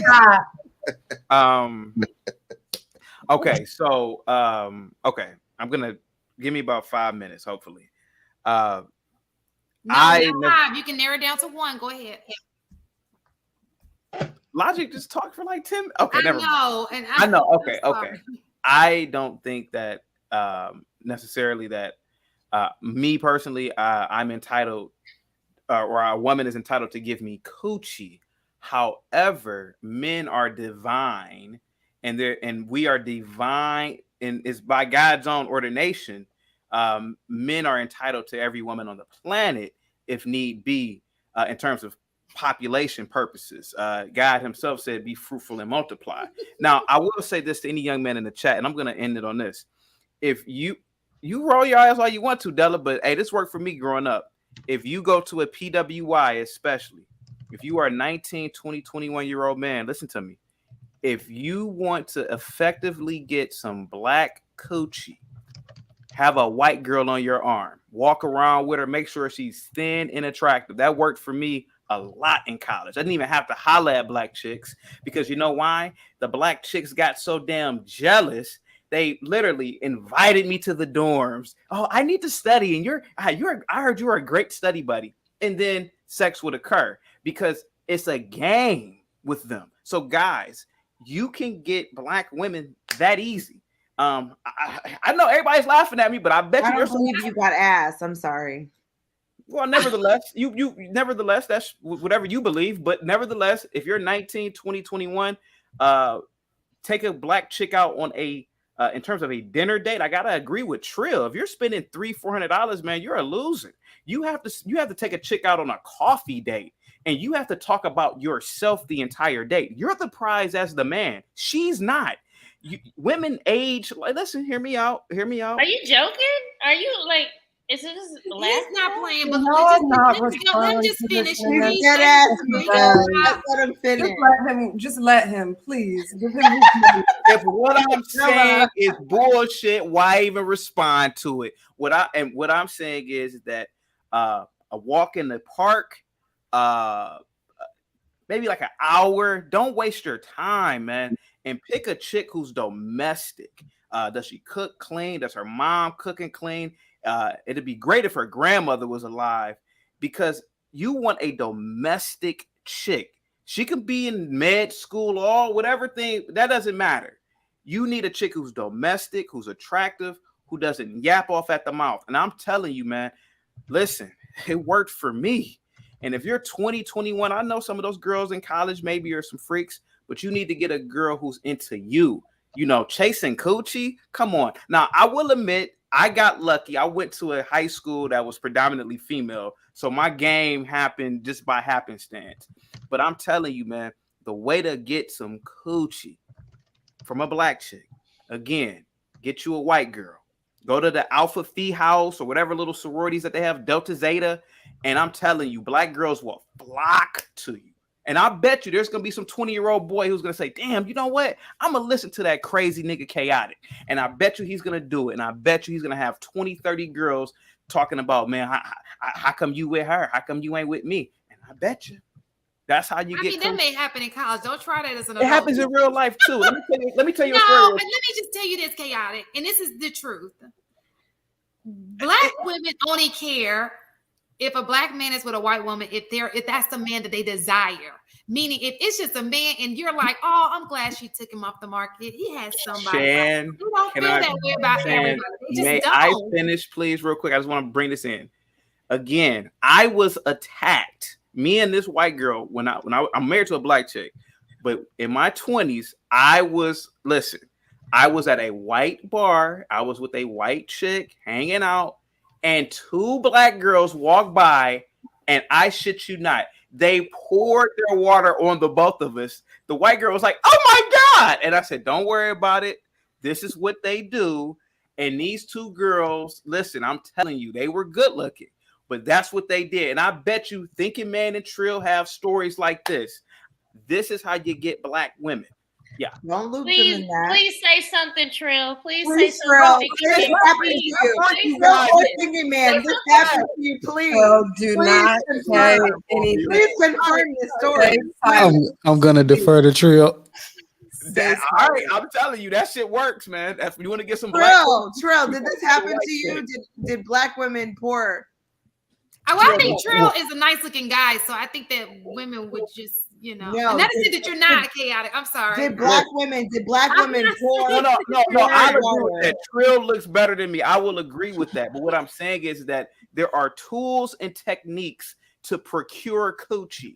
And I learned that at a very young age. I don't believe you got pussy. I'm sorry. Jim, whether you believe that or not, that's fine. But here goes the truth of the matter. You are not the prize. I am. Trill is. Thinking Man is. Men are the prize. Nigga, what about me? Oh, man, you got you. You're not in there. Sorry. And yo, Chaotic, what did the Bible say? Did it say when a woman found a man or when a man found a woman that he found?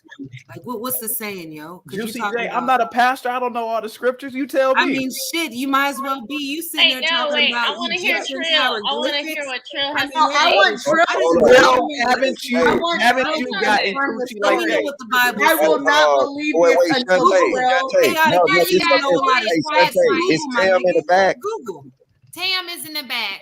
I will not believe this story. She's gonna take Tamika's spot when Tamika. I will not believe this story until Trill confirms. Who is Tamika?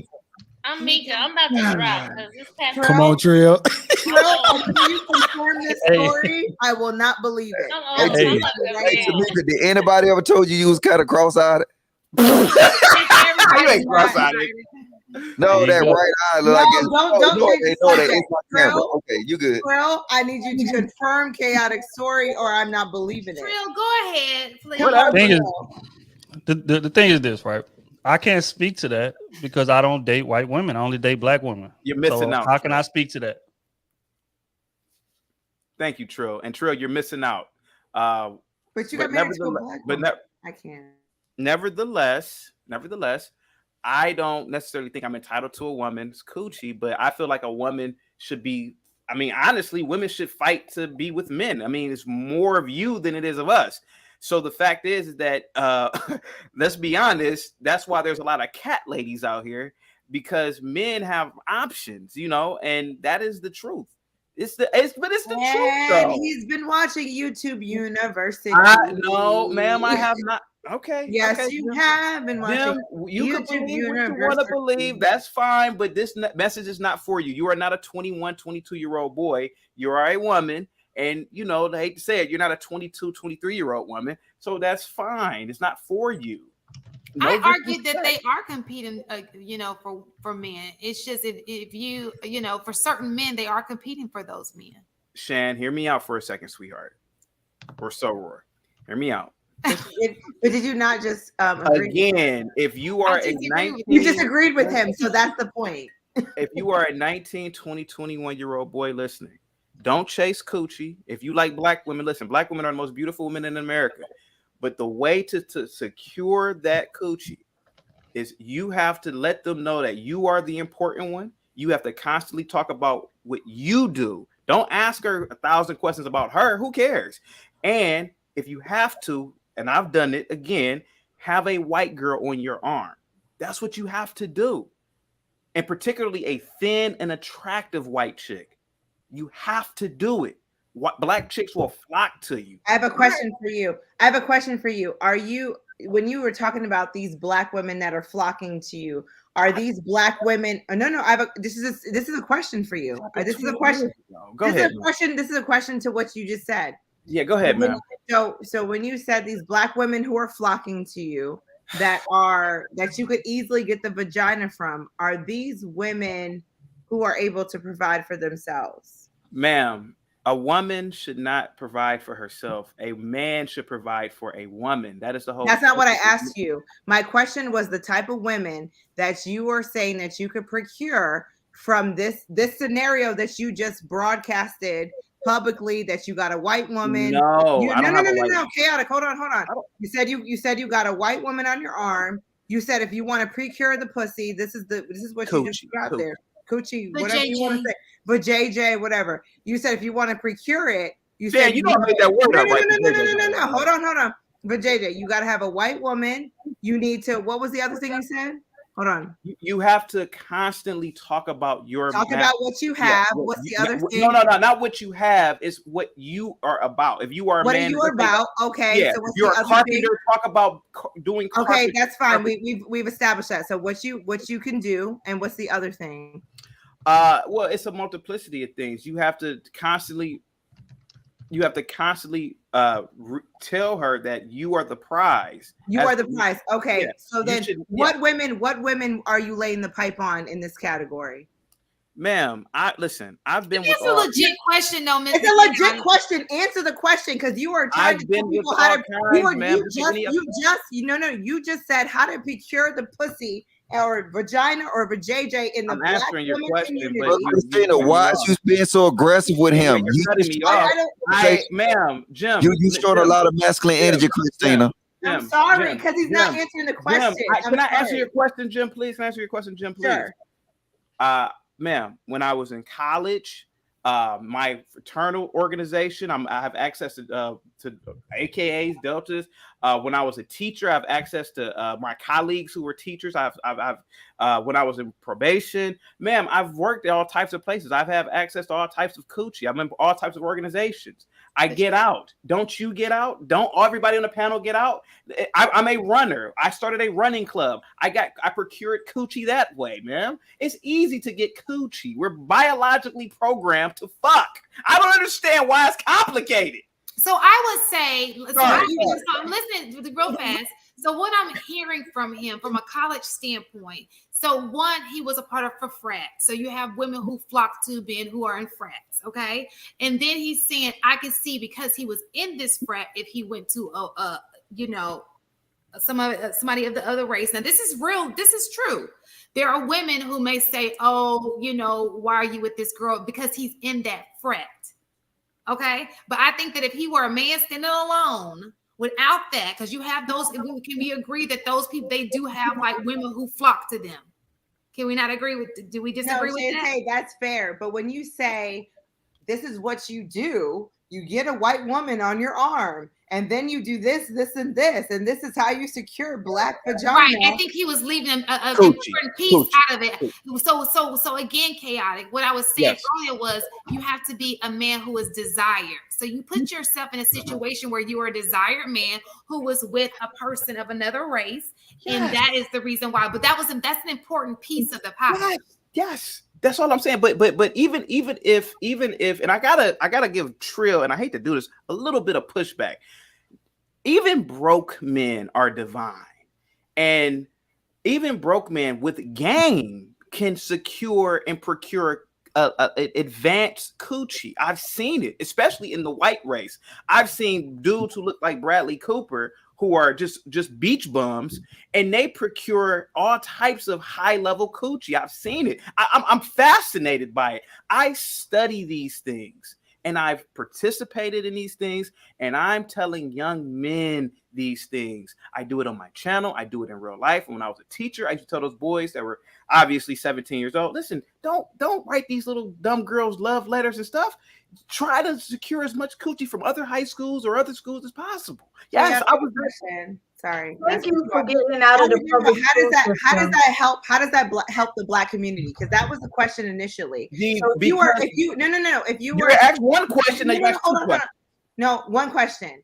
How does it secure the black community? The initial question was, how do we change? How do we change the black community?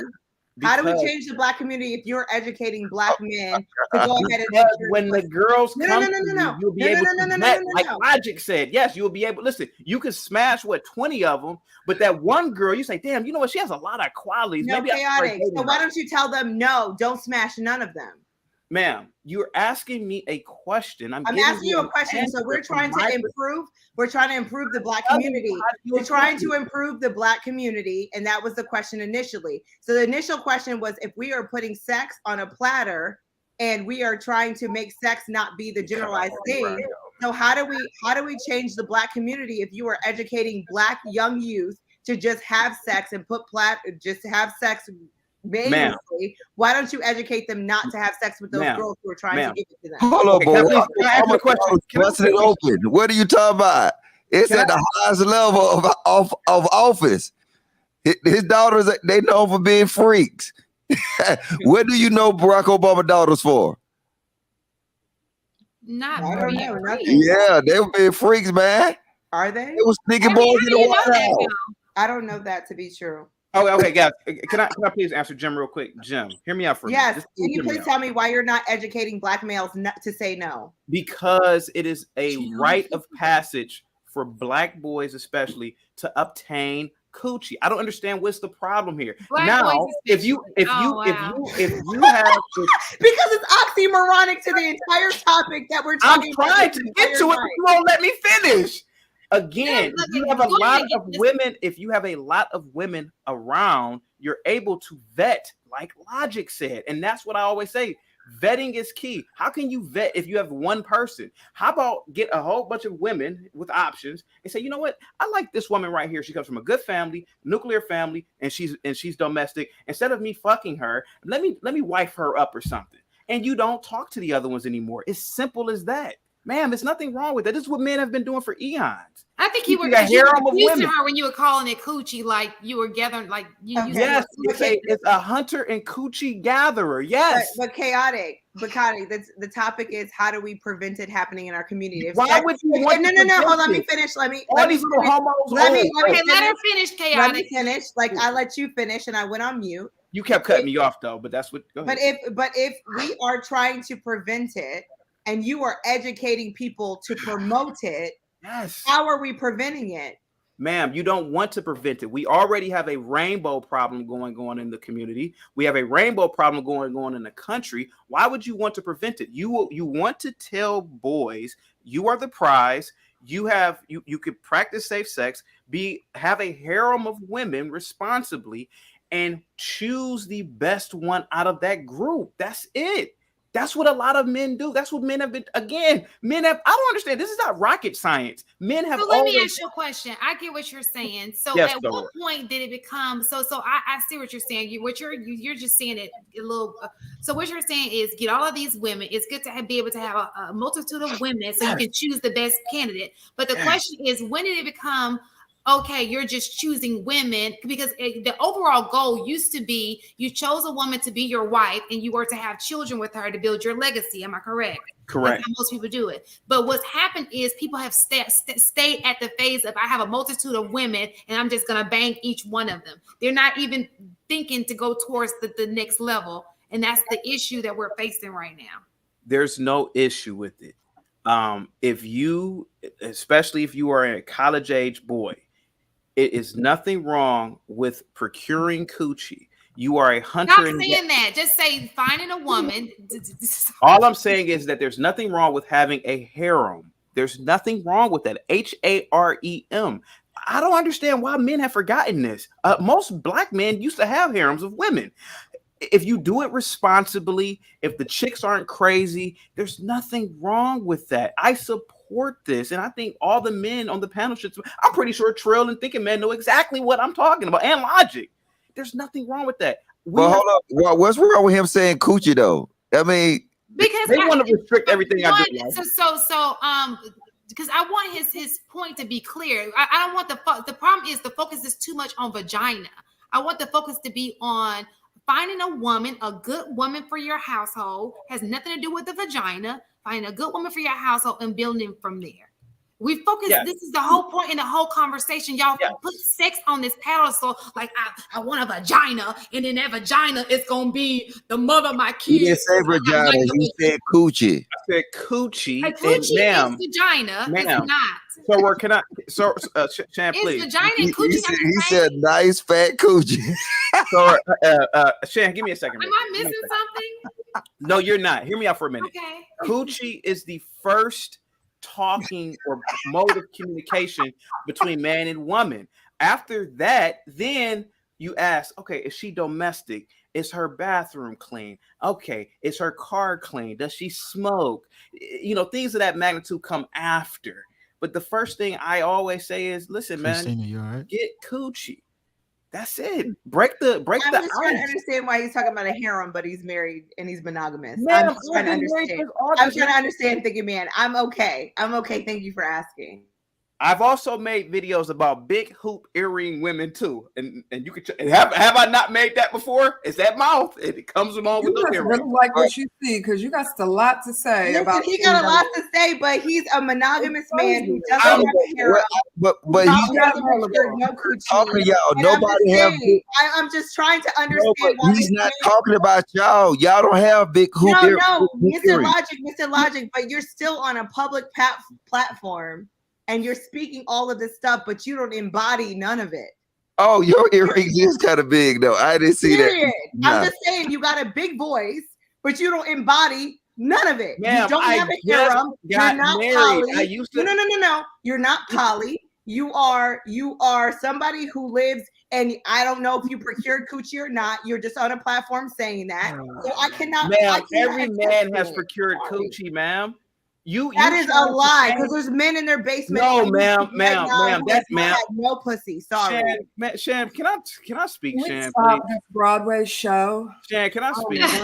Shan, can I speak? Okay, please? you guys. I really want to get back to this title. You have 2 seconds, and then we're gonna move thank on. You, okay. Shan. Thank you. On the shield. Thank you so much.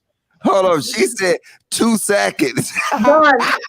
Shan, this is what Shan. You just wasted him saying thank you. Shan, if she give you 2 seconds, chaotic, that's code word for shut the fuck up. Go ahead, chaotic. Hurry up, please. This is what a lot of women do. Now, Jim, she's upset at about what I'm saying because she recognizes that I'm not a simp. So what she's doing is she's going to shame me now. Oh, you don't get coochie. Oh, okay. Well, whether you believe that or not, my message still stands. Men have always had harems, and there's nothing wrong with what I'm saying. I personally know this. I've lived it. And yes, if you want to get a black chick on your arm, especially a good looking one, get you a white girl. You will get all the black chicks' attention then. That's it. It has nothing to do with you, Jen. Jim, this has everything to do with the young kids that are listening. And I am married, and I vetted my wife properly. Yes. Boy, Team Della about to fight you, nigga. If you was in the same room, Team Della, I'm telling you. Let's be clear, Team Della does not fight. Okay, she's all about the soft life. I would completely disengage. On to the next question. We're done with the Broadway show. Does anybody else want to share their last words? Hunter Coochie Gatherer. People said I'm angry. I am not angry. Not at all. Does anybody else want to share before we move on to the next? Not at all. Yeah, I got something I want to add. Hold on, I'm waiting on Trill, man. Trill. Wait.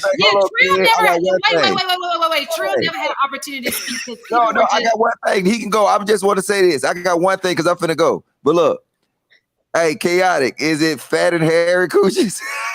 Do not respond. Trill, go ahead and go. Go, Trill. Mr. Lobby, mute yourself. I thought I went. What's the question? He did go. Trill already went. I'm giving Trill a hard time, man. He answered the question. I gotta ask Tam a question. Tam, who are those beautiful white women? Oh, that's Golden Girls. Okay. Yeah. The Golden Girls. That's a beautiful shirt you have on. Oh, thank you. Yeah. I got a lot of compliments on this shirt tonight. What did I log into on? I feel like it's a lot of tension. It's a chaos. That's what you logged into. So would you like to add? So Tam is no. Hey, so look, men. I don't think men walking around thinking they entitled to women's vagina. I don't think that's a real thing. Short and sweet. It's not real. That was very short and sweet. I appreciate it. I'm not angry. I'm just laughing because thank you. I'm just laughing. I'm good. Okay.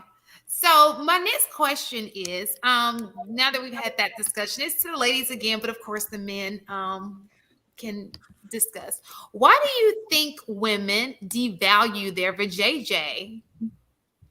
Meaning, we've just heard men say that they give it up with little, some, because we know that that's not this panel or anybody in our chat, obviously. But why do you think some women give it up so easily? They have no they devalue it, like just for, because obviously they're not getting it from somewhere. Somebody gave it up for a steak. Somebody gave it up for a Happy Meal.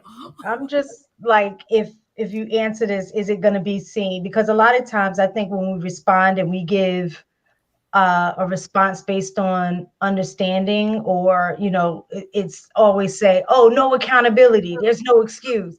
But like, how do you answer that question without it being looked at as that? Just because, like, for me, I do like reading studies. I do like reading things about sociology and things like that. And so I do learn a little bit about different topics. So when I'm trying to give the background of the underlying issue, it seems like it is, like, oh, Black women don't ever want to take accountability. It's always an excuse or a reason. So how do you really answer that question? I would say by acknowledging the wrongdoing first, blatantly and clear cut, and then get to the context. See, a lot of times when they answer these questions, they try to get to the context first and then end up dancing, and sometimes don't even answer the question. So that'd be my advice. Okay. So my question was, why do you think that it's not a question that they don't, if they devalue themselves, I'm telling you that they do. If you're giving yourself up and he's not investing anything into you and you just give it, that to me is you devaluing yourself. Well, so is it that you're devaluing yourself or he's devaluing you? Because like we talked about earlier about interpretation. So if I think we're in a committed relationship, or I think that he values me based on the way, like how we were talking before about him saying things like, spending time with me. But on his end, he's like, nah, I just want the cooch. So is it that I'm really devaluing myself if I misinterpreted what we So we're not talking about those situations. We're talking about, the woman who he's being, I'm not going to fault anybody for being manipulated, but the people who you can tell you ain't the one.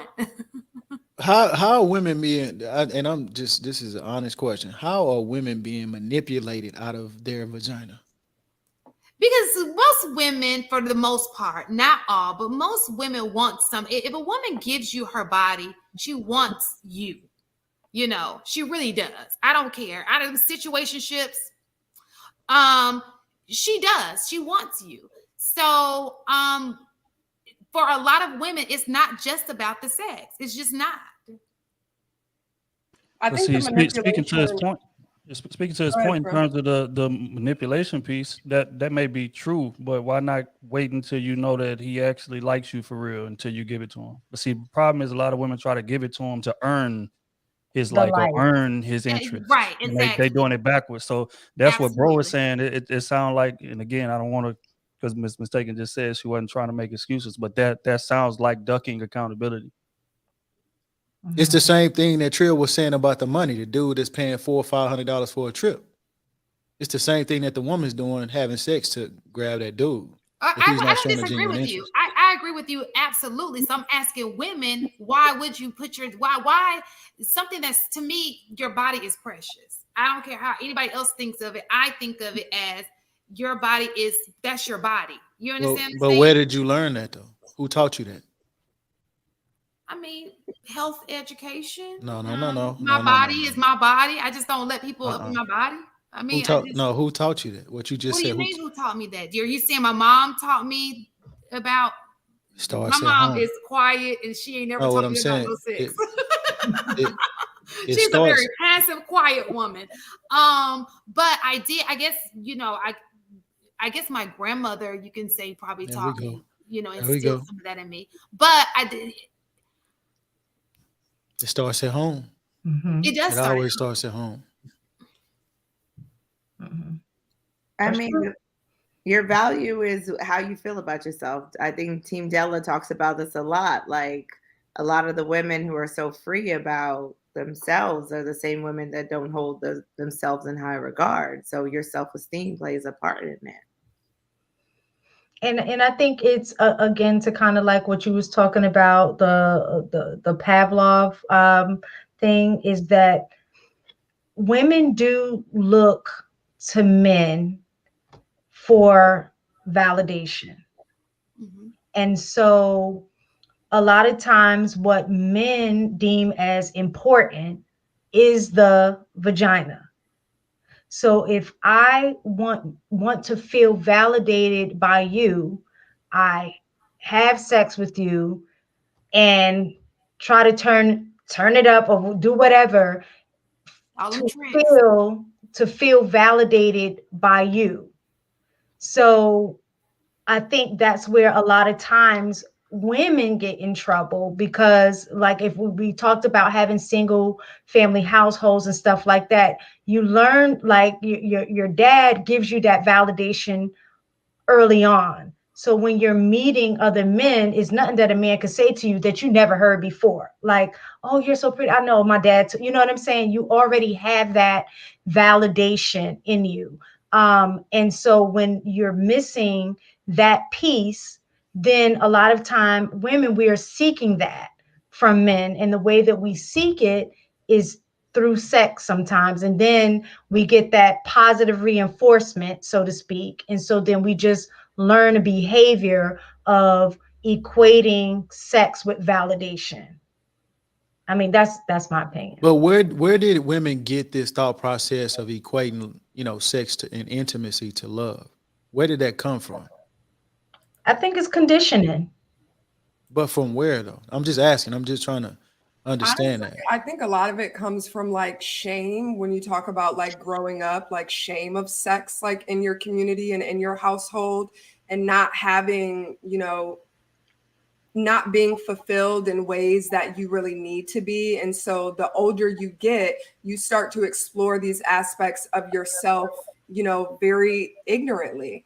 And because you don't have guidance, right? So like a lot of people, they try to like shame like younger people for wanting to explore or like having these feelings like, okay, you're having wet dreams, or okay, you're horny. Like, You're 14 years old. I can't help the fact that that's how you feel, and I shouldn't shame you for feeling that way. So rather than educating you about your body, rather than educating you about your experiences, I shame you into this kind of gray area. And now I go out already unfulfilled from that area, looking to fill those spaces in other areas. And so now, you know, you're this very promiscuous individual, and you're out having absolutely, as a young person, no idea really the extent to what sex is. And so now it just becomes this casual thing that you've normalized since you can remember.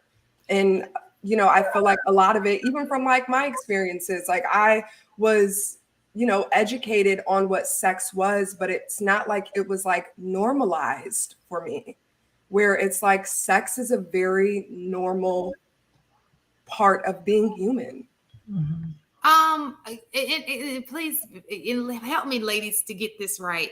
What I've seen, especially in the workplace where I work, I noticed that it's I don't want to say an attention. It's kind of like I can get him this way. You understand what I'm saying? So some women, not all of them, feel like we stated before, sex is a gateway to getting him. If I lay it down on him, do a couple of tricks, say this, it's my way to get him.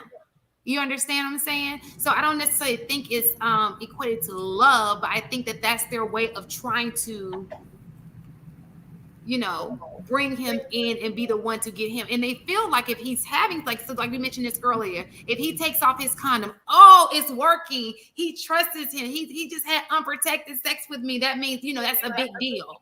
That's the next step.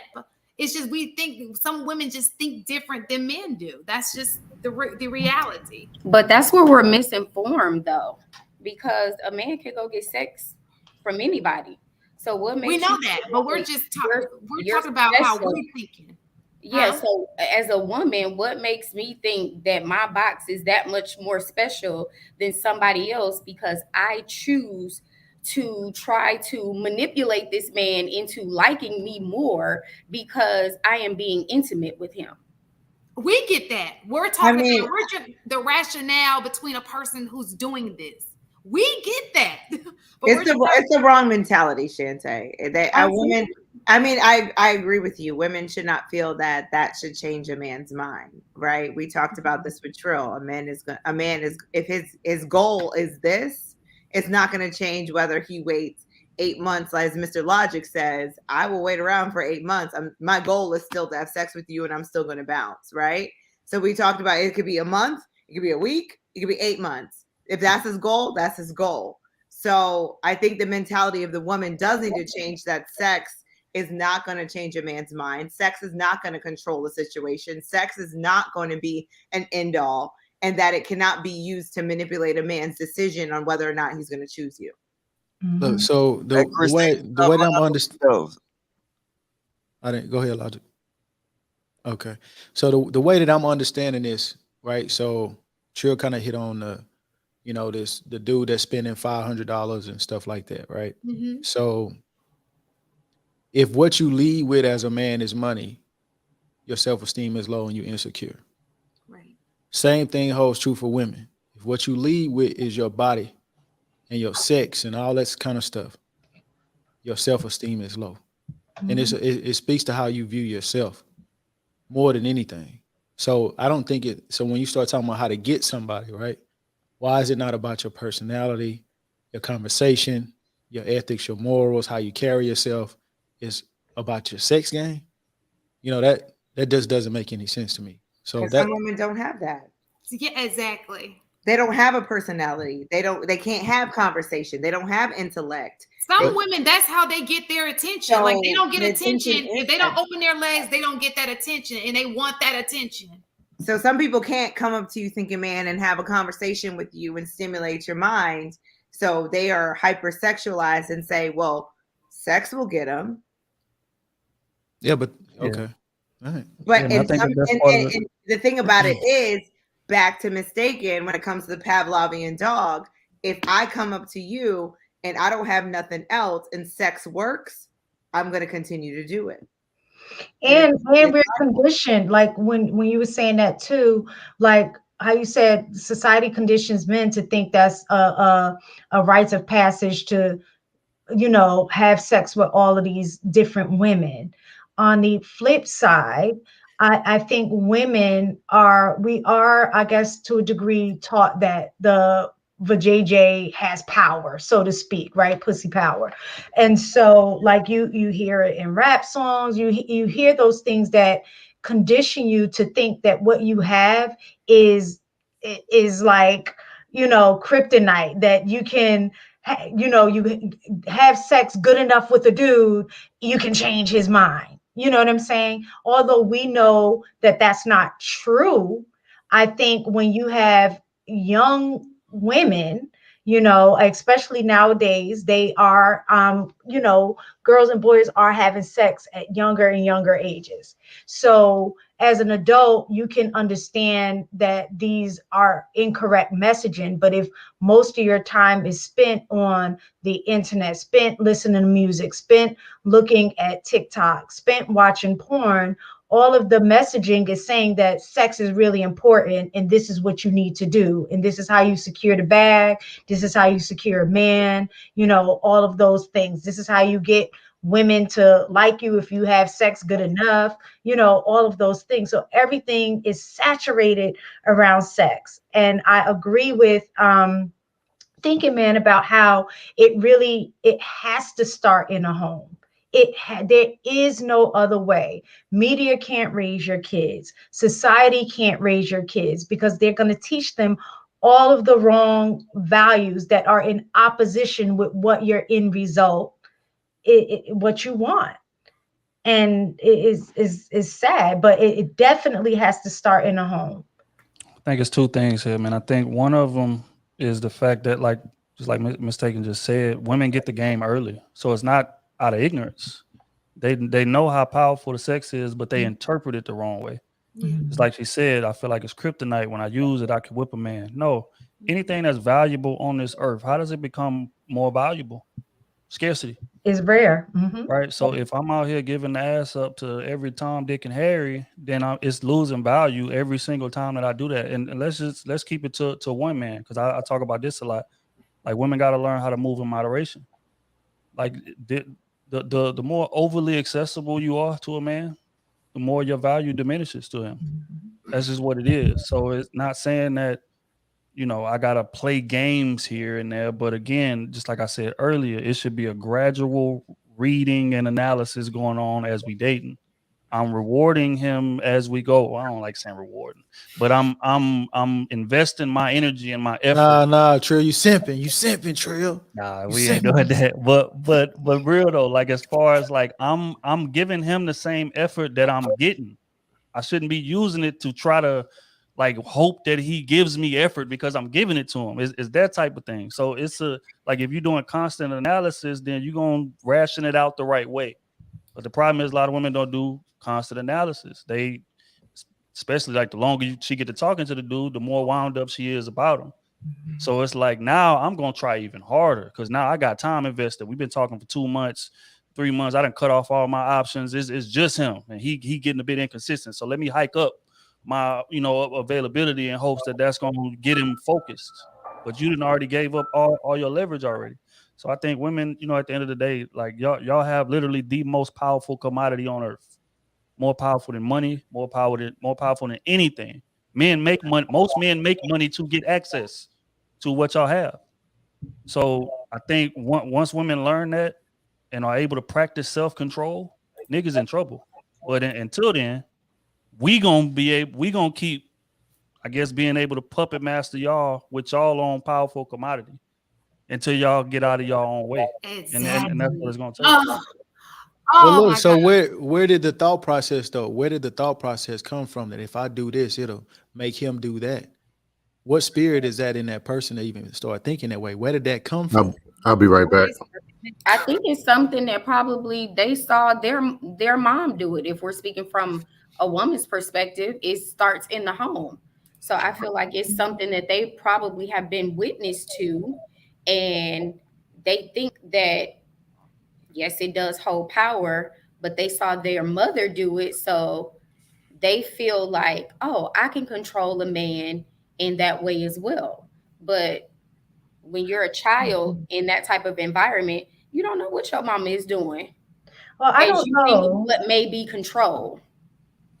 I was going to say for personally, like I know, I think it has a lot like to do with self-esteem, and I think young girls really deal with a lack of self-esteem when they are younger, when especially when you're like going through puberty and you're looking at other girls your age, you're looking at the popular girls, you're not popular, you're looking at this, so you're constantly comparing yourself to other girls. And when you are looking and feel like you're falling short, you develop self-esteem issues. And then when you have a man or a boy that looks at you and say, they want to have sex with you, at that age, you're equating it to, oh, he thinks I'm pretty. He desires me. He desires me. Yeah.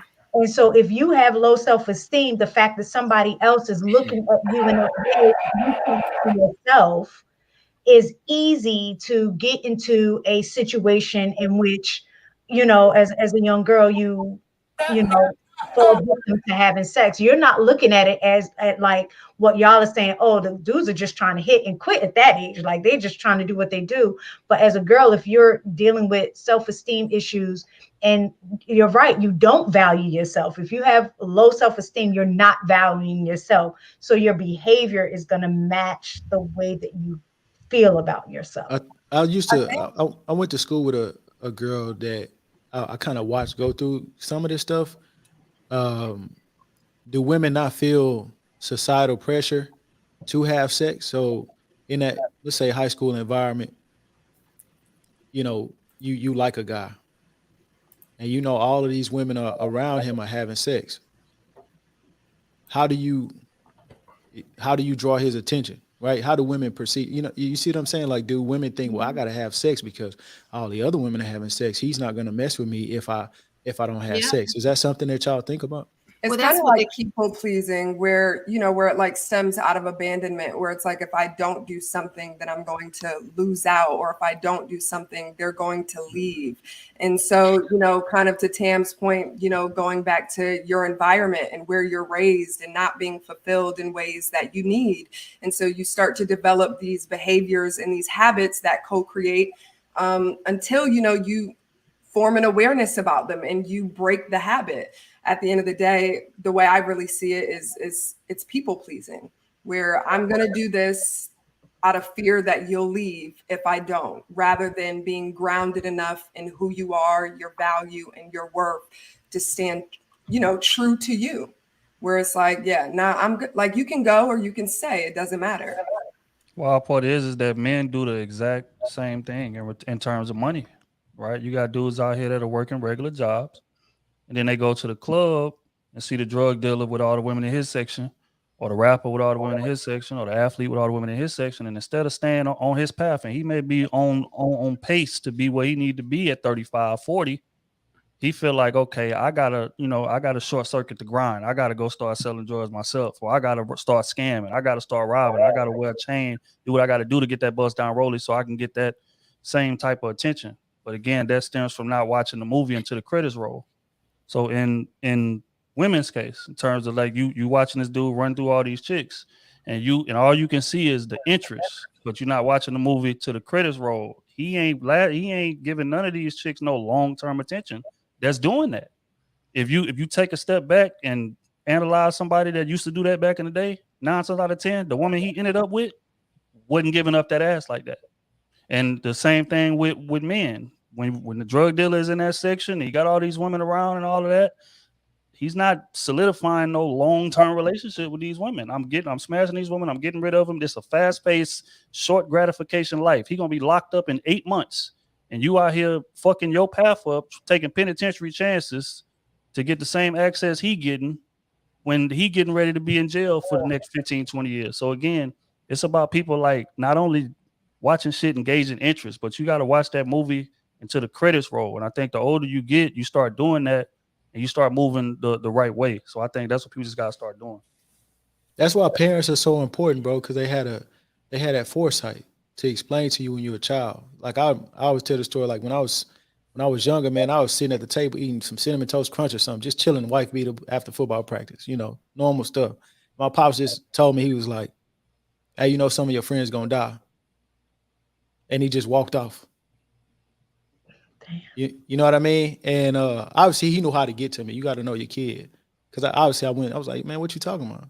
He started to explain some of the pitfalls in the hood and, exactly what Trill is talking about, just running the game down. And I think that if you have a healthy parent to explain those things to you, you normally avoid those pitfalls. You see it for what it is. So, that same girl that's a virgin in high school, she understands what those other girls are having sex, what that actually is. So what Trill is talking about as far as watching the credits roll, your father or your mother is to speed up that process to explain the credits to you real time so you don't go through that process. But a lot of parents are not doing that.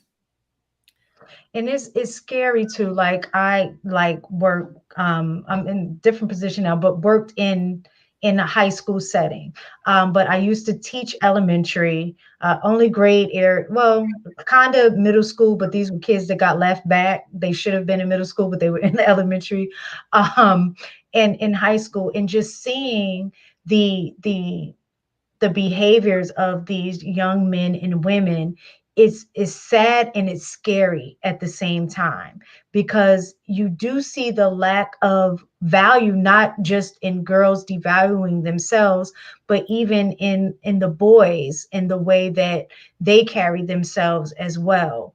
And it is a lack of, like, I think it's not that they're being taught, but they're being taught the wrong things, because a lot of the teaching is not coming from structured, I would say, parent households. Even if the parents are there, it may not necessarily be the right type of parenting. And so then they're getting information from each other or from media, and it's just this vicious cycle of this sexualized behavior. They're like having sex in the school, on the stairwell, knowing that video cameras are all around the school. They get caught. They end up, in having to go to panel because they're getting kicked out of school for stuff like that. It is really sad. Is really sad. And I think for me that is, I know me and being in the school system is my calling in any whatever position that I service, because I do see that a lot of the struggles that these young women have is because they don't have people guiding them in the right direction. And so I do feel it is my role as an adult to kind of say, why are you doing this? Like, do you know how beautiful you are? Like, trying to let them see things in a different perspective to try to make better decisions. But they're just in an environment where this is the way they operate. Like the generation operates like that. So it's so hard to combat if I'm one person telling them this, but then they leave me and go into an environment that says something totally different. Just to piggyback off you for a second, I teach seniors. And so it's very hard to let my seniors go when I see everything that you say, especially now after the pandemic. And half of them haven't even written. They were all blank screens for 2 years.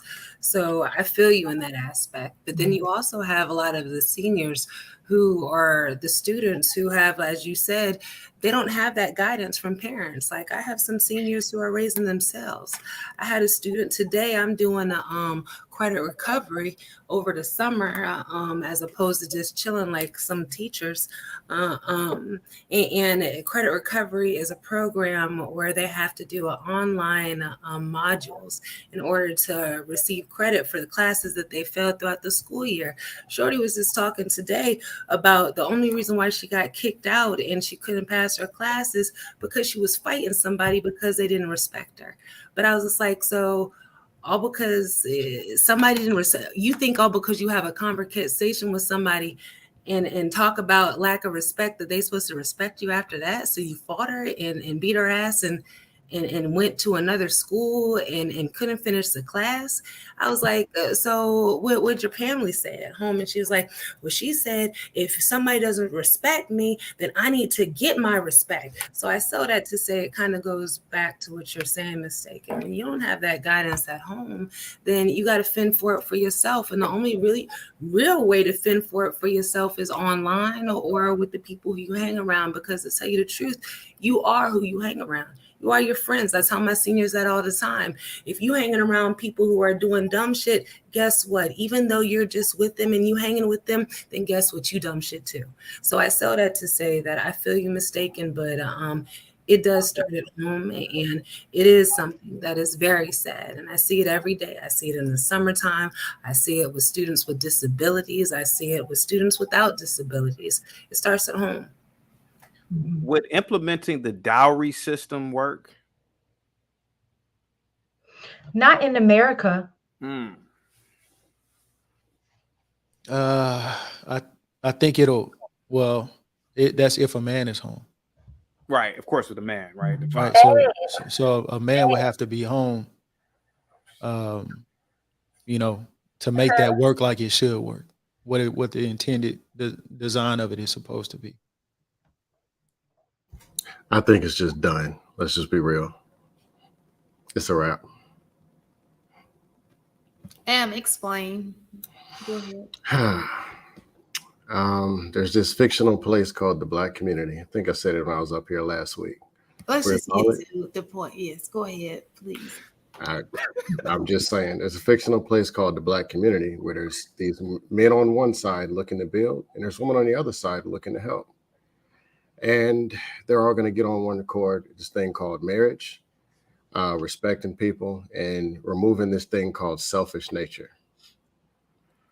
I've been listening for a while, and I heard all this about how much the booty's supposed to cost, how you can rent the booty, get 2 steaks and a biscuit, and nothing was ever about a foundational thing about you, a man and a woman, talking like, hey, do we like each other, and where are we actually going, and what is the purpose of any of this?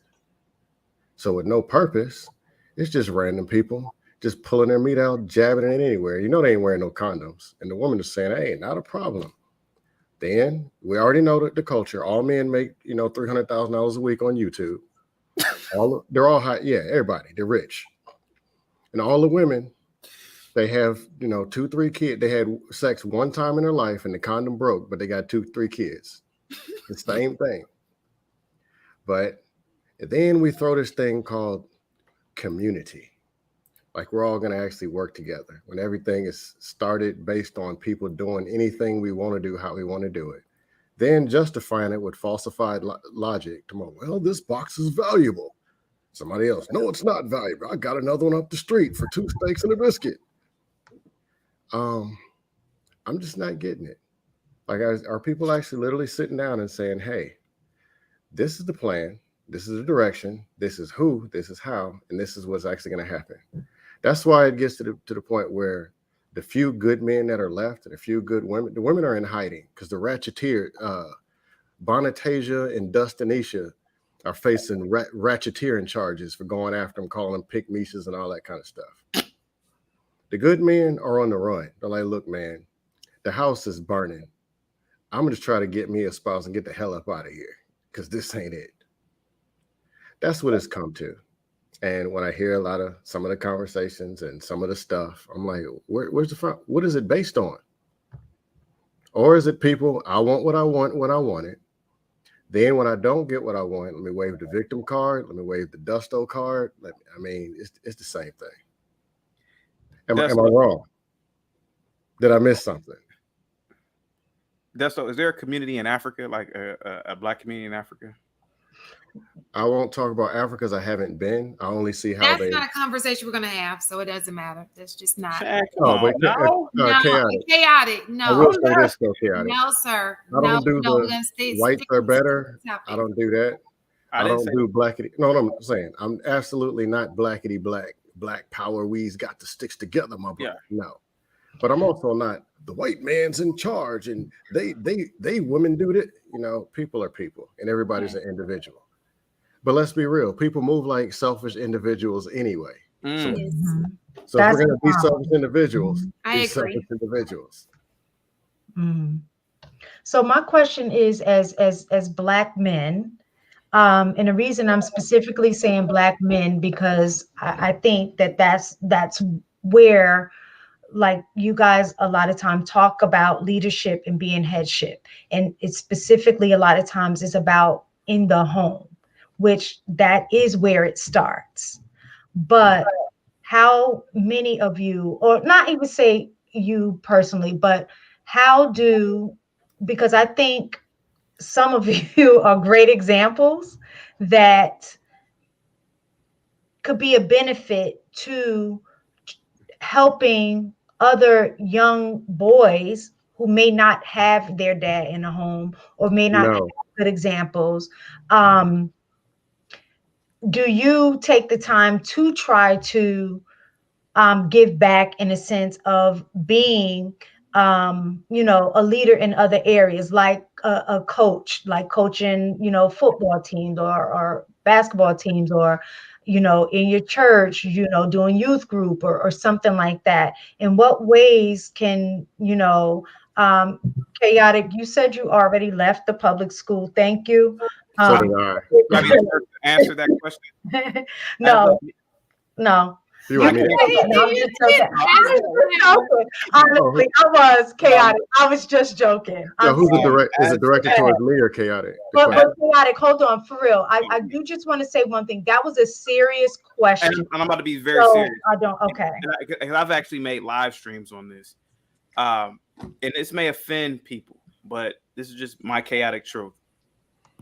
The Black man in America does not have the liberty to help anybody other than that brown face in the mirror.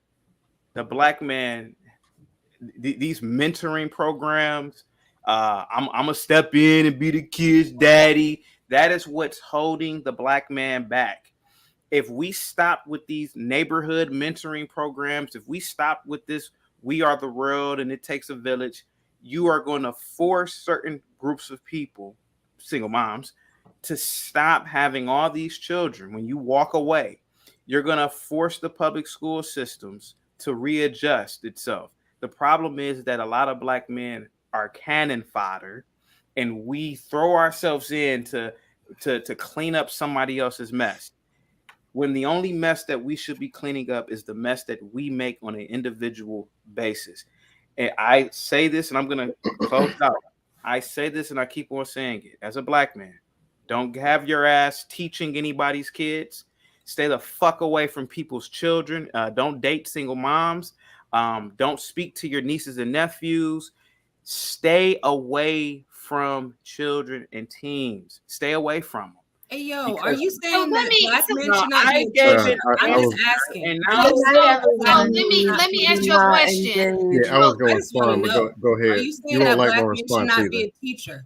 Hey, yo, absolutely. A Black man in America should not. A Black man in America, if a Black man wants to teach. No, for real. Absolutely not. A Black man. Yo, I'm not talking to you, Dusto. I'm talking to I was a former teacher, but the answer is no. Let Chaotic answer the question, and then I'll ask you, and then you can give me your answer. But I'm talking to Chaotic.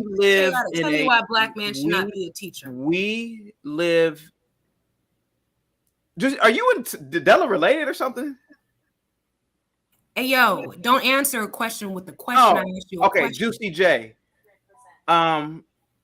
We live in very volatile times. We live in a Me Too era.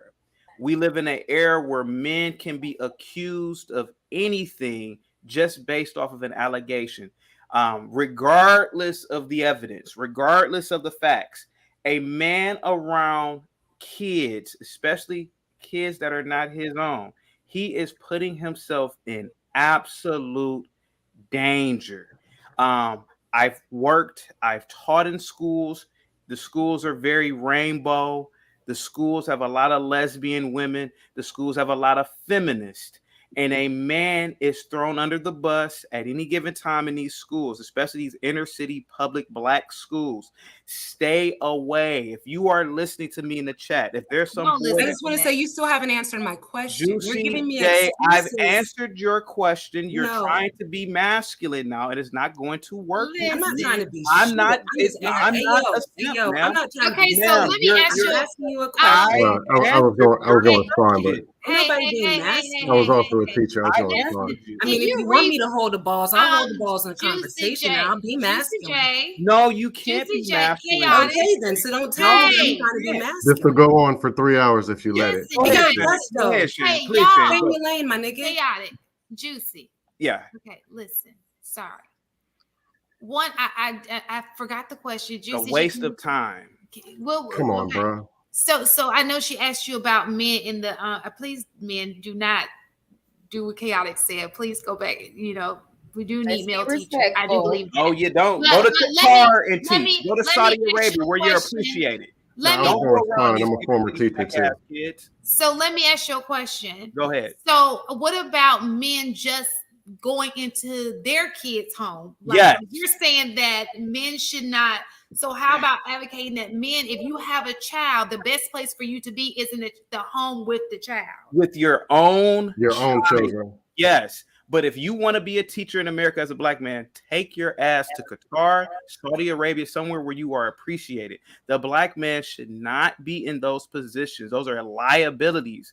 Be a truck driver. Trade stock options at home. Don't go around children. If you are a man in this country, there's no point of helping these little kids. Have We're their gonna agree fathers. to disagree, and I'm going to be professional and disagree to disagree with you. That's fine.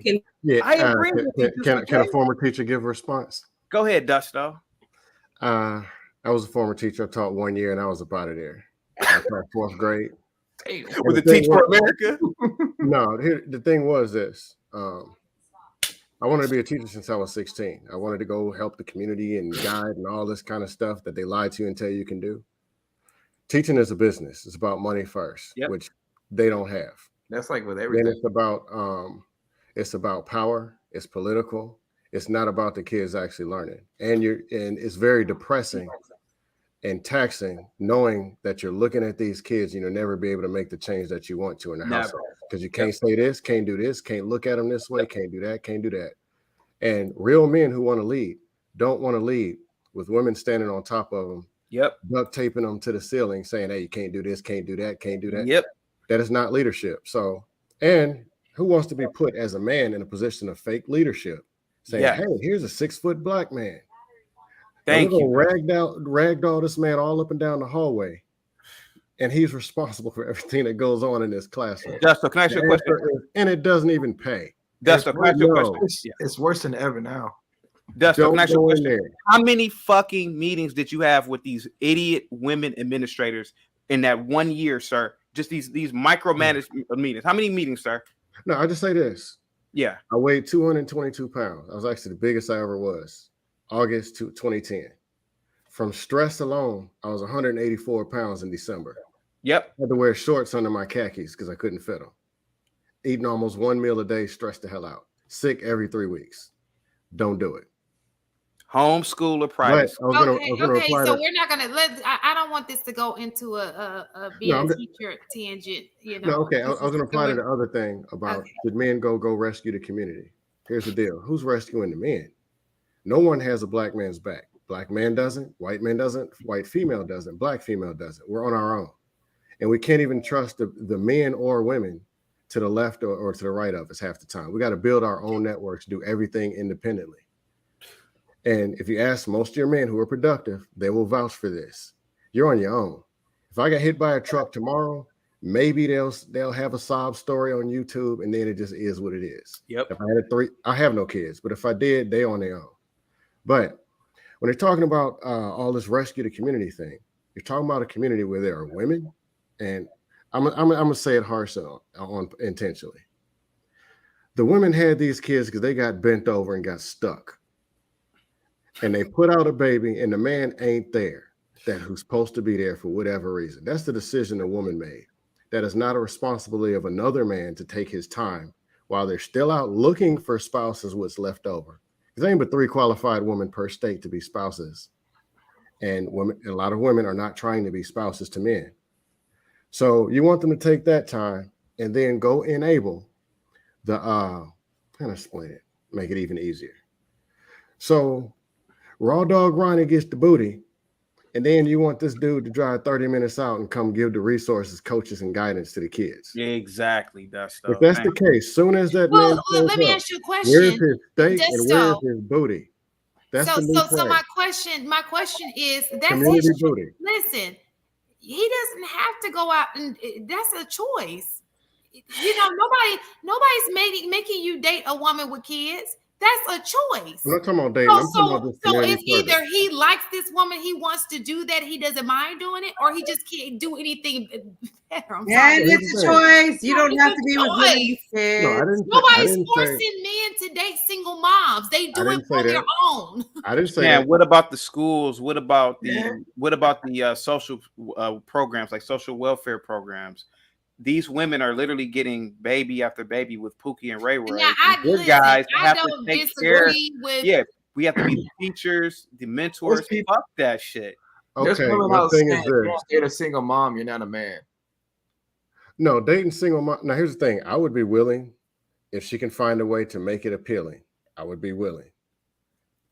So I'm not anti-single mom like that, but what? You just went on broadcast. I cannot. You missed what I was saying. I will not. That's all you heard was single mom, and I never said single mom. You just went on broadcast about how you were not going to do X, Y, Z. That's not what I said. No. You just went on broadcast about I will not drive 30 minutes away for in X, Y, Z. And no, then you missed what I said. And then you turned around and just said in the same 5 minutes. That's not what I said. But if it's okay, so let him clarify, Christina. That's what I said. Here's the thing. But go ahead. Dating is different. Dating is an individual decision. If a woman with 6 kids somehow makes it appealing and makes it to the way where a man wants to marry, he can marry or he cannot. Mike Dub might say no single moms. Trill may say yes. Hey, that's individual. Me, I say if they can find a way to make it appealing or rewarding, I would take it on. 90-something% chance, usually it ain't appealing and ain't rewarding. But back to what I was saying, I was talking about the community where there's a bunch of women, children, no man saying, hey, where are the men at? And I'm like, you tell me. You had a kid, there was a man there. He was at least there 15 minutes. You tell me where he's at. There are men who, if they want but let me ask you, there are men who feel that even though they're not in the home, as long as they are taking care of the kid, that's the same. No. Meaning you have a child, but you didn't marry the woman, but you guys. Trill is gonna feel about this about like get them men in the house. Let's be real. Get them in the house. And I'm just saying, if women want this guidance for their children, for hey, I want protection. It's dark, it's people crazy kicking in doors, whatever. They need to see a man cutting the grass. They need to see a man change it, whatever it is. Fire up the steak, take them purses back, cut a check, pay some cash, or warm up those buns for that man or that simp that's coming through there and changing your oil. Fire the buns up, take them in the back room and give them that work. Gusto, here's the problem. And a woman done it before. That's how the kid got there in the first place. But here's the problem with that, though. Community bonds. But here's the problem with that, though. You said everything correct. If you're dating a single mom, as soon as you say something to lead that kid, that's where the issue lies. Because you can sit here and say, oh, I'm going to lead this household, but you better not say anything to my damn kid. I don't care if he's doing anything wrong. Well, those single moms. Listen. And I'm not coming down on single moms like that. Desto, I think that I'm sorry, I was just Mike. Where are you going with that? I think that depends. I know what he's saying, but I think that depends. That's why you just don't date. If a woman does not, if you're the man of the house and a woman does not allow you to be the man of the house, that means discipline. That means she trusts you. If a woman takes you on as her husband, that means she trusts you with her kids in the home, which means, in my opinion, that I trust you enough to be the father figure in my home, which may mean that you may have to discipline my child. You understand? Because you are the head of this household. Nobody else. You are the head of this household. And is there a reward for that? You said what now? Is there a reward? You want a badge? So that's no. There we go. So that's going to There we be go. up to that guy. You know, you made a who's choice to say to what be his with a woman with kids. No, you ain't never get word for the shit you do. There we go. Are maybe in your household. There are men. You want a badge because you chose to be with a woman with kids? I'm trying to understand. I'll pass the microphone to somebody else. Go ahead. No, Dusto. We all are we're all part of Chic Critique. My question for you is: you want a badge because you decided to be with a woman with kids? Do you understand what you just said? No. No. My question is: you made a choice. You made a choice. You don't have to be in that situation. You don't have to be in a right there. with a woman with kids. That's the problem.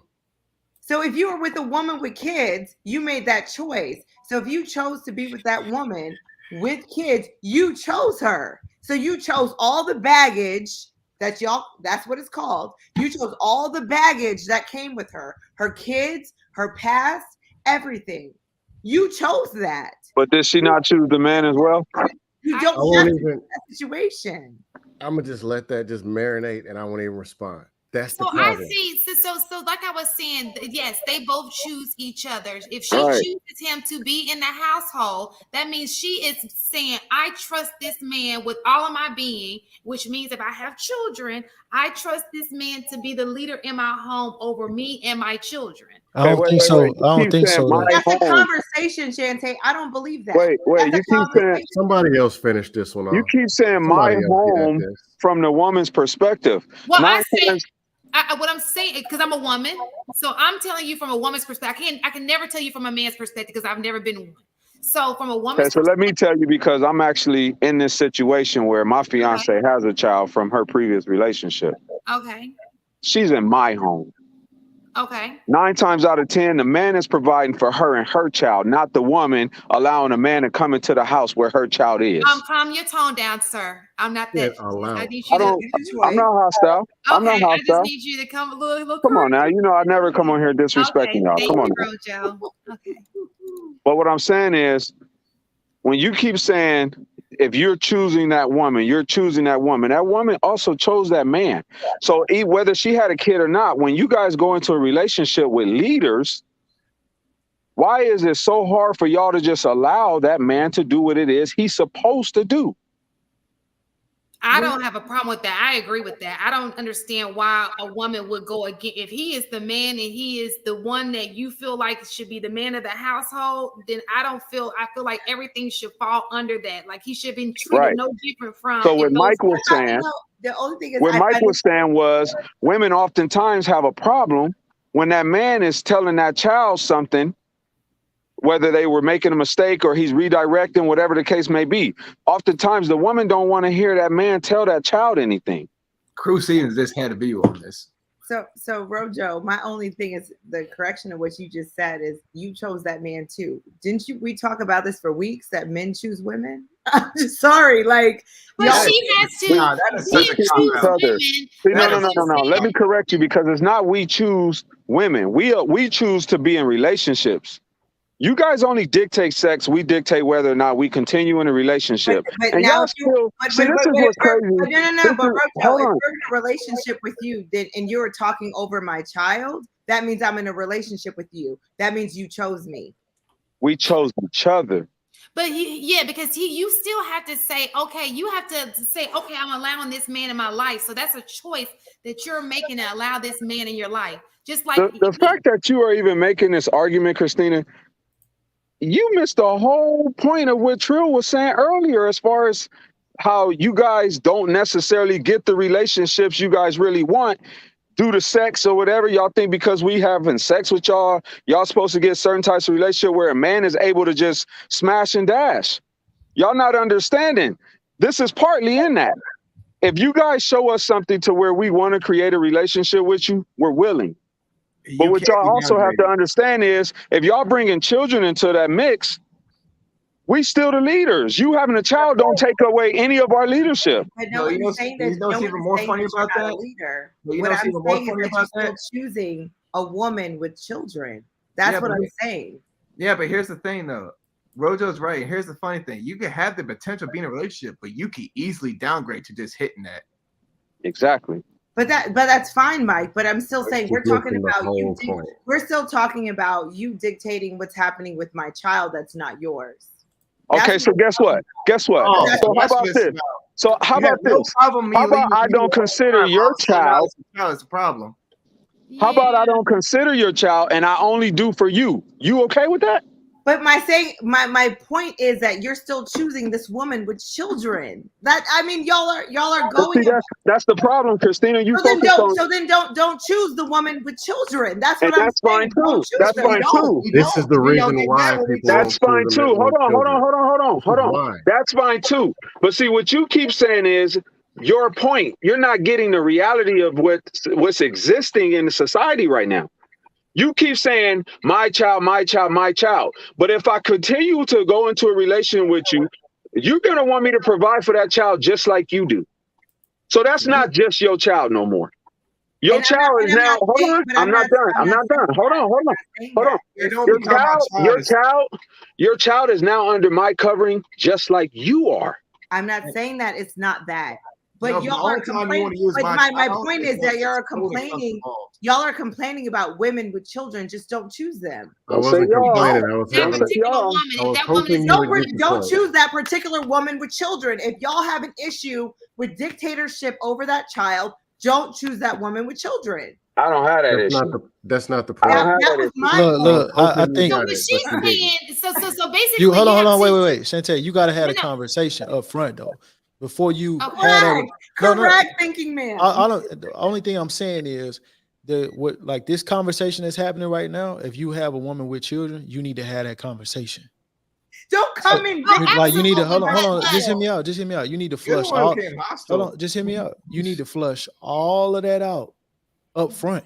Flush all of that out up front. Do you have a problem with me disciplining your child? Get her perspective, because every woman doesn't view it that way. Well, it's my child.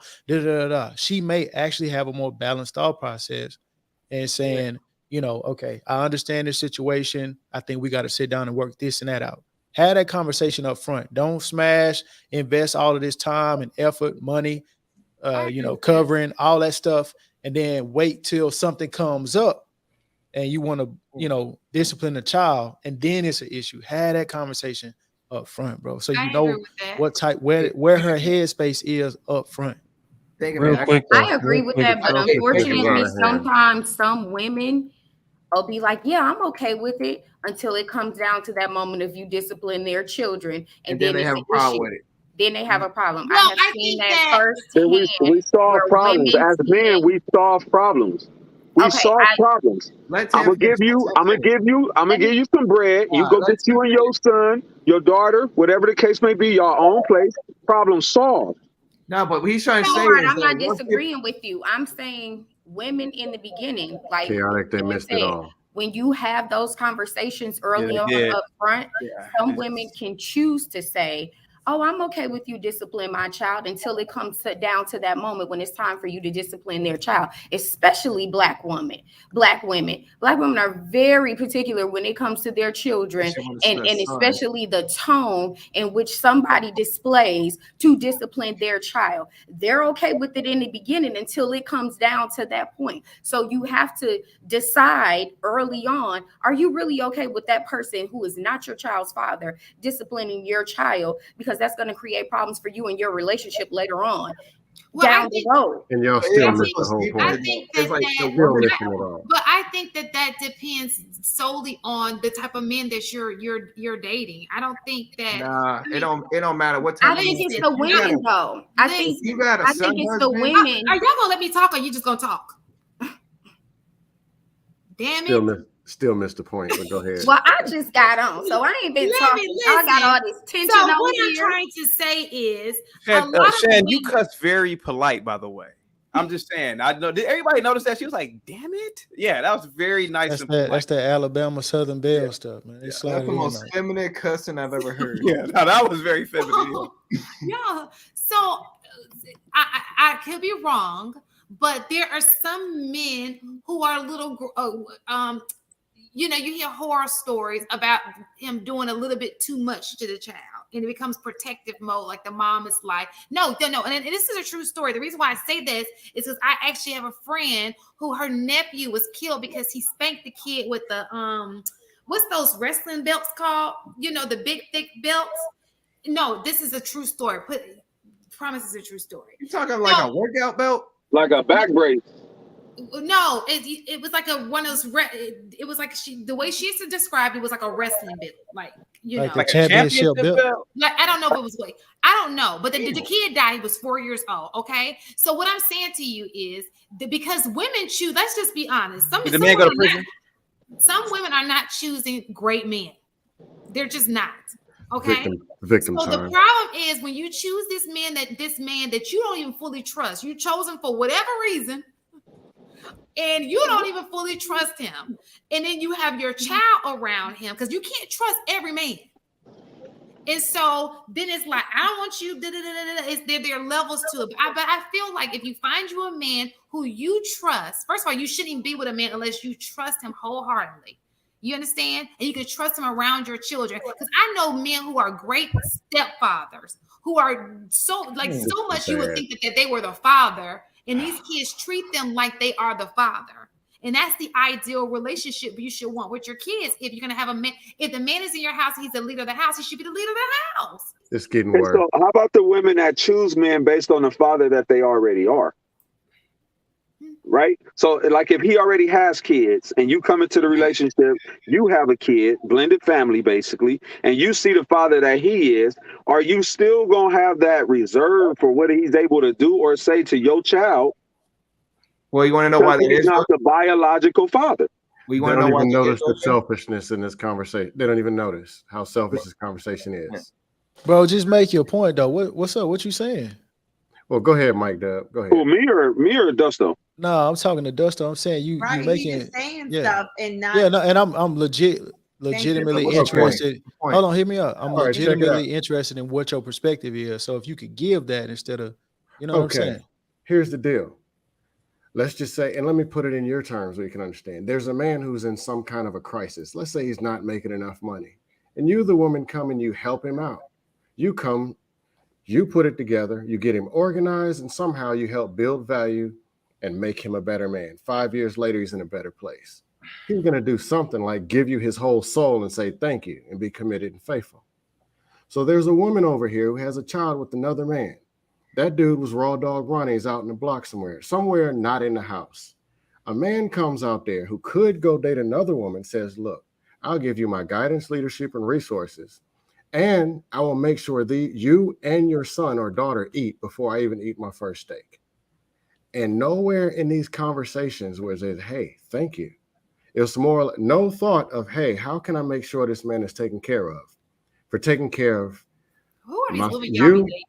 That's my point. Like this generalization of women not respecting. Right. See what I'm talking about? Yeah. That's the point. Go ahead. That's the point. I think that's the it's not even worth listening to or even saying thank you. Or saying, you know what? You're right. Men coming in and helping bail me out of a responsibility that I made a mistake. No, they're not saying that, bro. They acknowledge what you're saying. They just saying that the women that you're choosing to be with are the ones that are not thankful. Not here's woman. the thing. Instead, it's a false narrative or push back on the men. What kind of people y'all dealing with? See what I'm talking about? But throw it back on the men. Who y'all dealing with? That's the reason why we're saying that, because that's your generalization. But here's the thing. You came on a panel and generalized open conversation. No, but here's the thing. No. But the generalization was that the women are not respecting you or not appreciating you. So that must be the women you're around. That's not what I said. That's what you said. It was a generalization. I was talking about women asking for men. Somebody was talking about, can men start coming into the community, and because they don't have these kids don't have fathers, can men come in? And all I was saying is, where is the reward for these men who are coming to come in? And my question is, have you dated women in this situation? I've had one woman who actually she had 2 children. Okay. Well, what he's trying to say is, why can't no. My question is, have you been? So you were in this situation? No, because I want to. You're generalizing this. So you were in this situation with a woman with kids, and you were not appreciated. Is that what happened? The one woman I dated that had children. Okay. I was overappreciated. You were overappreciated. So why are you generalizing that women do not appreciate you in these situations? That's my question. So you were in a situation. So you were in a personal situation. No. My question is, you're in a personal situation, and I'll let you speak in a minute. So you're in a personal situation with a woman with 2 kids. For me. No. You just said this. You were in a situation with a woman with 2 kids who appreciated you. So now you're talking about women in a community who do not appreciate men, but this is not a personal experience. So I'm just trying to ask you, have you had a personal experience with this? This is one of the problems right here. Is communication. Yes, that's the problem. Here's what she's doing. Hold up, bro. This is It's called no. It's called reflective listening, bro. It's reflective but listening. That's not what I said. I asked you. Not even close. Okay, so then that's where you say that's not correct. This is what I'm saying. But I can't get 6 words out. Okay, but I'm just saying. Go ahead. So Dusto, my question is, have you been in a personal situation? Okay. With a woman with kids. Here's the deal. Personal situation to the left. The community question is on the right. No. We're not talking about the community. I'm talking about your personal situation. Okay, if you want to know. Have you been in a personal situation with a woman with kids? Yes. And what was the situation about appreciation? We didn't even have to have that conversation. So you were appreciated in that situation. Over appreciated. You were that's what you just said. So my question for you is, how are you talking about generalization of a community when you have not had that personal experience? That is my question. There's exceptions. The community question had nothing to do with relationships. The community question, you talked about coaches, mentors, and just men coming into the community, giving service to women who don't have a man at home. Had nothing to do with relationships. Now, even if it were relationships, where's the stake, where's the cash, and where is the community booty for these men when they show up at the front door? You just told me you had a personal situation at which you were. We heard Christina. I'm done. Girl. Okay, what were you trying to say, Mike? Mike, go ahead. I'm done. I don't forgot. This dude just threw me for a loop. I lost my train of thought. I ain't gonna lie to you. Yeah, so like I think that I'm not gonna tell men, like, as far as your impact on the community, you know, if you see a young man that's going in a certain direction, have a conversation with him if he's receptive. If he a knucklehead, because sometimes you bump into these dudes, they knuckleheads, they don't want to hear nothing, and you damn near gonna have to, you know, go to a level you ain't really trying to go to try to get a point of. Hold on. And you know I'm expressing it like this for a reason, right? But go ahead. My bad. Look, so at the end of the day, like if somebody's receptive, one thing you got to have though in most situations, you got to have a relationship before you can have influence. So you have to have relationships with people first before you can have influence over them in most situations. Now, there are some situations where, you know, kids, you know, they see a flashy car, you know, that you can influence them with things and then put the medicine in the candy, right? So there are ways to go about influence and you know, helping the community. Now, should it be to your detriment? And I think that's what Chaotic was kind of hitting on. When you're trying to assist and help and it ends up being to your detriment. There are situations like that, and you have to be very aware of those. But you can help people. You don't have to not help anybody. You just have to, you know, be able to discern when the situation is going to turn left or right and not benefit you and put you in a, you know, a compromised position. I'm thinking, man, do you notice the dark hole when I said the word reward, how it just flew right past everybody's head? I got it. That? I got it. So. Instead, it's the selfish mindset of who this man is and judging him because my kid, I got to see if he's qualified enough before even thinking, hey, this dude is willing. Let me find out what his wants and needs are. To make sure I can keep a man this time go around, I can keep the man in the house to begin with. He's selfish pretty much mindsets. He's That's pretty all I'm much talking about. He's all Dustin was trying to say this men just want to be appreciated for their work. That's it. Yeah, they get lost in. I'm not gonna lie. I'm just being honest. They get lost in the storytelling for me. You know what I'm saying? Like I get sometimes. Yeah, right. So sometimes the way you kind of communicate it doesn't. It's just like what Mike just said. That shit was like 5 seconds, bro. Yeah, you know me, bro. I'm gonna be dramatic. You know. Yeah, it's all good. I've had a lot of talks with Dusto. I've pretty much got on how he talks a lot. Yeah. But I want to think. So Mike speaks Dutch though. Nah, me and my wife, when we went to the Houston thing, me and my wife had a long discussion with him. It was a good one too. Yeah, But does your wife have children? Did she have children before you, Mike? No. The only kids that we have is the one we had together. But I want to run this by you, thinking, man, is that everyone say that that's all good about teaching men, but I'm a firm believer that sometimes you gotta learn about trial and error. You got to go through it yourself to learn from it. Yeah, I do. I think there are situations where you learn through trial and error, but sometimes the error can be so grave that it will impact you for the rest of your life. You see what I'm saying? Like, so it's a lot of nuances to everything. I'm not saying you have to, like I said, don't do it to your detriment, man. But if you can help somebody, and I'm not saying give them money or whatever your form of help is, a conversation, a healthy voice that they may have never heard, a different perspective, give them that. If they willing to listen to you, give them that. Why not? It costs you nothing.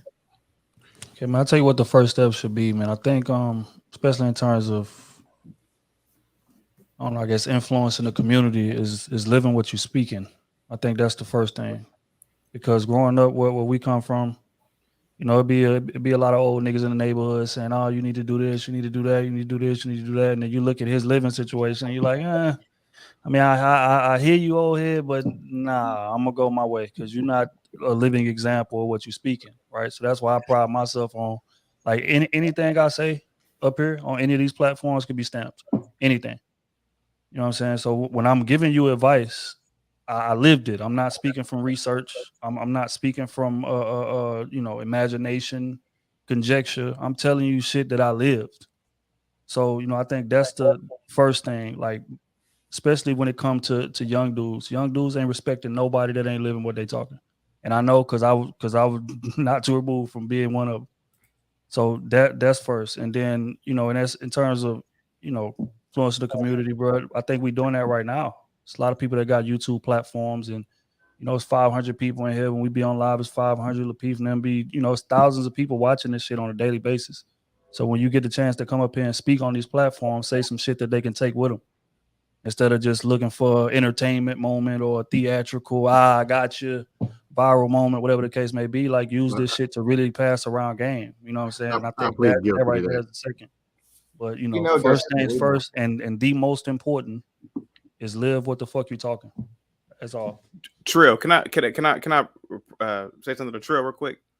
One of the reasons why I left teaching also was the level of disrespect towards Black men is so paramount. Trill is absolutely right. I was in classrooms, and these kids have access to so much information now.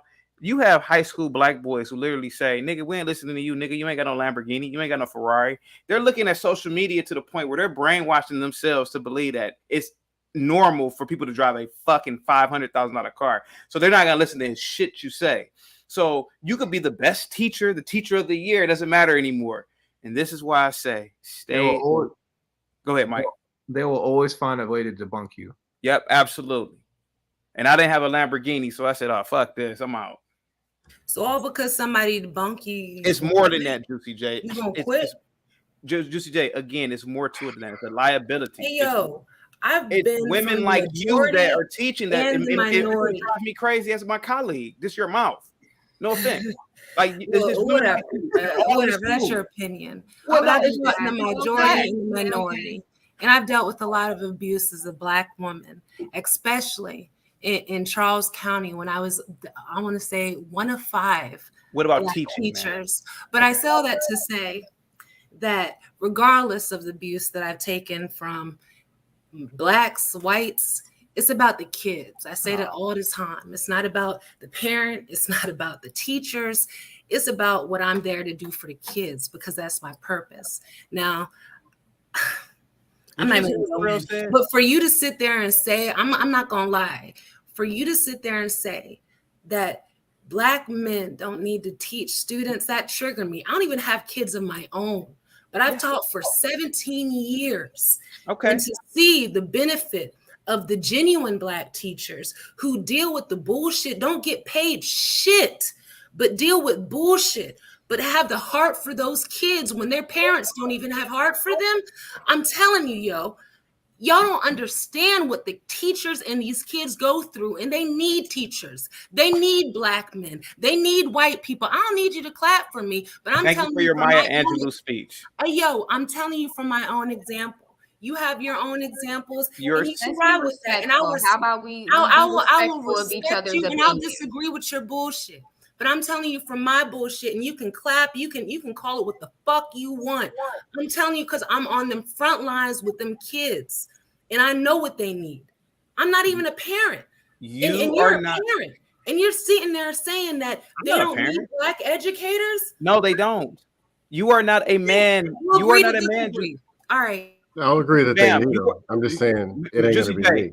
You are not a man. I'm trying to save men's lives here. We have a Me Too movement going on. A fucking man could be accused of any fucking thing right now, regardless of evidence, and he will be killed. He will be in jail. It's no point of being around other people's kids. It's no point of being around feminist women like yourself in these schools. It's no point. Save yourself, man. Go ahead, Mike. If a man is a teacher for first graders, he's considered a pervert. Your shade. Thank you. Stick to I the taught facts. 4th grade. Your shade. If a man, Stick to the facts. If you a man is about the situation at hand, cool. You ain't got to talk about me, but you could talk about the situation at hand. Carry on. Keep on. No, I will say this as a father. I will say this as a father. When any of my kids have a male teacher,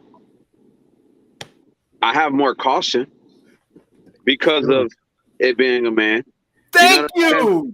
And hold on. I don't necessarily agree 100% with you, Chaotic, but I do say, hey, relax, brother. I thought you were on. I will say, as a parent, you're a little more cautious when you know that your daughter or your son is going to be taught by another man. You want to know why? Why? Because society has taught men that men are perverted, especially when they're teaching younger kids. There's a reason why there's no more. Y'all do talk about young girls all the time, though. 19, 20-year-olds. You're 19 in high school sometimes. What are you talking about? And it's not even like in my school, there was 18, 19 is high school. at least 3 male teachers that went to jail over molestation. You women be going to jail too, though. They be going to jail too. That is true too. But I mean, male. Yeah, but here's the thing, though. Why is it wrong for a woman? Why is it okay for a woman to do it? But if a man does it, it's not. Women go to jail for it too, Mike. What are you talking about? Both go to jail. They both go to jail. Stop it. Check. Go ahead and Google that. Yeah, I don't know. My last straw was when they told me, yeah, such and such his father's coming up here. He's mad. Something I never said. This badass kid. But yeah, he wasn't pleased with this. He's coming up there. He called and he was threatening and saying, okay. So I got to walk the kids to the cafeteria carrying a screwdriver in my pocket in case dude runs up on me. Yep. I'm like, I got to get this. No, I'm done. Thank you. Same thing. I don't know who he is. It's not for. I can just say it's not for everybody. If you don't feel like if you don't feel like education is for you, I would rather you be out of the classroom than in the classroom. Thank you, Shan. Just if it's not, some men may think it's okay because we have coaches who are men, PE coaches who are men. But if you know that is not for you, I would want you not to be in the classroom. My point is, you know yourself. Asking for free resources and free services. If there's something that's needed so much, cut the check, community buns, a steak and a lobster. That's all I'm saying. The men will be there. But it's like, no, we want it for free because of need and because of, the victim. And we just need men. The men are gone. Okay, that's cool and all, but where the reward? Because things are getting out of hand. Women have fought. Men got to survive for themselves. So how much buns have you gone on a dinner with and you got some buns after? How much lobster dinners have you paid for and you got some buns after? I don't do the transactional bun logic. That was not. So why are we even talking about it then? That's my point. I wasn't talking about dating. I was talking about the same thing. And I'm not being, and I'm saying it just in a term that can be understood. But you're bringing men to put their lives on the line, take their time, their energy, their resources for children and people that don't belong to them. They're taking time out of what they could be doing. They could be building. They could be going wrecking buns out over there. But you want them to drive 30 minutes to the other side of town to go look out for these people. Exactly. And okay, even if one of those people 30 minutes out to the other city to go help out Johnny with his homework, and they can even say, you know what, he perved Johnny while he was doing it. Ain't even no defense for him when he's doing this. The coach cussed at my kid, all on camera. Ain't even no defense for him. Where the legal defense fund funded by the women? Where's the stake? Women. I've known, let me just say this. I don't know what counties you guys are in. I've known men who've been in education for years and nothing like this has ever happened to them. So I just want to know, you know, they're just, but again, if you feel like this is going to happen to you, please be safe and just don't even. I don't think she gets it. So Shantae, here's the thing: the world exists outside your bubble. Like you say, what, Mike? The world exists outside your bubble. Just because it didn't happen to you, don't mean it won't happen. Well, in the county, in the state, I mean, it happens every once in a while that people get pulled. But for the most part, there are a lot of men who work in Atlanta who are teachers. If one of these kids say you hit them or done something to them, their fathers are going to come to that school and fuck you up. So it's no point. Well, that's for women and men. These kids are fucking liars. And I've been in the schools. A lot of these kids are liars. These inner city public schools are hell every day. And these black kids, they're not held to a certain standard of behavior, discipline, etc. It's no point as a black man to be there. You black women, you won. You have it. You won. Have all the schools you want. You won. So why do you want us in there now? You won. You won in the law offices. You're all in there. You're all in government working. You ladies won. So you won. Why do you want us there? Rojo is doing the Lord's work. The worst thing about it is that men actually want to be there. That's the worst thing. I think we also want to be teachers. And we also live in a world. I don't know how we got onto this. I was so confused how we got on teachers and how. Okay, well, that was not a part of my topics for tonight. I think what the community wants from black men when it comes to being in schools is just to be able to see black leadership. I think that's what they're saying. I get what you're saying, chaotic. Like I said, if I don't care, black, white, Mexican, whatever. If my child has a male teacher, I'm a little more cautious. It doesn't matter what race they are, or whatever the case may be. Just the fact that they're a man, I'm more cautious. But I think what the ladies are saying, correct me if I'm wrong, they want to see more black leadership in the schools for young black men. But they don't. In my opinion, I think that's what they're saying. I'm saying cut the check, fire up the steak, and warm up the buns. They say they want it. If you really want it, I gotta stop looking at the chat. Pay. Just like you want the car, you want this, you want that guy over there with the abs. That's the education system, period. They don't pay in the education system. But we also live in a day and age. Now, this ain't everybody, but it's a good majority for it to be a problem. Is that the kids doing bad in school, they blame the teacher instead of the kid. Yep. Yeah, that's a problem. That has nothing to do with men. That's a problem. It has nothing to do with men, period. Like that's not. That's everybody. Well, it is a problem because right. if it's a man, you're gonna rail him a little bit harder than you would a woman. All right, Trill. No, you won't. Hey, good night, Trill. My first time being on a panel with you. Have a good night. Happy Father's Day. Thank you, Trill. Trill, don't leave. Trill, please don't leave. Shan, do you really think you're the only voice of reason, Trill? Hey, whoa, don't be disrespectful. No, Trill's a real one. Shan, come on now. Okay, you guys, what's your question, chaotic? Do you know earlier you said something that's on my mind. Do you think Trill really looks better than me? I think that you guys are we really asking this? It's a joke, man. Jim, it's a joke. See, I couldn't be. Listen, chaotic. Jim, it's a joke. Chaotic. You can be a very handsome young man if you changed your way of thinking. Shan, I'm pretty sure me and you are the same age. Chaotic. I didn't piss everybody off, so I already know I'm ugly. I did this. Are you willing to take what I'm saying right now? I did not think. Shan, I was playing. It was just a joke. But what I'm telling you, it don't matter how good you look. They just don't like you. Let me finish. Let me start this conversation with chaotic. Chaotic. I have been on the platforms and I've seen you. Yes. And I think that you can be a very handsome man if you change some of the words that come out of your mouth. Okay, how do you want me to say some of the words? For example, okay, when you are like the time we were on the movie, it's like, well, white women do it, and I was like, okay, how should I say it? Okay, how should I say it? Whoa. What did I miss? Mike, I said that dating white women is the equivalent lot, Mike. of heaven every day. But but how else could I say it then? I mean, I just feel like that's not something that I just feel like you were trying to say it to get a I was not. I'm being dead serious. I've only dated 2 white women in my life, and I'm not gonna lie to you. It was like being in heaven every day. It was you would have married heaven. You're not married to I heaven. was in my 20s. I didn't want to get married at the time, but I probably would. Nobody's letting go of heaven. So all I'm saying is you can be sometimes the things that come out of your mouth can bring you down. I think that you're a very handsome black man. And I think that you need to change your way of thinking, because then that kind of dilutes some of that the attractiveness, because it makes you. Now I want to point out, when you said I was handsome, Jim was like, You're not my type. Sorry. You're just not her type, but I don't think that means you're not. You know, don't like you, I think that what they're doing is Christina, I'm very proud of you.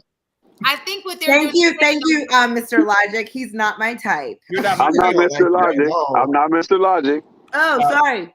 I'm very proud of you. That was me too. Definitely. You sound a little bit like Mr. Logic. Sorry. That's definitely an upgrade from last week. Jim, good job. But I don't think you've been bad today. Last week, remember last week when I forgot the gentleman's name?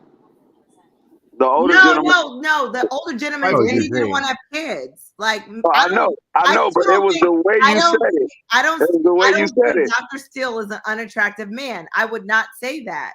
I will say that he does not have the goals that I want in my life. Chaotic is not my type at all. You're not my type either. I get that, but wait, hold on. Chaotic, hold on, man. Me and her talking, bro. Hold on. He's a teacher. Last week, it was the way you said it that kind of came across different. Really? I'm giving you your props right now, because tonight, the way you said it was on point. Oh. It's a compliment. It's growth. Can't we all just get along? No, I'm trying to. I mean, there's a y'all. I feel like y'all come on here just to have your moment. That's how I We feel. have been blessed with some handsome guys on our platform. I don't need a moment. Now, let's be real. All y'all mad at me, so I already know I'm ugly. I already know. You're not ugly. I was good looking last week, but now on a scale of 1 to ugly, I'm probably about an 8.5 right now. Hey, Juicy J, how are you? You doing okay? Juicy mad. Y'all talk Christina, about how are you? Gets mad. Oh, might I mention? I'm sorry, who's talking right now? That was Thinking Man. Thinking Man. I'm good. I had a couple phone calls offline. I had a couple text messages come through because they watching this bullshit and calling these bitch ass news out. So it's what it is.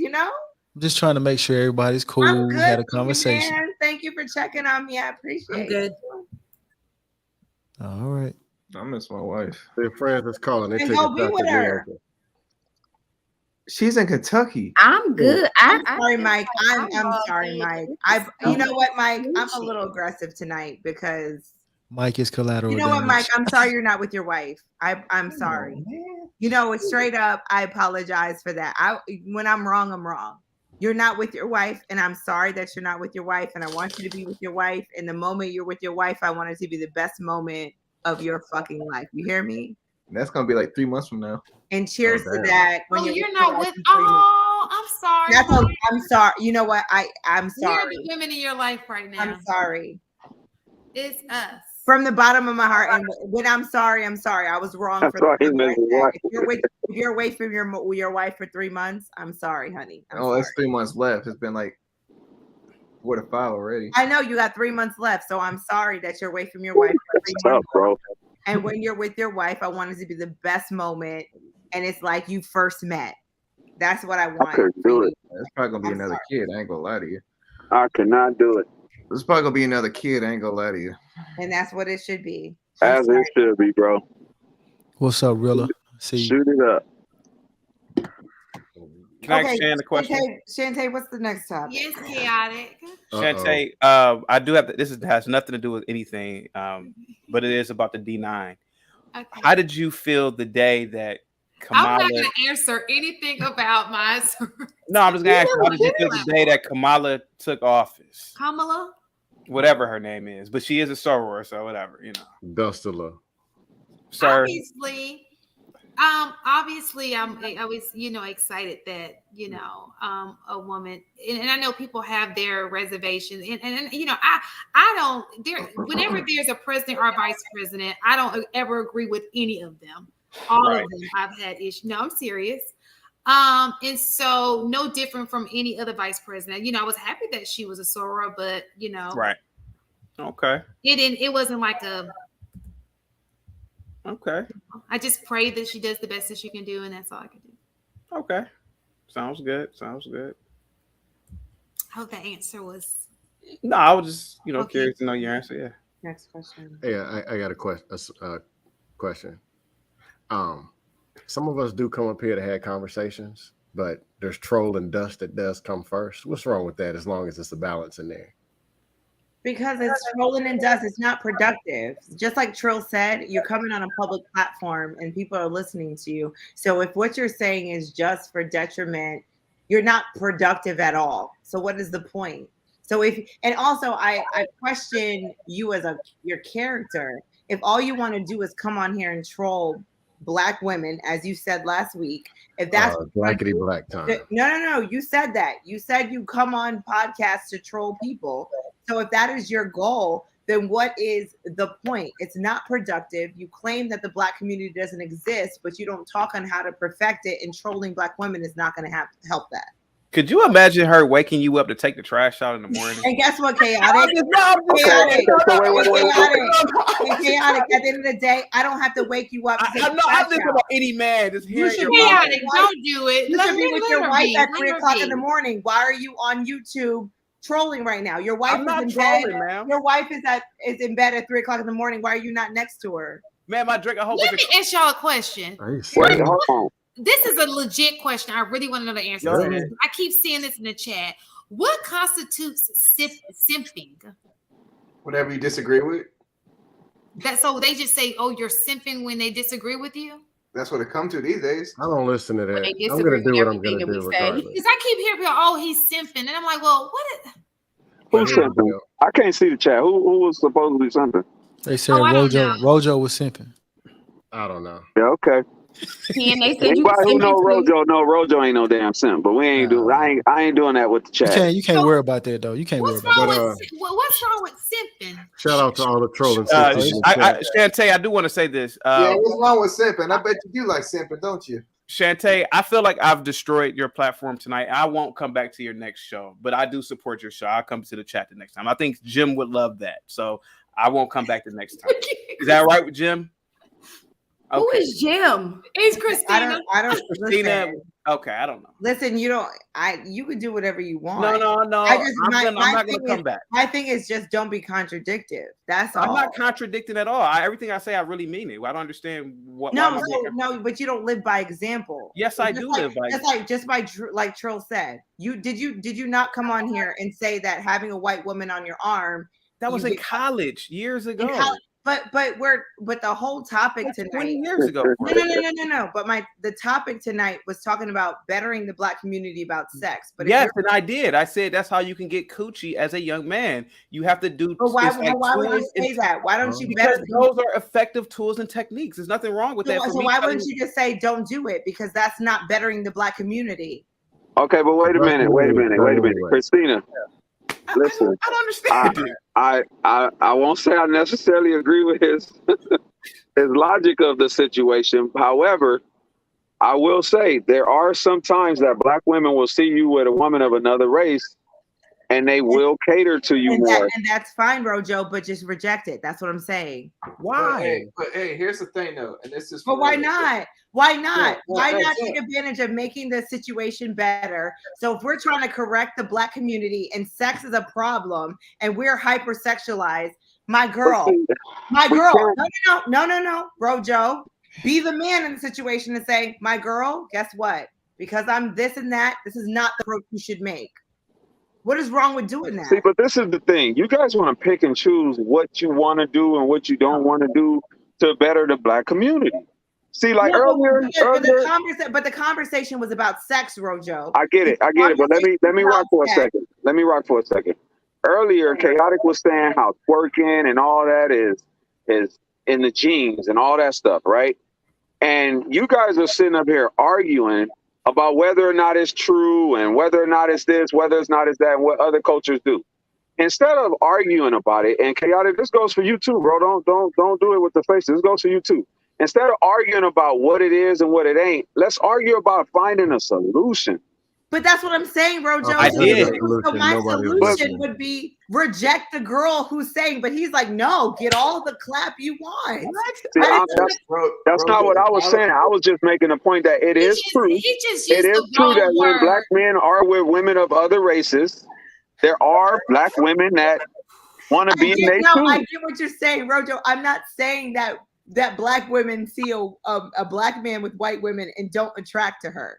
But what I literally had a black woman that What I'm saying is, if quick story. I was dating multiple women, right? When I decided to not settle down, but when I decided to just chill with one chick more so than others, right? It was a Latin chick. One of the black girls that I was basically excluding from the roster, she wasn't really too happy about it, right? Okay. She decided to pour a bottle of water down my back and said, get ready to be used to this life. I don't want to use the term, but you understand what she's saying by doing that, right? That woman didn't go nowhere, though. She still wanted to be in that woman's shoes of the other race. So that's kind of proving Chaotic's point that black women will do whatever they can to be in your presence more when they see that you with a woman of the other race.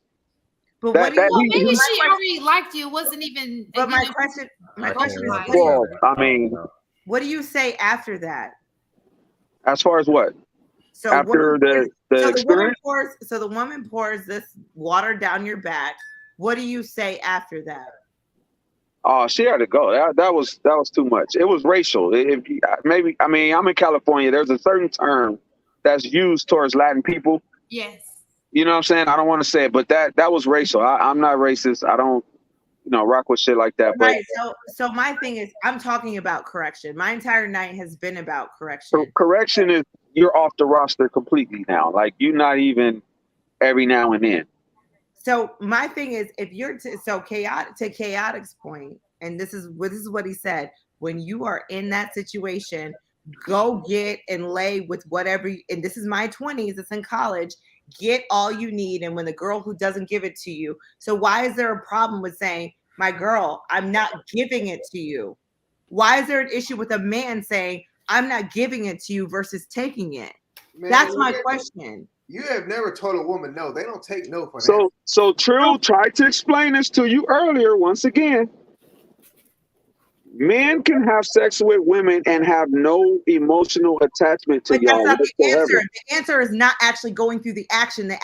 What I'm saying is saying no. I'm not saying having an emotional connection. Say no. I'm not having sex with you. What you're trying to say is not have sex with them. I'm not having sex with you because guess what? This is a detriment to you and this is a detriment to our community. So as y'all are saying, you want to correct the situation. So y'all want to constantly shut me up. The problem is you're still going through with it. My thing is just say no and walk away. If the girl can't just focus on what y'all want us to do as far as fixing the community.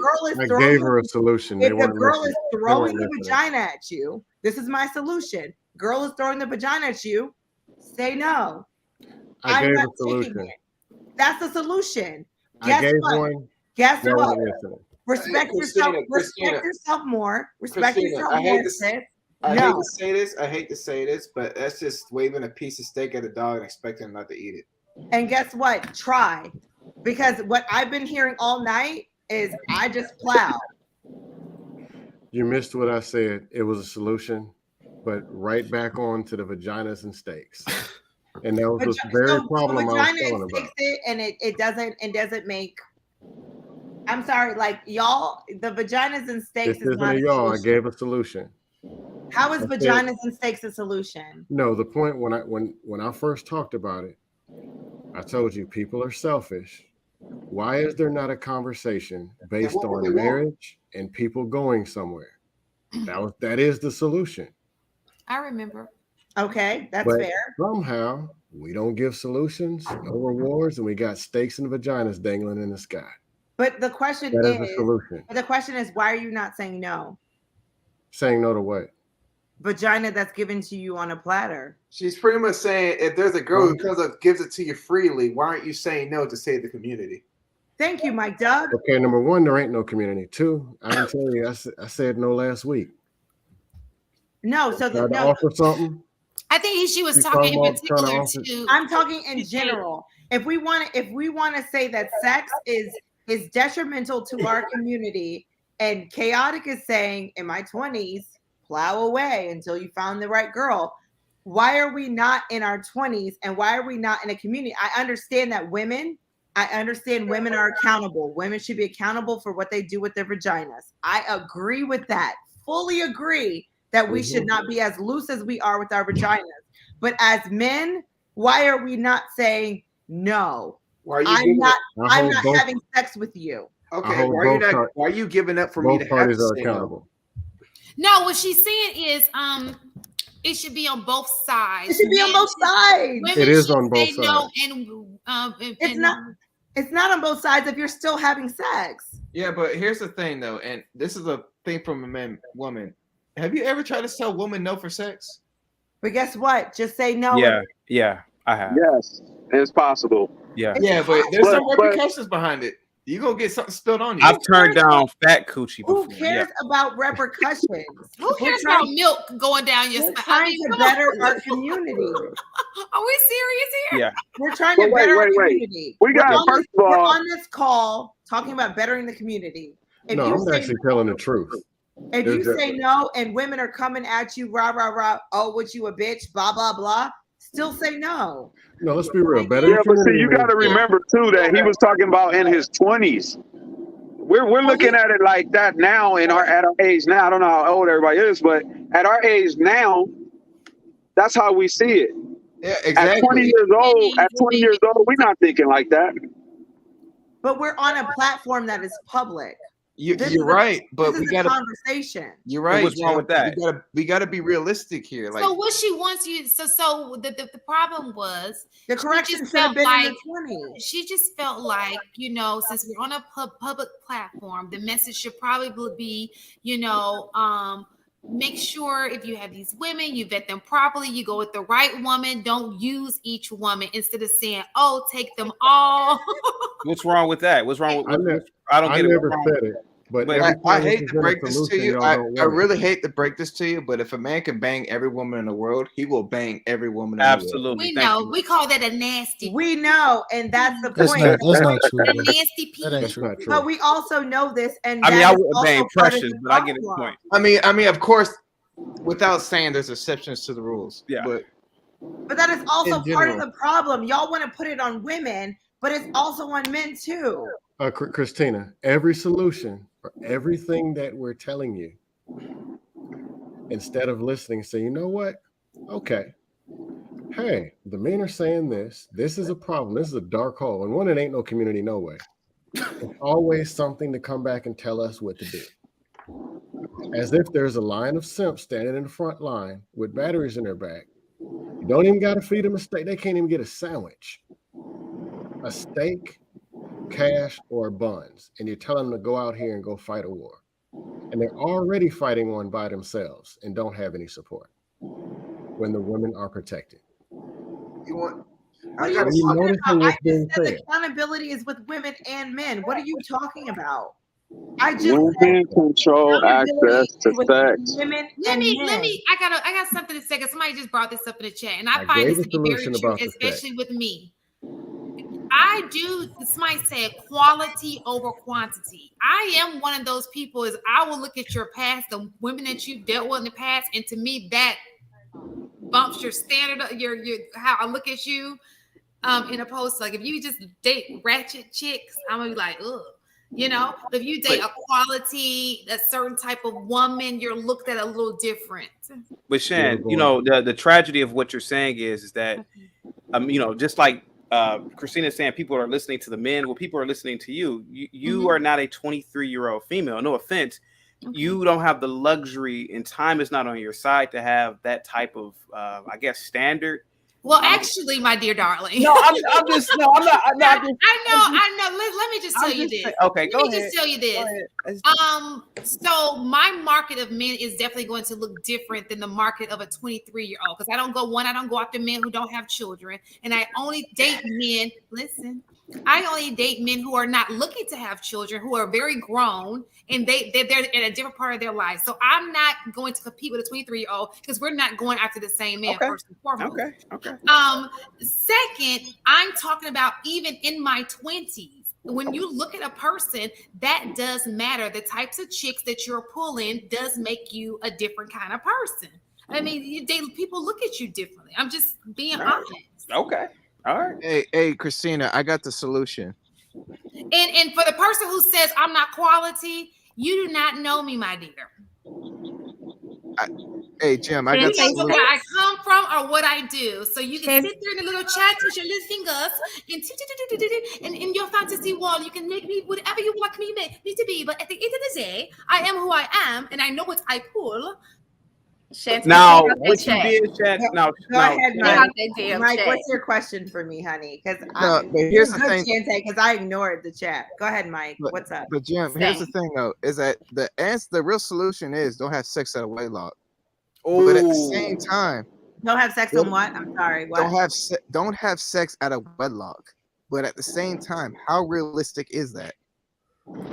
At the end of the day, though, we're trying to come up. So my issue a lot of the times with the trolls that want to troll on YouTube is that they come and they drop all these blah, blah, blahs that they want to, but they give no solution.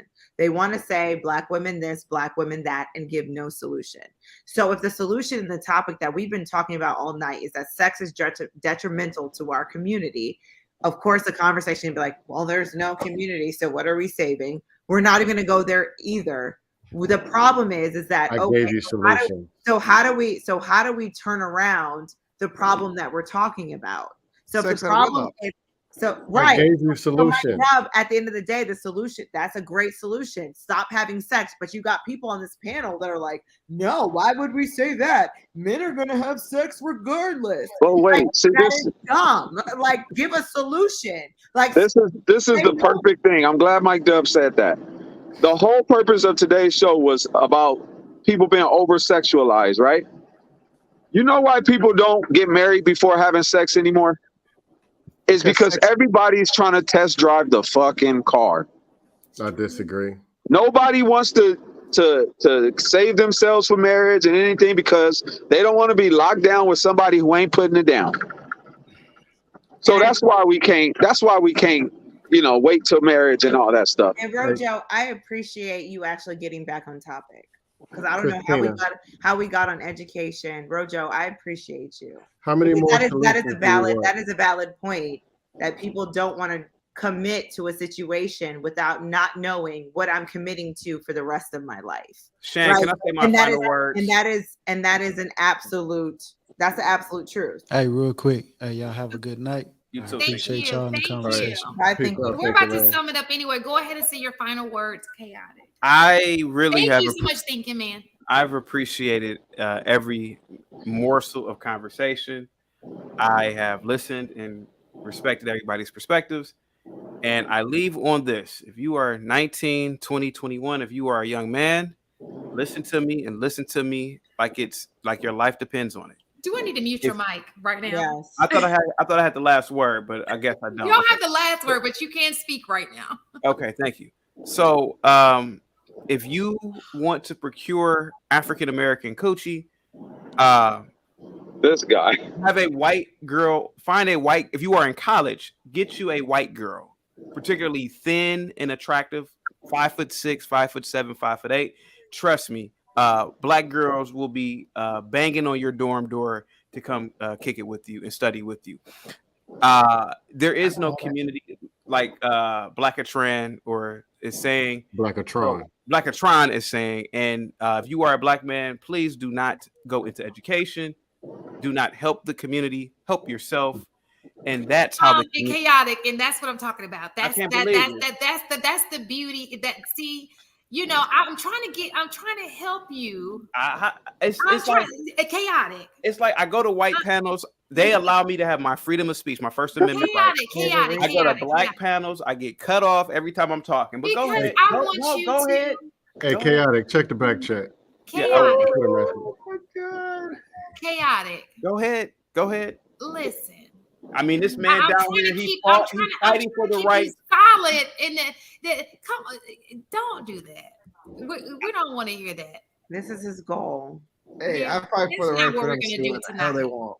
You know, Mike Dub is fighting for the rights. He's fighting for my right to have freedom of speech, and you're taking it away from me, Shane. That is terrible. Absolutely, because this man is standing on a post with a gun every day, protecting this great country, and I can't even talk freely on a platform about what I think. This is private property right now. So listen. Okay. So what I'm saying to you is I've enjoyed the conversation. I have enjoyed enjoyed you coming on the panel. We are grateful that you've been here, but let's just keep it all that fluff that you like to talk out of this situation. Okay? 06. Okay. I got final words too. If anybody would pretend like they're listening. Is it gonna be long?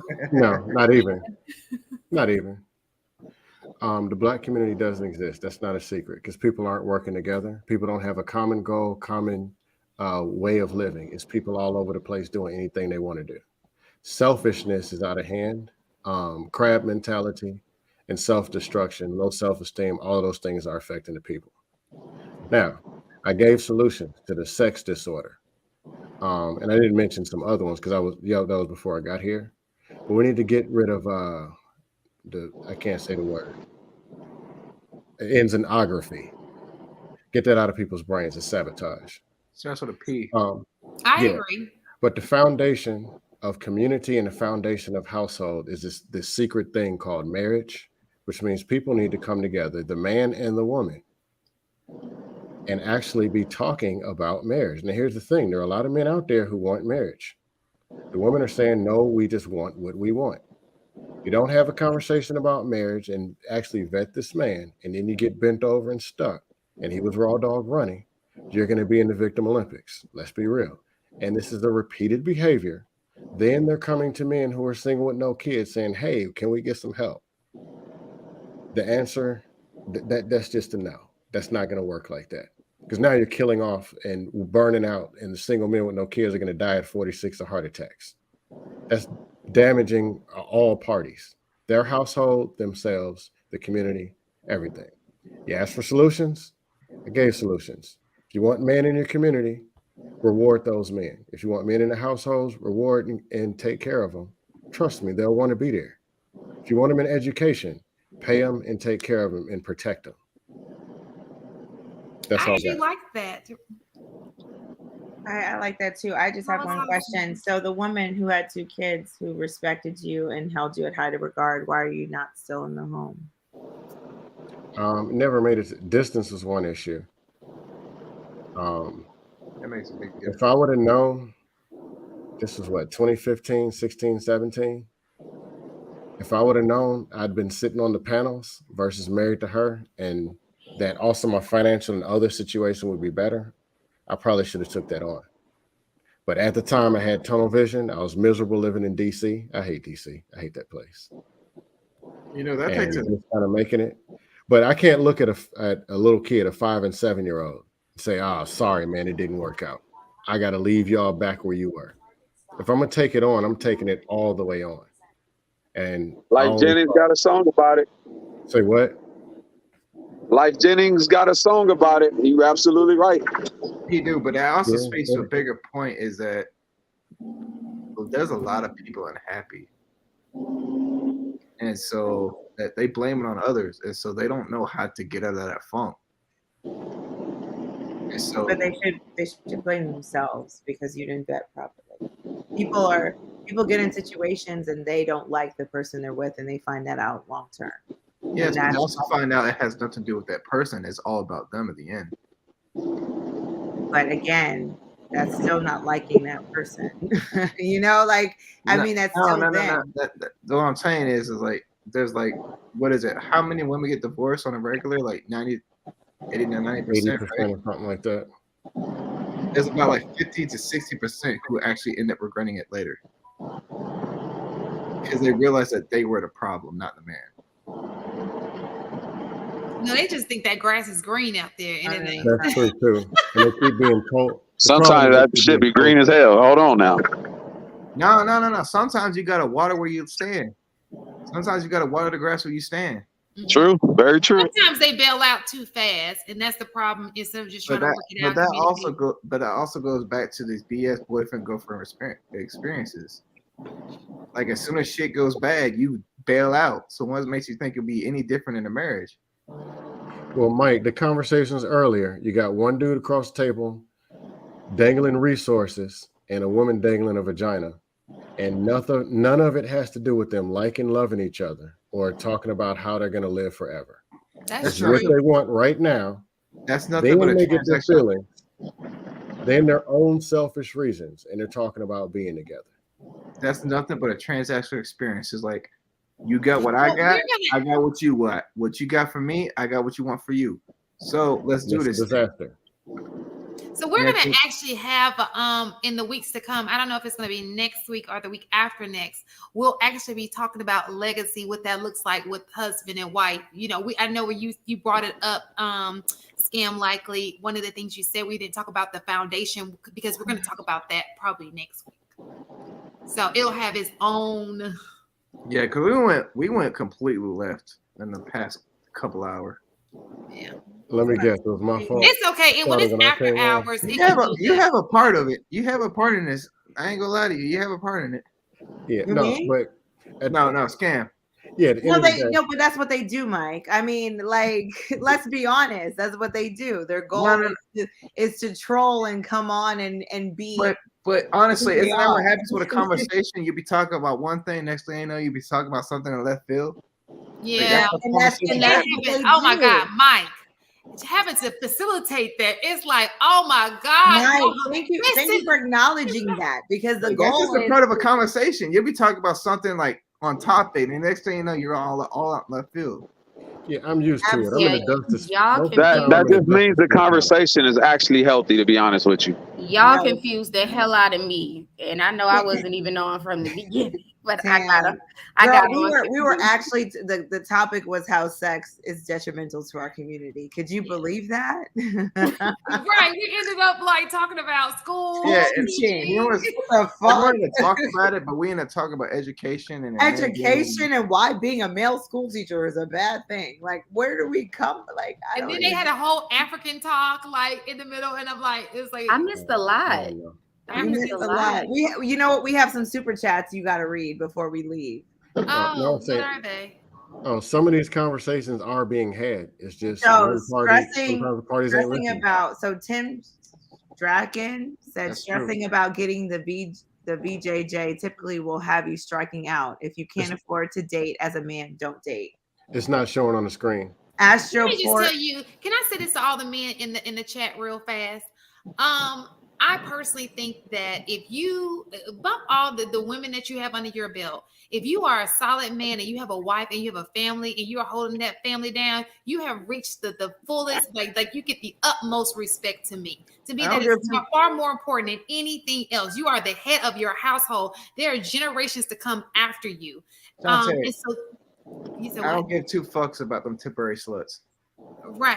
It to me, your biggest accomplishment, not your biggest accomplishment, but a big accomplishment is your legacy. You being the head of your household and everything flowing, everything that comes after you. You are the head of the family reunion. We have your name on the back of our shirt, and we're like the trickle down. Like, that's my granddaddy, my great granddaddy. And I think that that's what we should be more concerned about instead of how many chicks you banged. Are we gonna finish the super chat? Are we gonna stop? No, she got a good point because like I'm at that level right now. I don't give two fucks about all these hoes out here. Like, I really don't care. Right. Are we gonna you're married. Exactly. That's my point. You're married. I'm stuck out here in these streets. You're not. You're gonna find somebody. I got a feeling. Honestly, after I got divorced, I was like, man, I ain't never getting married again. I ain't looking for this. I ain't looking for that. When that right one come, bro, you change your mindset on that. Trust me. It's coming. Shantae, who's doing the super chats? Who's scrolling them? Yeah, we can't. I don't know. I think it's Logic. Logic. I don't know if Logic is still around. Somebody is. JR. I don't think anybody's around. I think they're both tired. I think they're just like, you know what? No, I mean we could see them, but it's not going to scroll. Oh no, go ahead. Can you see them? I can't see. Yeah, him. I can see them. So it says Astroport, stop talking about KS. We didn't have any information about the issue that night. Please stop. Chick over left. That's what they call them in China. Don't know what that means. Okay. Just my 4 cents. She may wait 8 months, but X will scratch her itch. That's the logic. That's the logic about the 8-month wait. You know, there has been an issue where like every day woman will be dating one issue, but it should be consistently. Listen, any woman who is still messing with her ex, you need to be concerned because there is something still there. Yep. The ex is not gone. If a woman still has her ex around, there are feelings involved, my dear darlings. Not only that, that dick must be that good for you to keep going back. No, what it is that he don't want her, and she keep going back for him, and hoping that she does. And so, as soon as he says yes, she gonna go back to him and leave you in the cold. She trying to get him back with that box. She trying to get him back with that box. Y'all be abusing it, man. It's not working. I actually wanted to speak to that. Is that if you leave a relationship by the box, eventually that would die off. Yeah, I was going to ask that very question. Which is why it doesn't work. It doesn't work. I think she thinks that if she gives, so I think that this is what I really think. I think that she gives him sex to keep him coming because she knows he's going to keep coming with the sex, and in hopes that he gets to know who she is and he gets to develop feelings for her because now he gets to know who she is. And I agree with you. That's what I've noticed in some of my students. The problem is he does know who she is. But then here's the reality is that you got to keep that shit up in the relationship once that relationship happens. Is that you never did that because you wanted to. You did that because you wanted this man to like you. So that's not necessarily true. Some women are porn stars. That's not true, Mike. This is why last week I said the first date should be when a woman is on her period. Some women are porn stars. And why do you have to be on your cycle to not give them none? But y'all know it ain't about that. It's not about that. See, I think y'all missed the whole point last week when I said that. Okay, it's not about the sex. It's about the fact that her guard is down. She's not going to be as guarded because she already knows going in that she's not having sex. And y'all said, I forgot who it was. I want to say it was Juicy, but I'm not sure. She's not here. But y'all said, well, people running red lights. One of y'all said that. I hope on the first date with a dude, y'all ain't letting nobody run no red lights. So that concept is null and void. What I'm saying is, when you take a woman out when she's on her cycle, she has her guard down, and you get to see the worst part of her at that point. Hey, I hate to say this to you, but a shower makes a big difference. But but on the first date, if she can run up on the first date, you kind of. That's what I'm saying. You kind of already know. Red light Mike on a first date. Wait a minute. I mess with a woman. Take my glasses off. You going for a red light on a first date? I think y'all are missing the whole point. I know it's 4:00 in the morning, but you going through a red light on a first date, honey? I ain't gonna lie. I've fucked someone after an hour. No. On a red light though? Not on no red light, but we've been there with the one night stands. You gotta be a relationship. But one night stands is different. Right, but not on no red light. Red light on a one night red light, you gotta be a relationship for. I ain't doing that. One night stand. Mike talking met you in the club, met you in the bathroom later, or in the car in the parking lot. Type different. You know. No, I think you're missing the whole point. Like you're talking about the sex and when and how quick you give it. Like it's the same thing. Dangling the vagina around trying to get a man. It doesn't work. The whole point, what are men looking for when they're looking for spouses? Women who listen, women who have appreciation, women who show loyalty. That's valuable. That's something men will fly up and down the interstate fight in the parking lot for.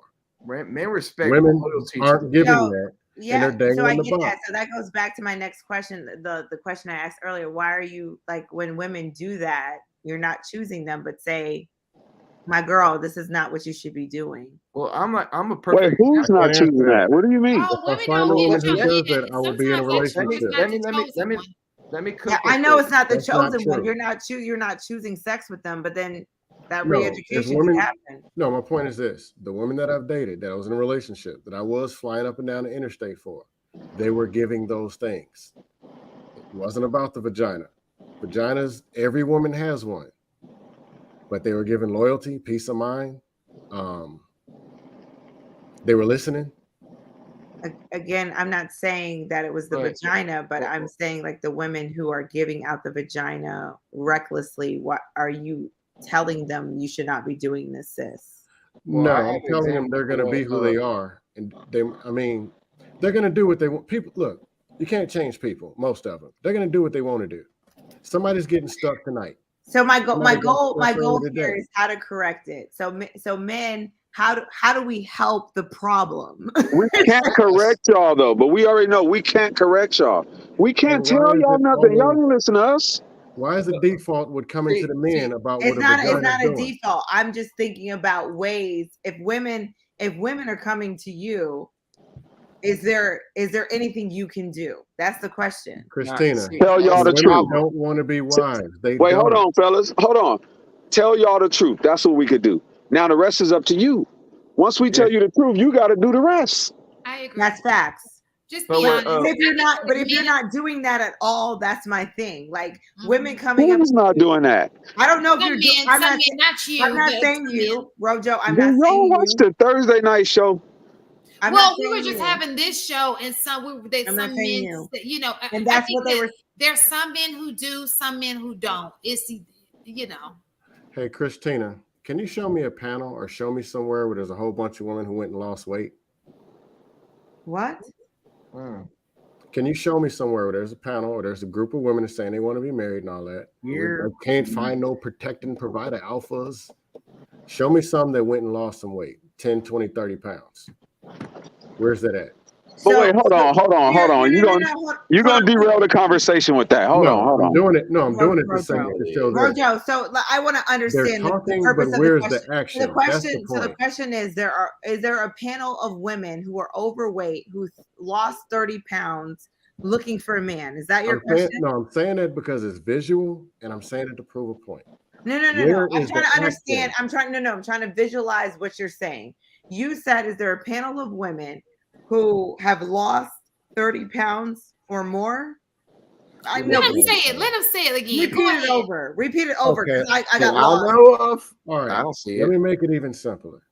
Where are the women who are doing the action to change so men can go marry them? Where are the women who started listening? Where are the women who lost 30 pounds? Where are the women needs to lose 30 pounds? I'm sorry. Who needs to lose 30 pounds? There's a lot, but to answer now y'all about to prove his point. So what we're saying is we don't know because we don't know who needs to lose. I don't know who he's talking about. This goes back to my thing. Let me help you. I'm confused. I'm so confused, Tam. I'm like, so he's saying that so they think that a lot of black women are obese, overweight. We don't think we know. It's a fact. But see, this is why I didn't want him to ask it that way, because it's going to derail the conversation. But he's right. Ask it. So he's right. He wants to ask about overweight women, and he wants to ask about women who listen. And what's the other thing that he heard on YouTube? This ain't even. No, but wait. That's a better question. Why does the conversation even have to happen in the begin with? If women say they want to be married, it shouldn't even be a conversation. But there are women who are married who are overweight. So what is your point? I'm confused. I'm trying to understand your question. Amy just got her a black man and she's 600 pounds. I'm trying to understand your question. No, I'm really trying to understand your question. See, here's the thing. That's a cop-out. Yes, there's exceptions to the rules. Yes, there are some Jews who like that. But of majority don't like that. Okay. Exactly. Well, I work out every day. Okay. This is the proof of what I was saying about when a man tells y'all the truth, y'all don't want to deal with that. Y'all don't know. What are you talking? You're talking to three women on a panel who are not overweight. Here's my question. So I'm trying to understand his preference. You're talking to three women who are not overweight. So I'm trying to understand the preface of his question. That's all. Obesity is a big problem in the U.S. I think that he's saying obesity is a big problem in the US. I'm not saying that obesity is not a problem. Who said obesity is not a problem? It's so the thing about it is, like, y'all like to drop these YouTube gems. I'm not saying obesity is not a problem. I work in public health. I work in public health. I know obesity has been a problem since the 70s. What are you talking about? Like, what he's trying to get at is that there's a lot of obese women who expect a good man to come in and expect to accept her as she is. But I was using it because it's visual. But the real point is this: where is the action? Women said they would want husbands, and we can't find no men. All the men, all them doing this and that. Okay, what action have you done in the last 90 days to make yourself a better candidate for the potential mate that you're looking for? See, I said wait because it's visual and it's obvious. Well, you know, let me tell you what I do, brother. Blackaton, what I work out every single day to be a husband, though. That's the other question. Like, as you are asking these demands of a woman, what are the demands you're putting on yourself? But Jim, that also raises a bigger question: who in today's society is actually marriage minded?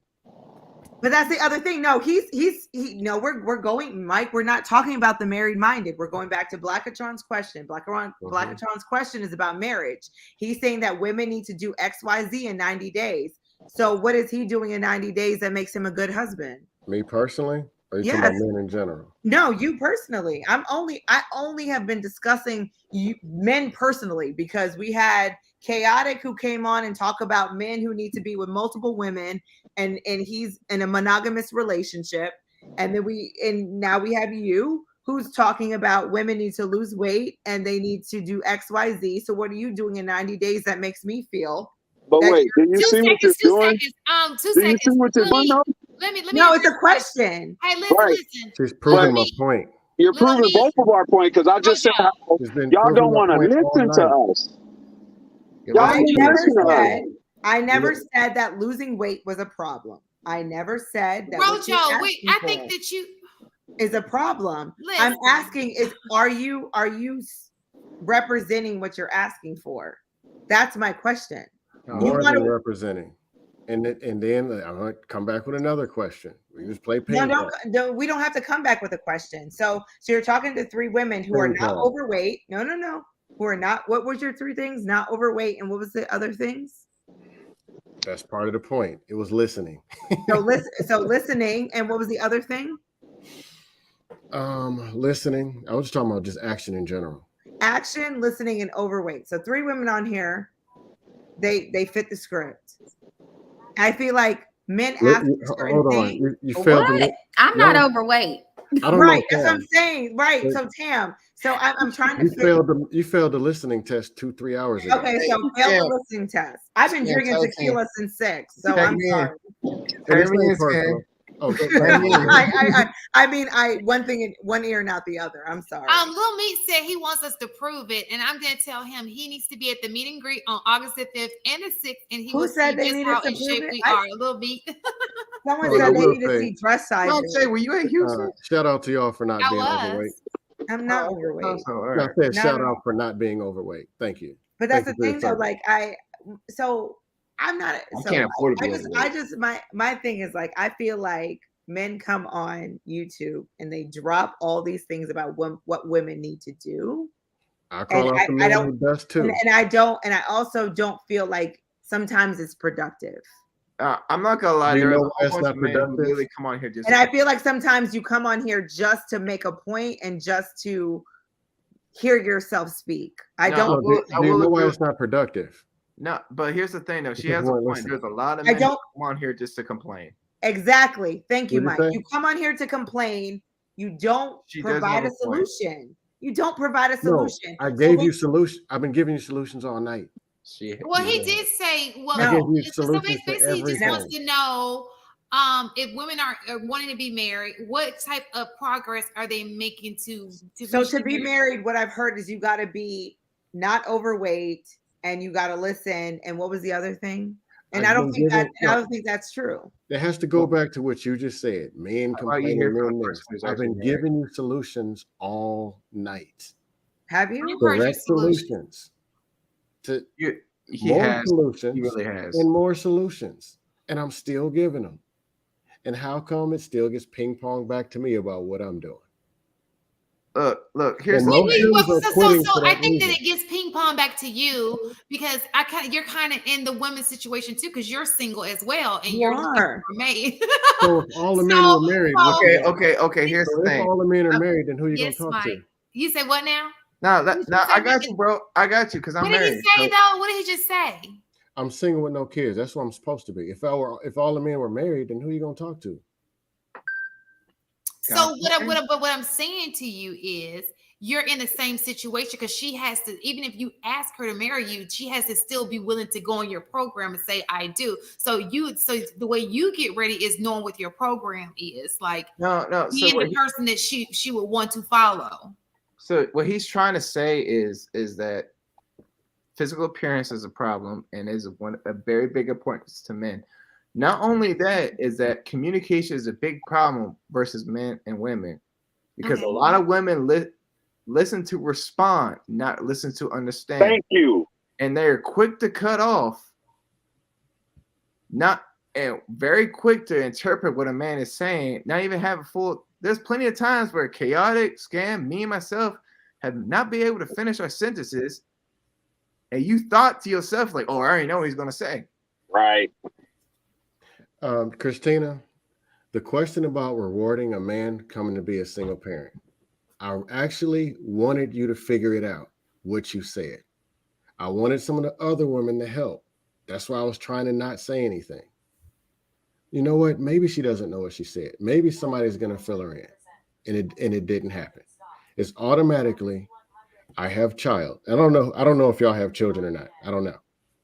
It was automatically women have child thinking in her terms. Safety, my child, my child, my child. Not even thinking. The man just shows up as free resources. That's what was displayed by how you presented it. And I was trying to get you to understand. The man taking that on, you're treating him like he's a free resource. I wanted y'all to figure it out. Other people got it. The chat got it.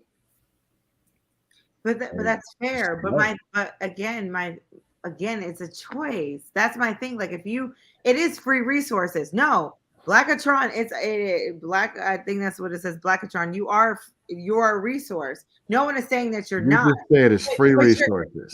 But you're no. That's what you said.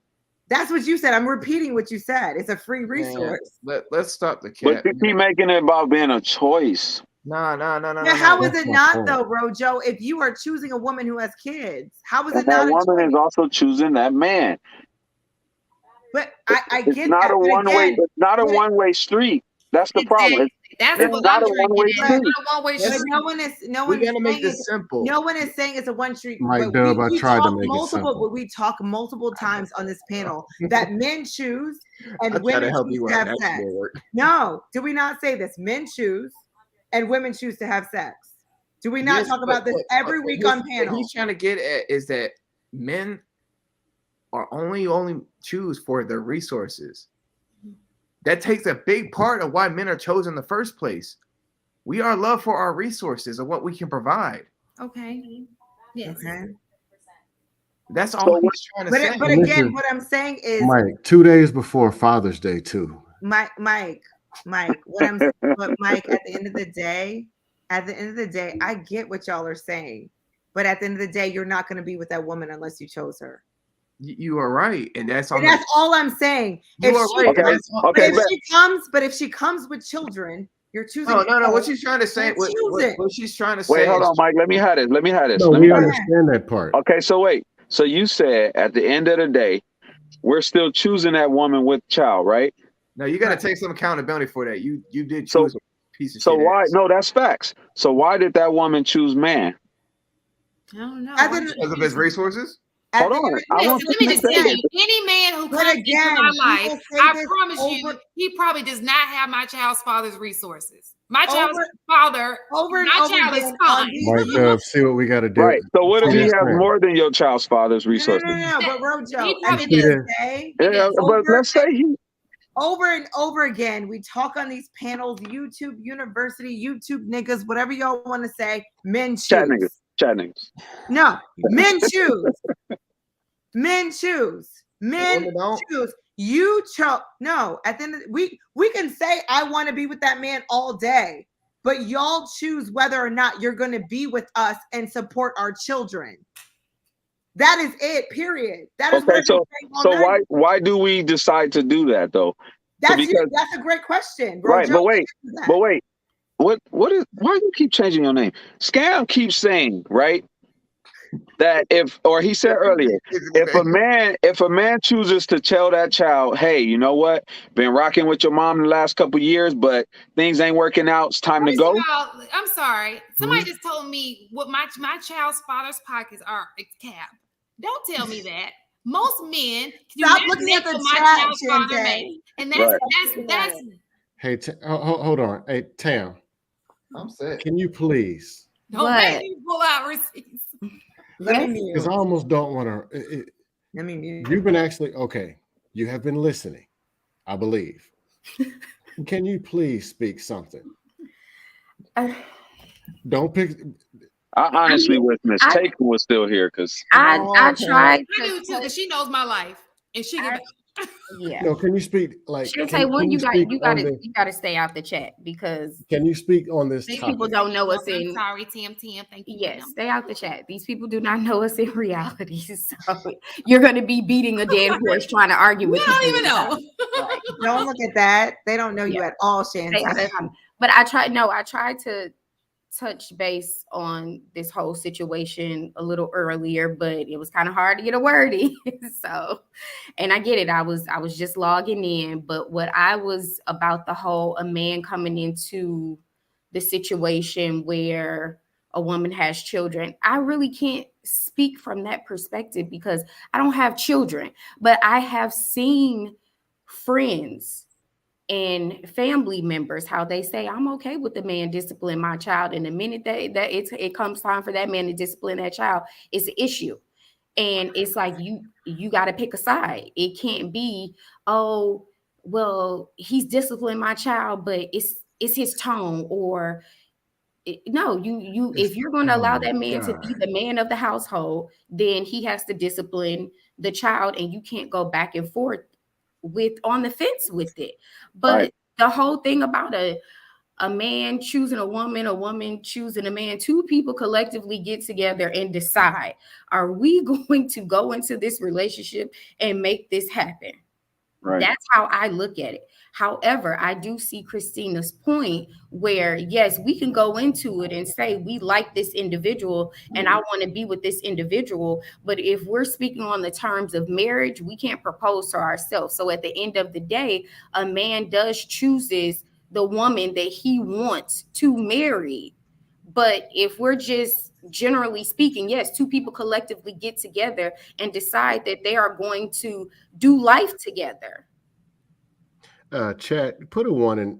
If you think this is one-sided and they're missing a point, can you put a 1 in the chat? I mean, I hear what they're saying. Help me understand your point. What is it? Wait, real quick. So let me ask a question, right? Let me real quick. Go ahead. All right. I understand what you're saying, Tam, is that is a problem. And it's not with every community and it's not with every household, but it's in enough households for it to be a problem for men. And that is one of the reasons why they don't date single women or single mothers. Women with children. Yeah. And so, yes, you are correct. You did choose them.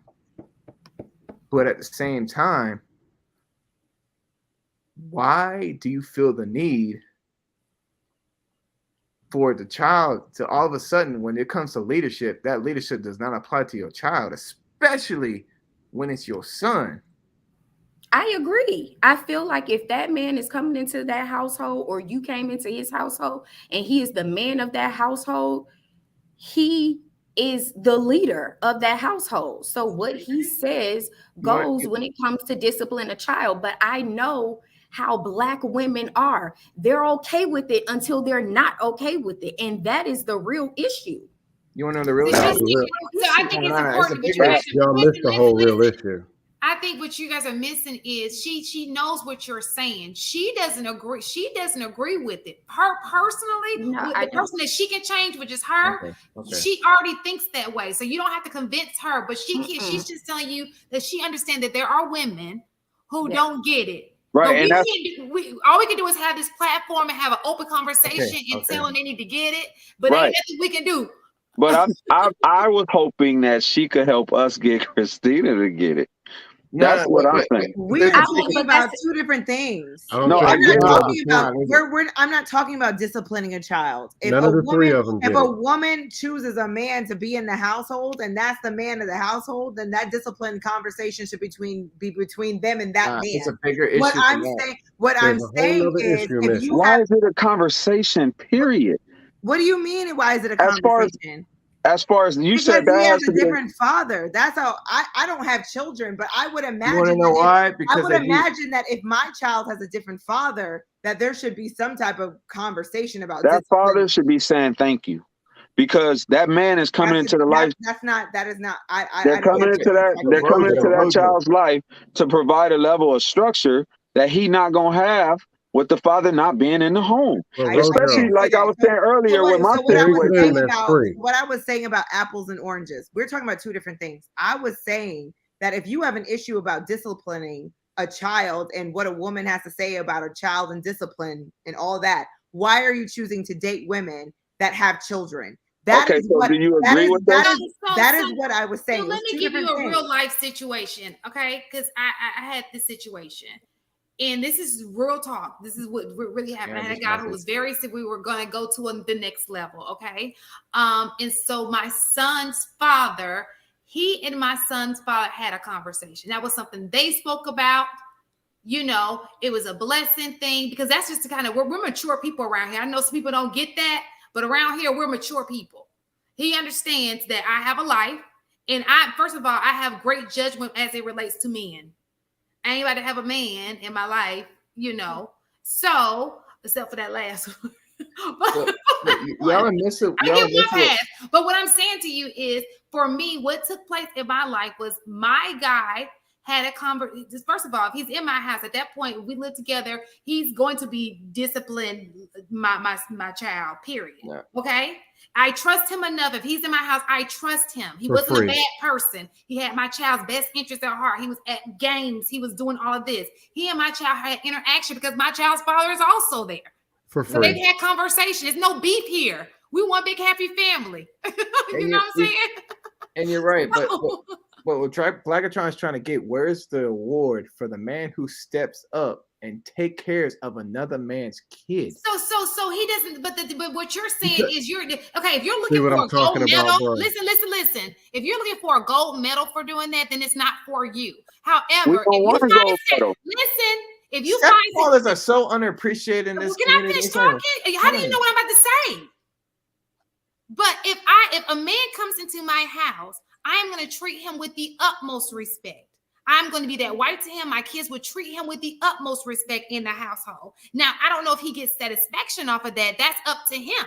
But that's how any man is going to be treated in my house, in our household or his household, as Rojo would say.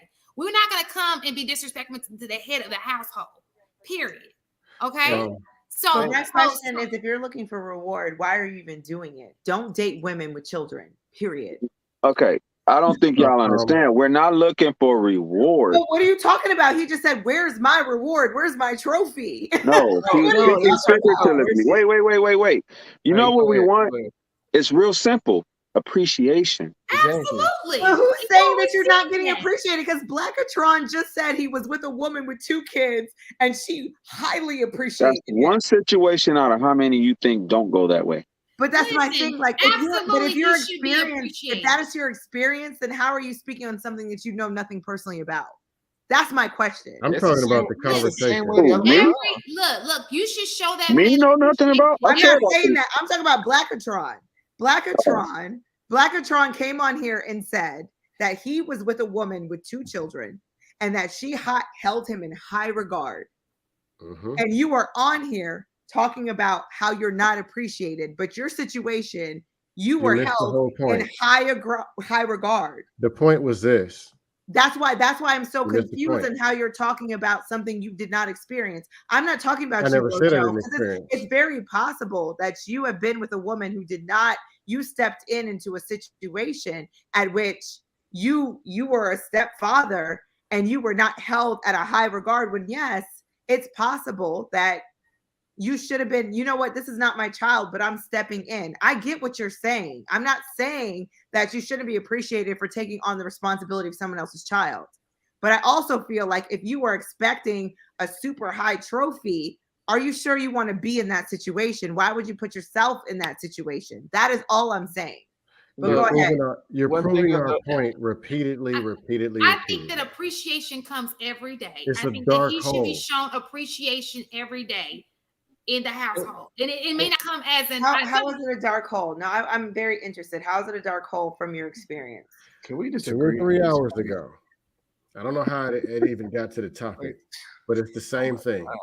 Men are saying, we don't want to do anything for women because they are unappreciative and they are selfish. I'm asking from your personal and y'all experience. are proving the point. I'm asking I'm asking from your personal experience. Let him finish. No, my personal experience. No, because we've heard this.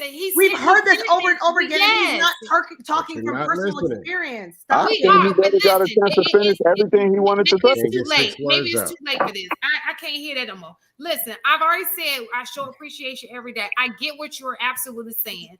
This crap is if what you're saying, we're not, it's the way you're communicating it. I hear what you're saying, show appreciation. I feel if a man is a man should be shown appreciation every single day. I agree with that, but still the dark hole. You're speaking from your own personal No. What is the dark hole? What is the dark hole? The dark hole is this. What's the dark hole?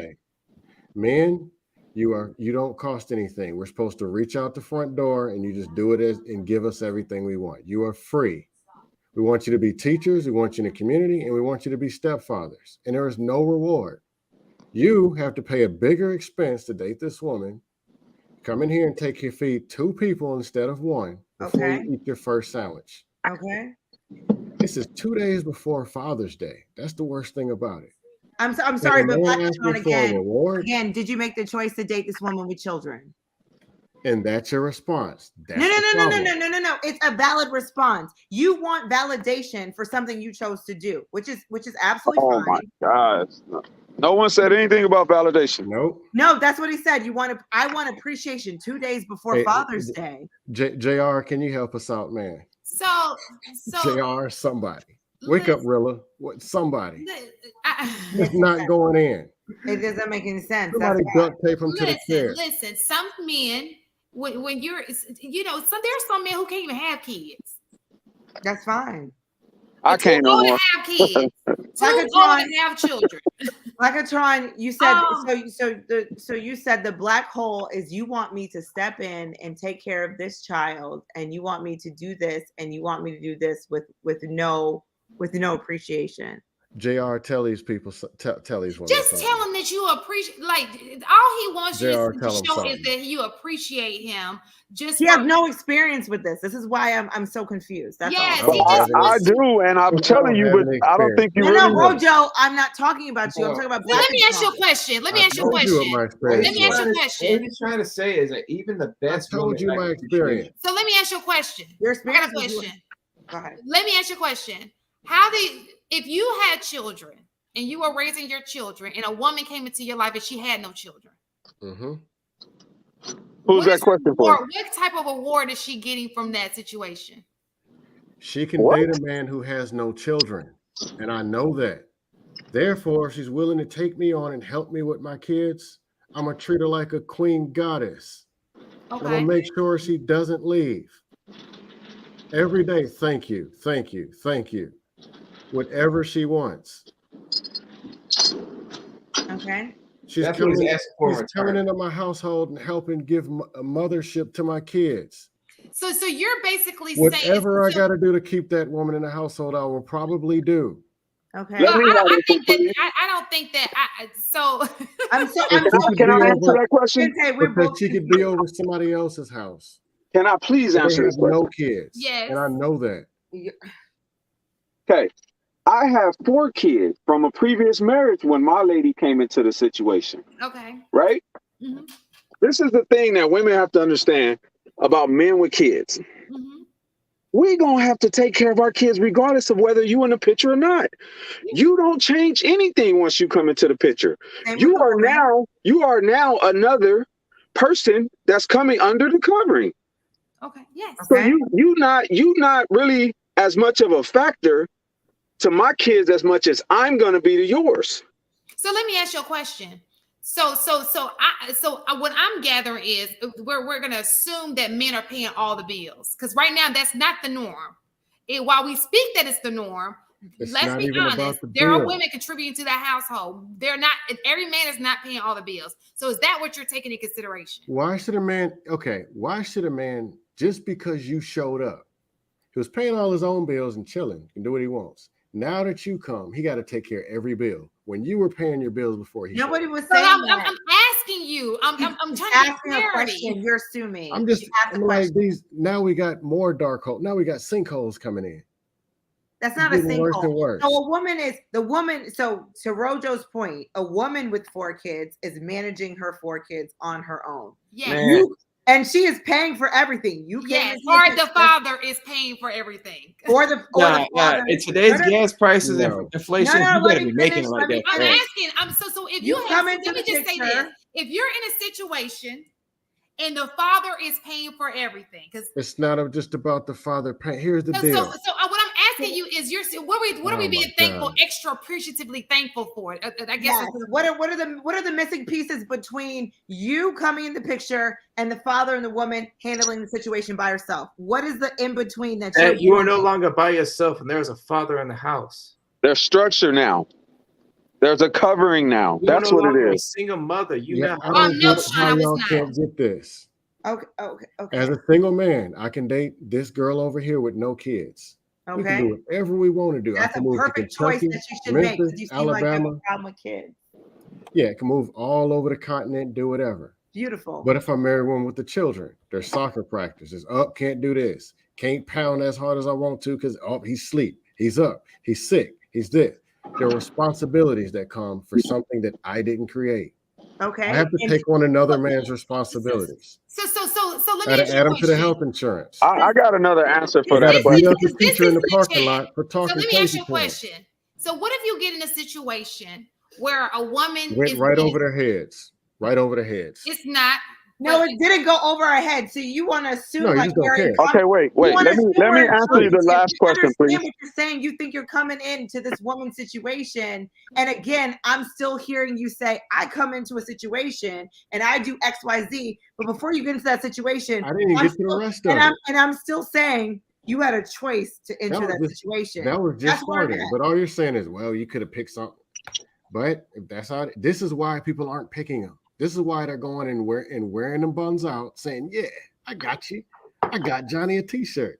Then when she says, I want to get serious. Hello, Johnny? That's why that's happening.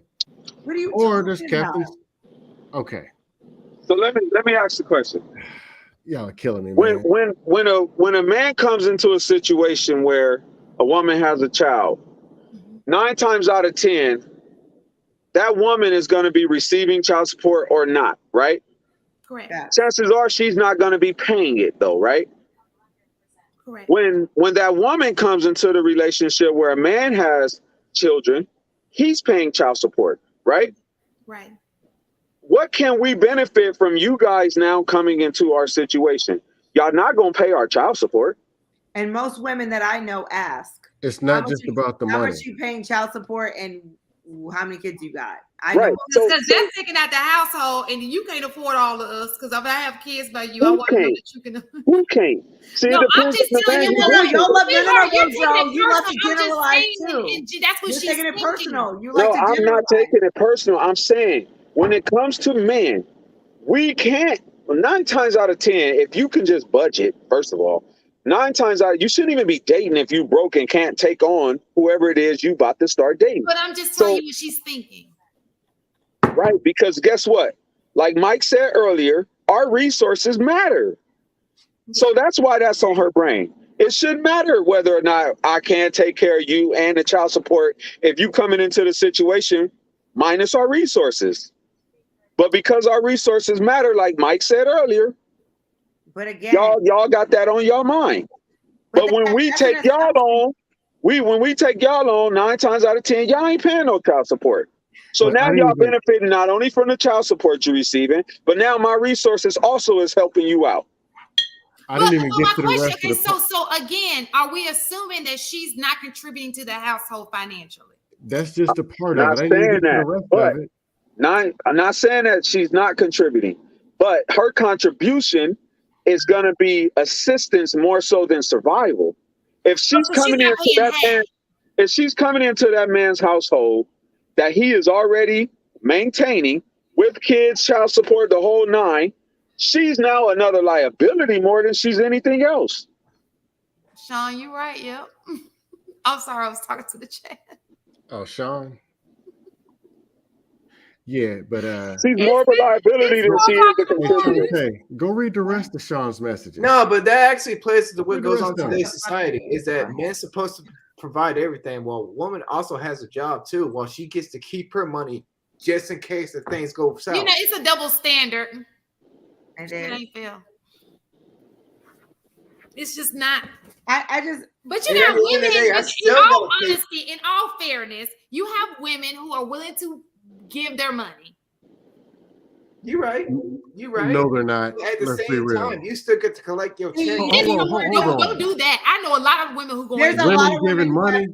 Are you serious? I know what I'm saying is I know a lot of women who You go. be I dealing know with more women going in. No, not my group of friends, but outside of that, the people I know, they going in half. They know their husbands don't pay all them bills. They go. It's roommate style. No, that have you seen? If I step out of Atlanta, my friends in Atlanta, that ain't gonna go down. Bro, the no, people and the I knew first in thing high you school, said- they paying half bills. It's funny you say that because the first thing you said was a man that's expected to pay all the bills. You said what now? Go ahead, What Mike. I asked you was No. that wasn't a statement. That was a question. No, but let's Because be I wanted to realistic. know for your scenario. No, let's be realistic in today's times. With the inflation on the rise, with gas prices on the rise, you need a 2-income household to survive. Exactly, but I'm not disagreeing with you. Unless you're making it like that. Exactly. So, Mike, that's my point. So, most women, for the most part, because of this situation, most women are paying half. Are they not? not my house. Oh my God. I'm asking. Are they not? I'm just saying. I don't know. I can't speak on other people's situation. That's the appropriate answer, Rojo, not No. what Black are trying to say. I never even got to the rest of the whole story. Speak from personal experience. I never even got to the rest of it. You've been speaking for generalization. You're speaking for everybody, but go ahead. Okay, here it is. I'm gonna just paint a scenario because it's going to go over your head. Likely. I want to know if I were to date you, are you paying all the bills? No, hell no. What are you paying, Scam? What's got our kids? deal? You got kids? I do. We're not dating. First of all, you don't have to worry about my children and taking care of my kids. My kids are well taken care of. Are they living in the house? You don't have to worry about my kids. They are well taken care of. Will they be living in the house? See, you already not communicating fair for him to properly date. Okay, so That's let me just say this. That's my whole point. If a woman, I'm not going to give you my scenario. My scenario is not the average, okay? So, but if a woman were with you and she had a child and she was coming into your house and she started to take on the bills just as much as you're taking on the bills. It's not You about the understand what I'm bills. saying? That's So, for example, you guys go roommate 15% style. of it. You know what I'll pay for? I'll pay for for that your Uber on the way house. home. If she's coming into my home, I'm not even expecting her to do as much as I've already been doing by myself. Nah, let's pay for that Uber ride home. That's not what he's saying, though, Rojo. That's not what he's saying.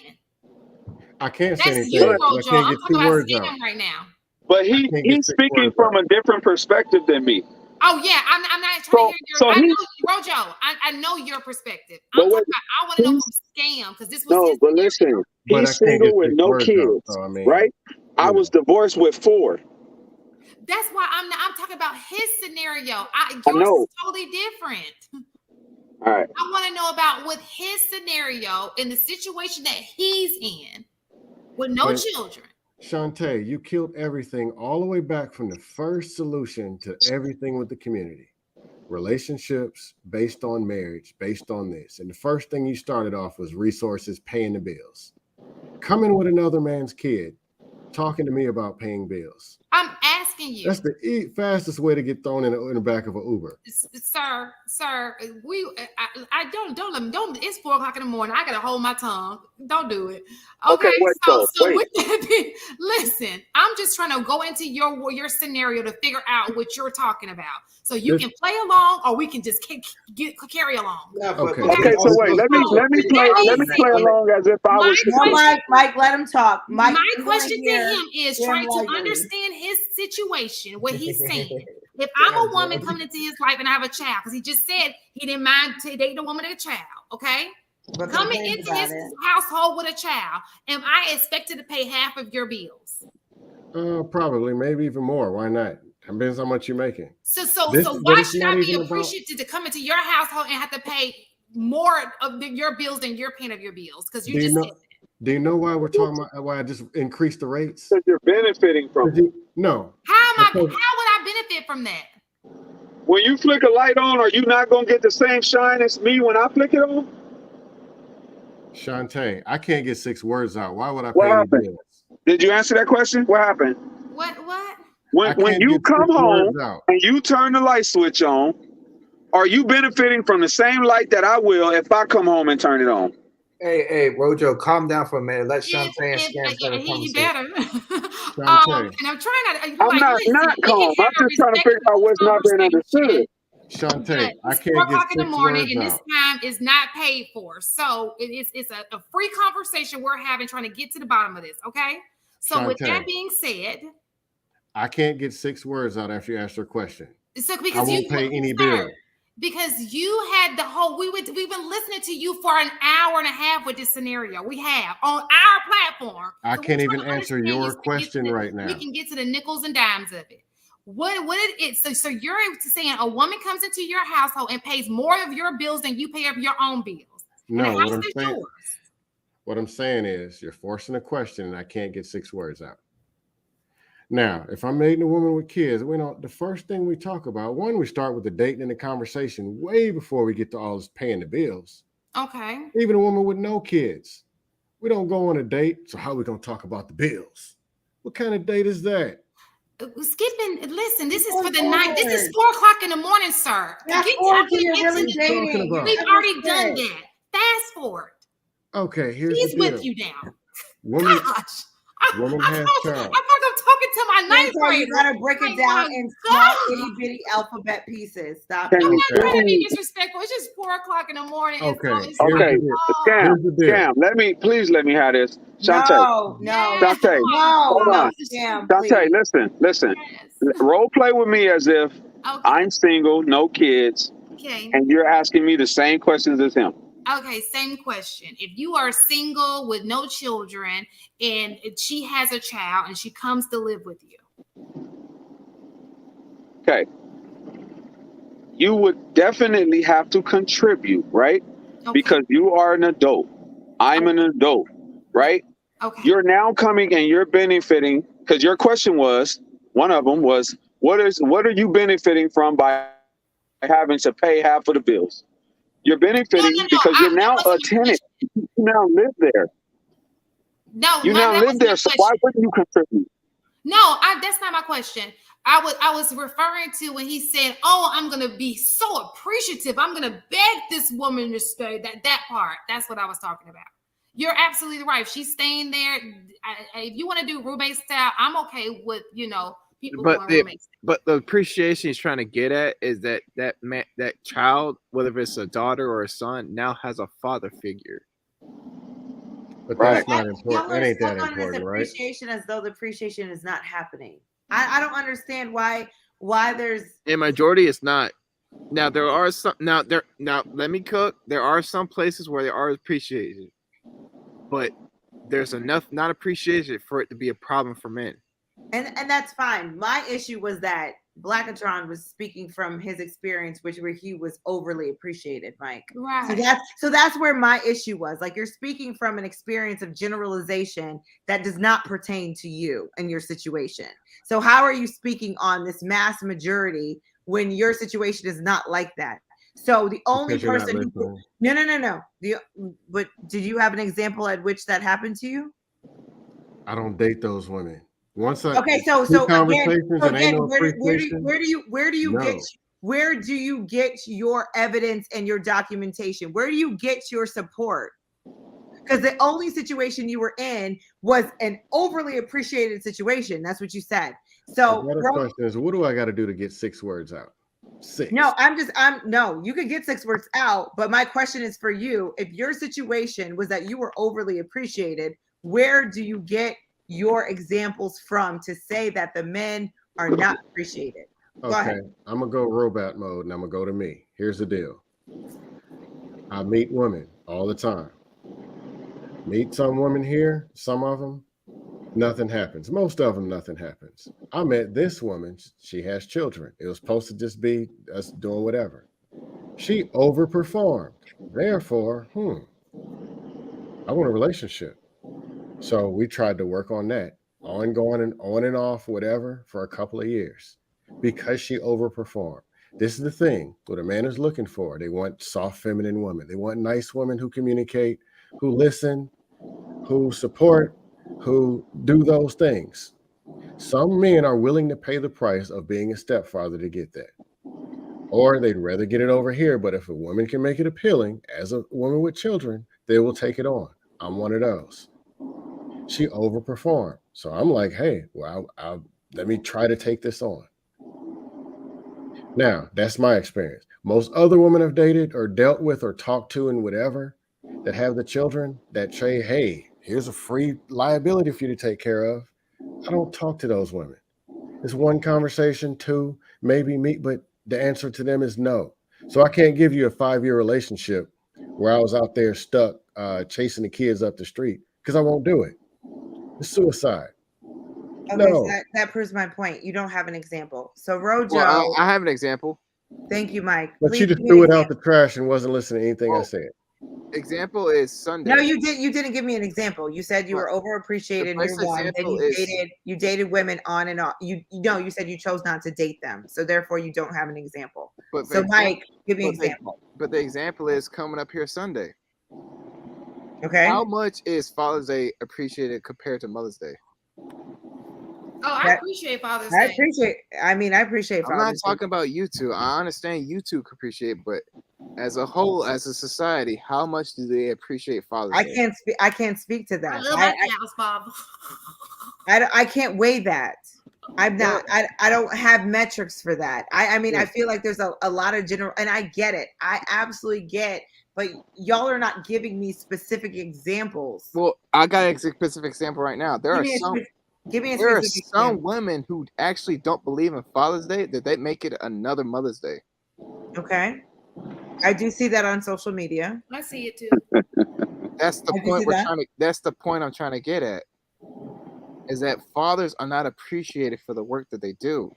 I mean, that's not what we were talking about this entire time, though. That's a whole different topic. Well, we were talking about men who step in as stepfathers. That is not what we were talking about, Mike. Don't. Right. But if the father's not appreciated, you don't think the stepfathers aren't appreciated?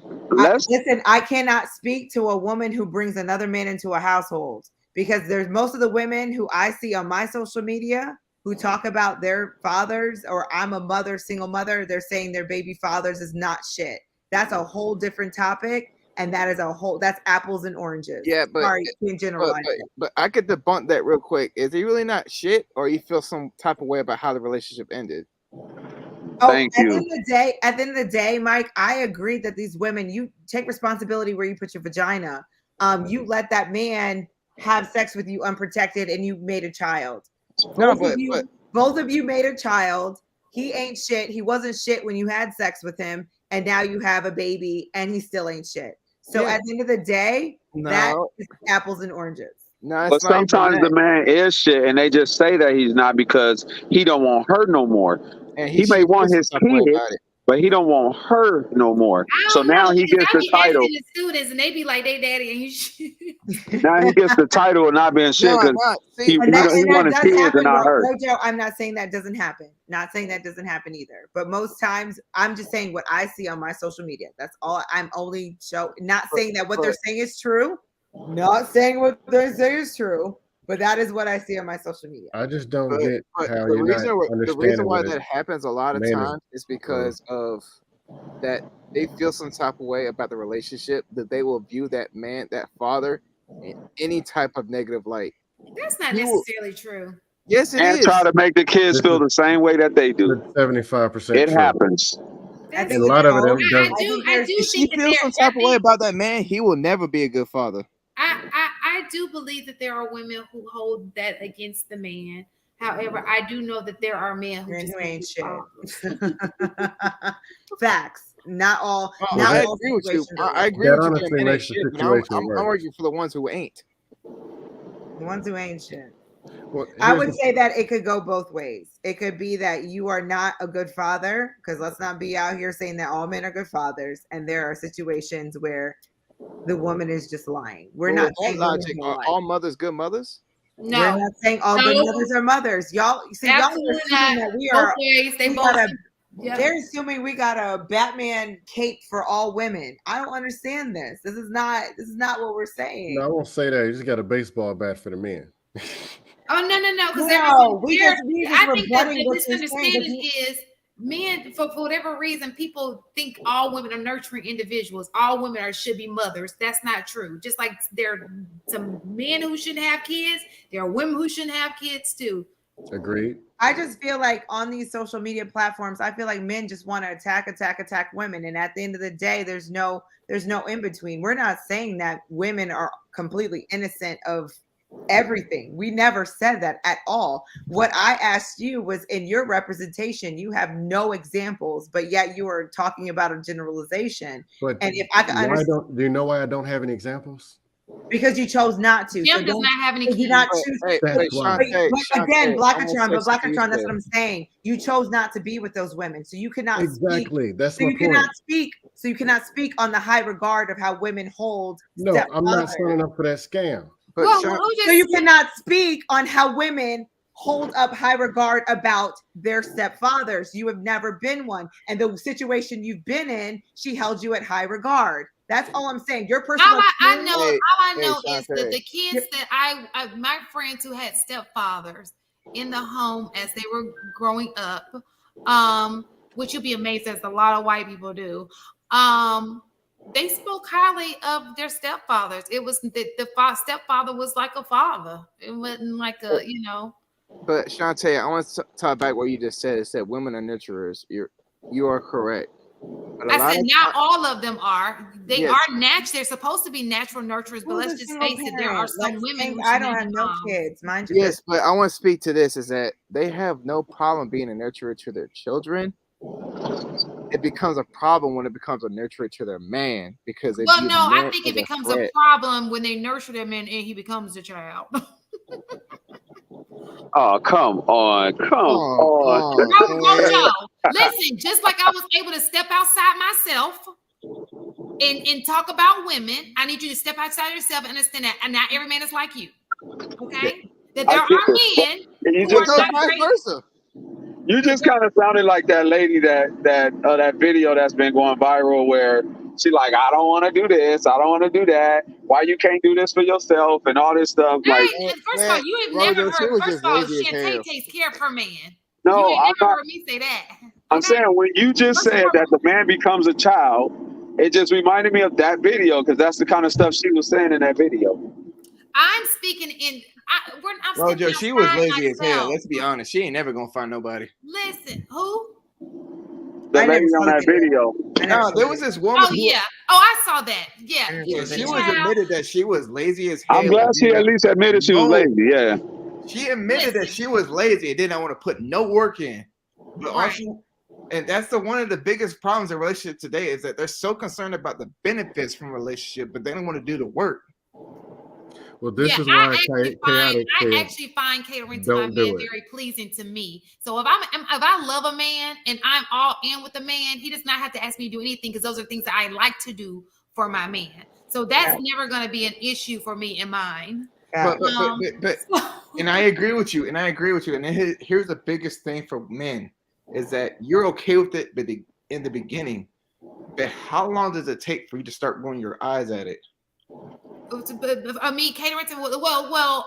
I don't think it's natural. If it's a natural organic thing. So I think that let me just tell you this. Do y'all want me to be honest with you? Because it's different. Like there are different levels of when men go into a relationship. You know that woman that you bend over backwards for. There are men that women bend over backwards for, and no matter what happens, they're gonna still be bending over backwards for this man. Okay.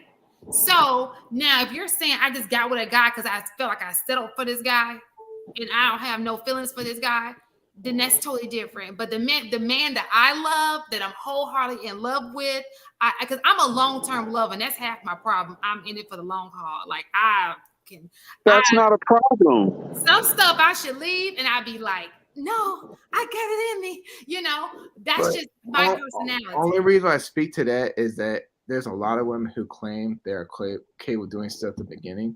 Come year 5, year 6, they're now rolling their eyes at the things that they both did at the beginning. That's because she don't respect the man no more. It's something about him that has turned. Is it that or complacency? No, I think it's because she don't respect the man no more. Sometimes y'all get not y'all per se. Sometimes women get comfortable. Now we got to play. Point where we got to take accountability too. We as men get comfortable too, because I admit I got to control my own damn marriage. Yes and no for me. Listen, if I go into a relationship with a man and he is my companion and we are best friends like we should be, you know, and we are riding this thing out together, period. I'm not just like my best friend. She can get on my damn nerves, but she called me up. Hey, what's up?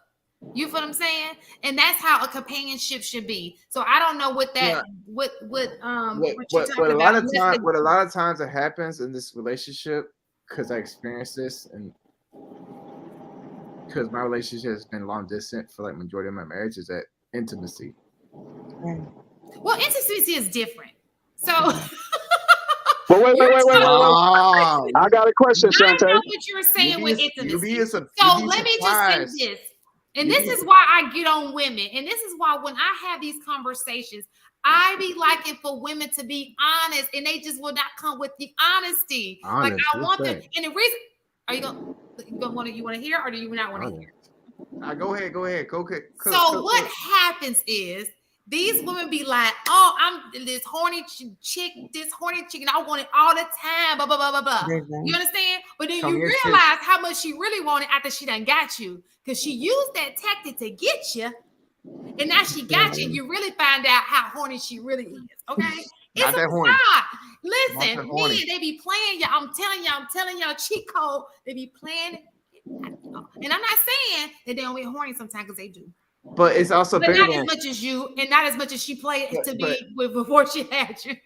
But it's not. Well, it's actually that wouldn't matter in my house. We don't abuse monogamy in my house.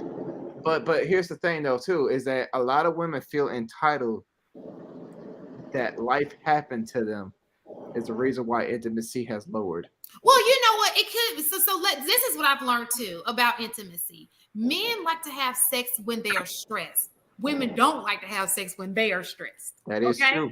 That is very true. So when a woman has added chores, or she is, let's just say she's a new mom now, and that stress, she's not, cleaning up after one person is a lot different from cleaning up after a whole bunch of little kids and a big person. So now she's got that added stress. It's not fun no more. Kids will take the passion out some shit. But here's the thing too. I've also learned is that women suck at delegating tasks around the house, because a lot of women have been conditioned to think that they can do it all, be superwoman, and sometimes they want you to ask and just take over. Yeah, but here's the thing: we ask, and they say, "No, I got it," and then they get mad because you ain't helping later on. Or if you don't do it right, I get it. I understand. You know what? It's sometimes I think what happens is it's a controlling issue.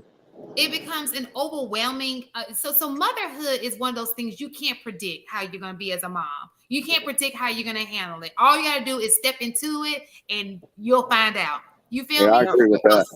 So I agree. It's actually deeper than that. It's a controlling issue because it's like, yes, I want you to. But it's a controlling issue because yes, I want you to help, but I think I'm the only one who could do it correctly. Yes, that's true. That is very true. So, because sometimes if you don't do it exactly like she like it done, it's gonna be a no-go. So what I'm saying to you is, when you get into that situation, it becomes an additional stress. You never know how she's gonna take motherhood. Motherhood is some stressful shit. Yeah, it is. It's a lot of people who get divorces just after having kids because it's so stressful. Okay, but I had to find out that postpartum lasts like years. Oh, it does. Years. And it's worse when they're in denial and they have it, and you can't really properly treat it. But they don't get help if they don't talk about it. If you don't properly treat the situation, it strains the relationship. It sure does. Especially when it goes unchecked. It does, and it's a real situation, y'all. It's a real situation. But what Very I'm saying. real. So a lot of those things do take in consideration, and you know what? It is. I always admire those people who can handle the punches and they stick in there and they know it'll get better. Because when kids get older, it gets better. You were like, okay, we had a little drought when you had a 2-year-old sitting between you guys, or you had a kid crying because you doing it, and then the kid crying messed the whole night up. You feel what I'm saying?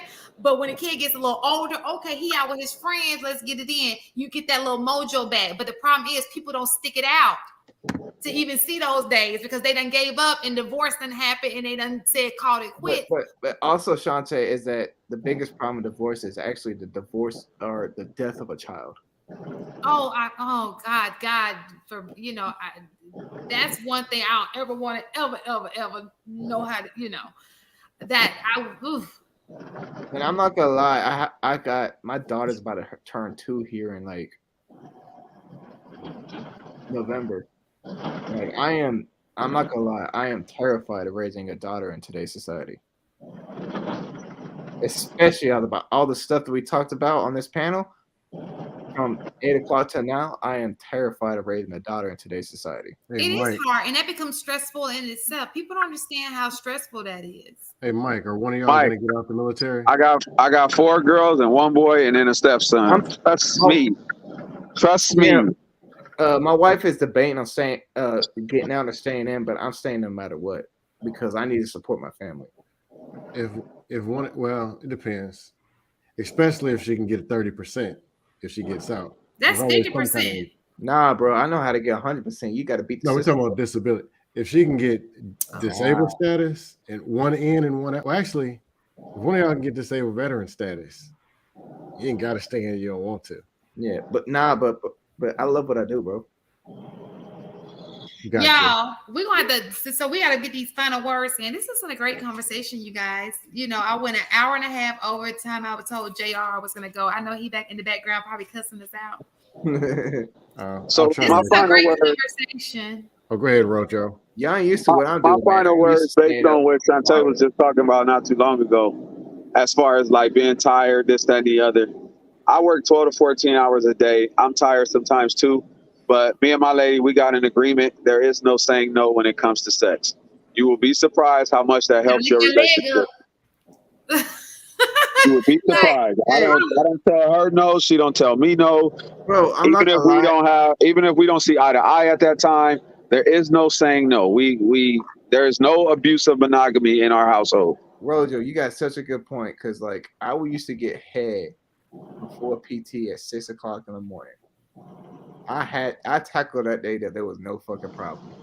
Now that's a little different. That's gonna kill your PT scores. Exactly, it did actually. I ain't gonna lie to you. You're gonna get kicked out the.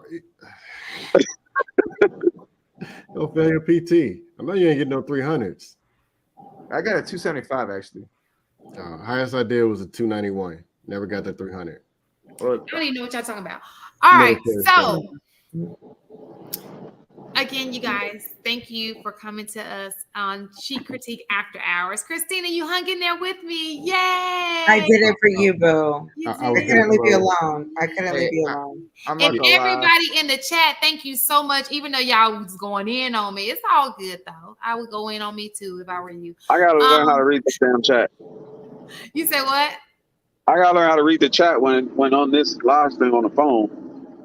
I don't know how to see, I have chat. a separate thing up. So Yeah, I don't know if Ken was joking because Ken be joking sometimes, but I heard that they were saying I was a simp or whatever. I you gotta can't see read, some. you know, you can't take. You gotta take with it with a grain of salt. Don't look at that chat. You know, I'm not worrying about it. It's funny to me. Hey, Shantae. I call it the chatosphere. They got their Shantae, own. I'm not gonna lie, Shantae. I'm not gonna lie to you. With my occupation, being up this late is nothing. I'm used to it. Are you on duty again, Mike? Y'all, on a normal day, I'm in the bed by 9:30, 10 o'clock. Man, there's times where I'm up for That's the time I get to work. I'll be knocked out. 10 o'clock, I have my little robe on, knocked out. Mike, and I you got duty. in the morning when the You birds got duty again, Mike? No, I actually I'm in my combat top. I had a late range because we had to use night vision and all that stuff. Oh yeah, range duty. That's the worst. Yeah. So can your wife not come live with you? No, she's on TDY orders right now. Is that she's doing something for the summer for some training, and she's in Kentucky right now. Oh, gotcha. Okay, I'm gonna head out. All right, so we're gonna sum it up again, chat. Thank you guys for hanging in there with us. We love you. We love you. We love you. Even though you talk shit, everybody else, thank you guys for coming up, having this conversation. And here's another night of Chic Critique. Love y'all. See y'all Friday. See you tomorrow. I ain't get my final words, but it's all good. Dustathon as usual. I'm going back to the dustosphere. But it's how it is out here in these streets. But good night, everybody. Hey, see you scan lately. All right. Peace out, bro. All right.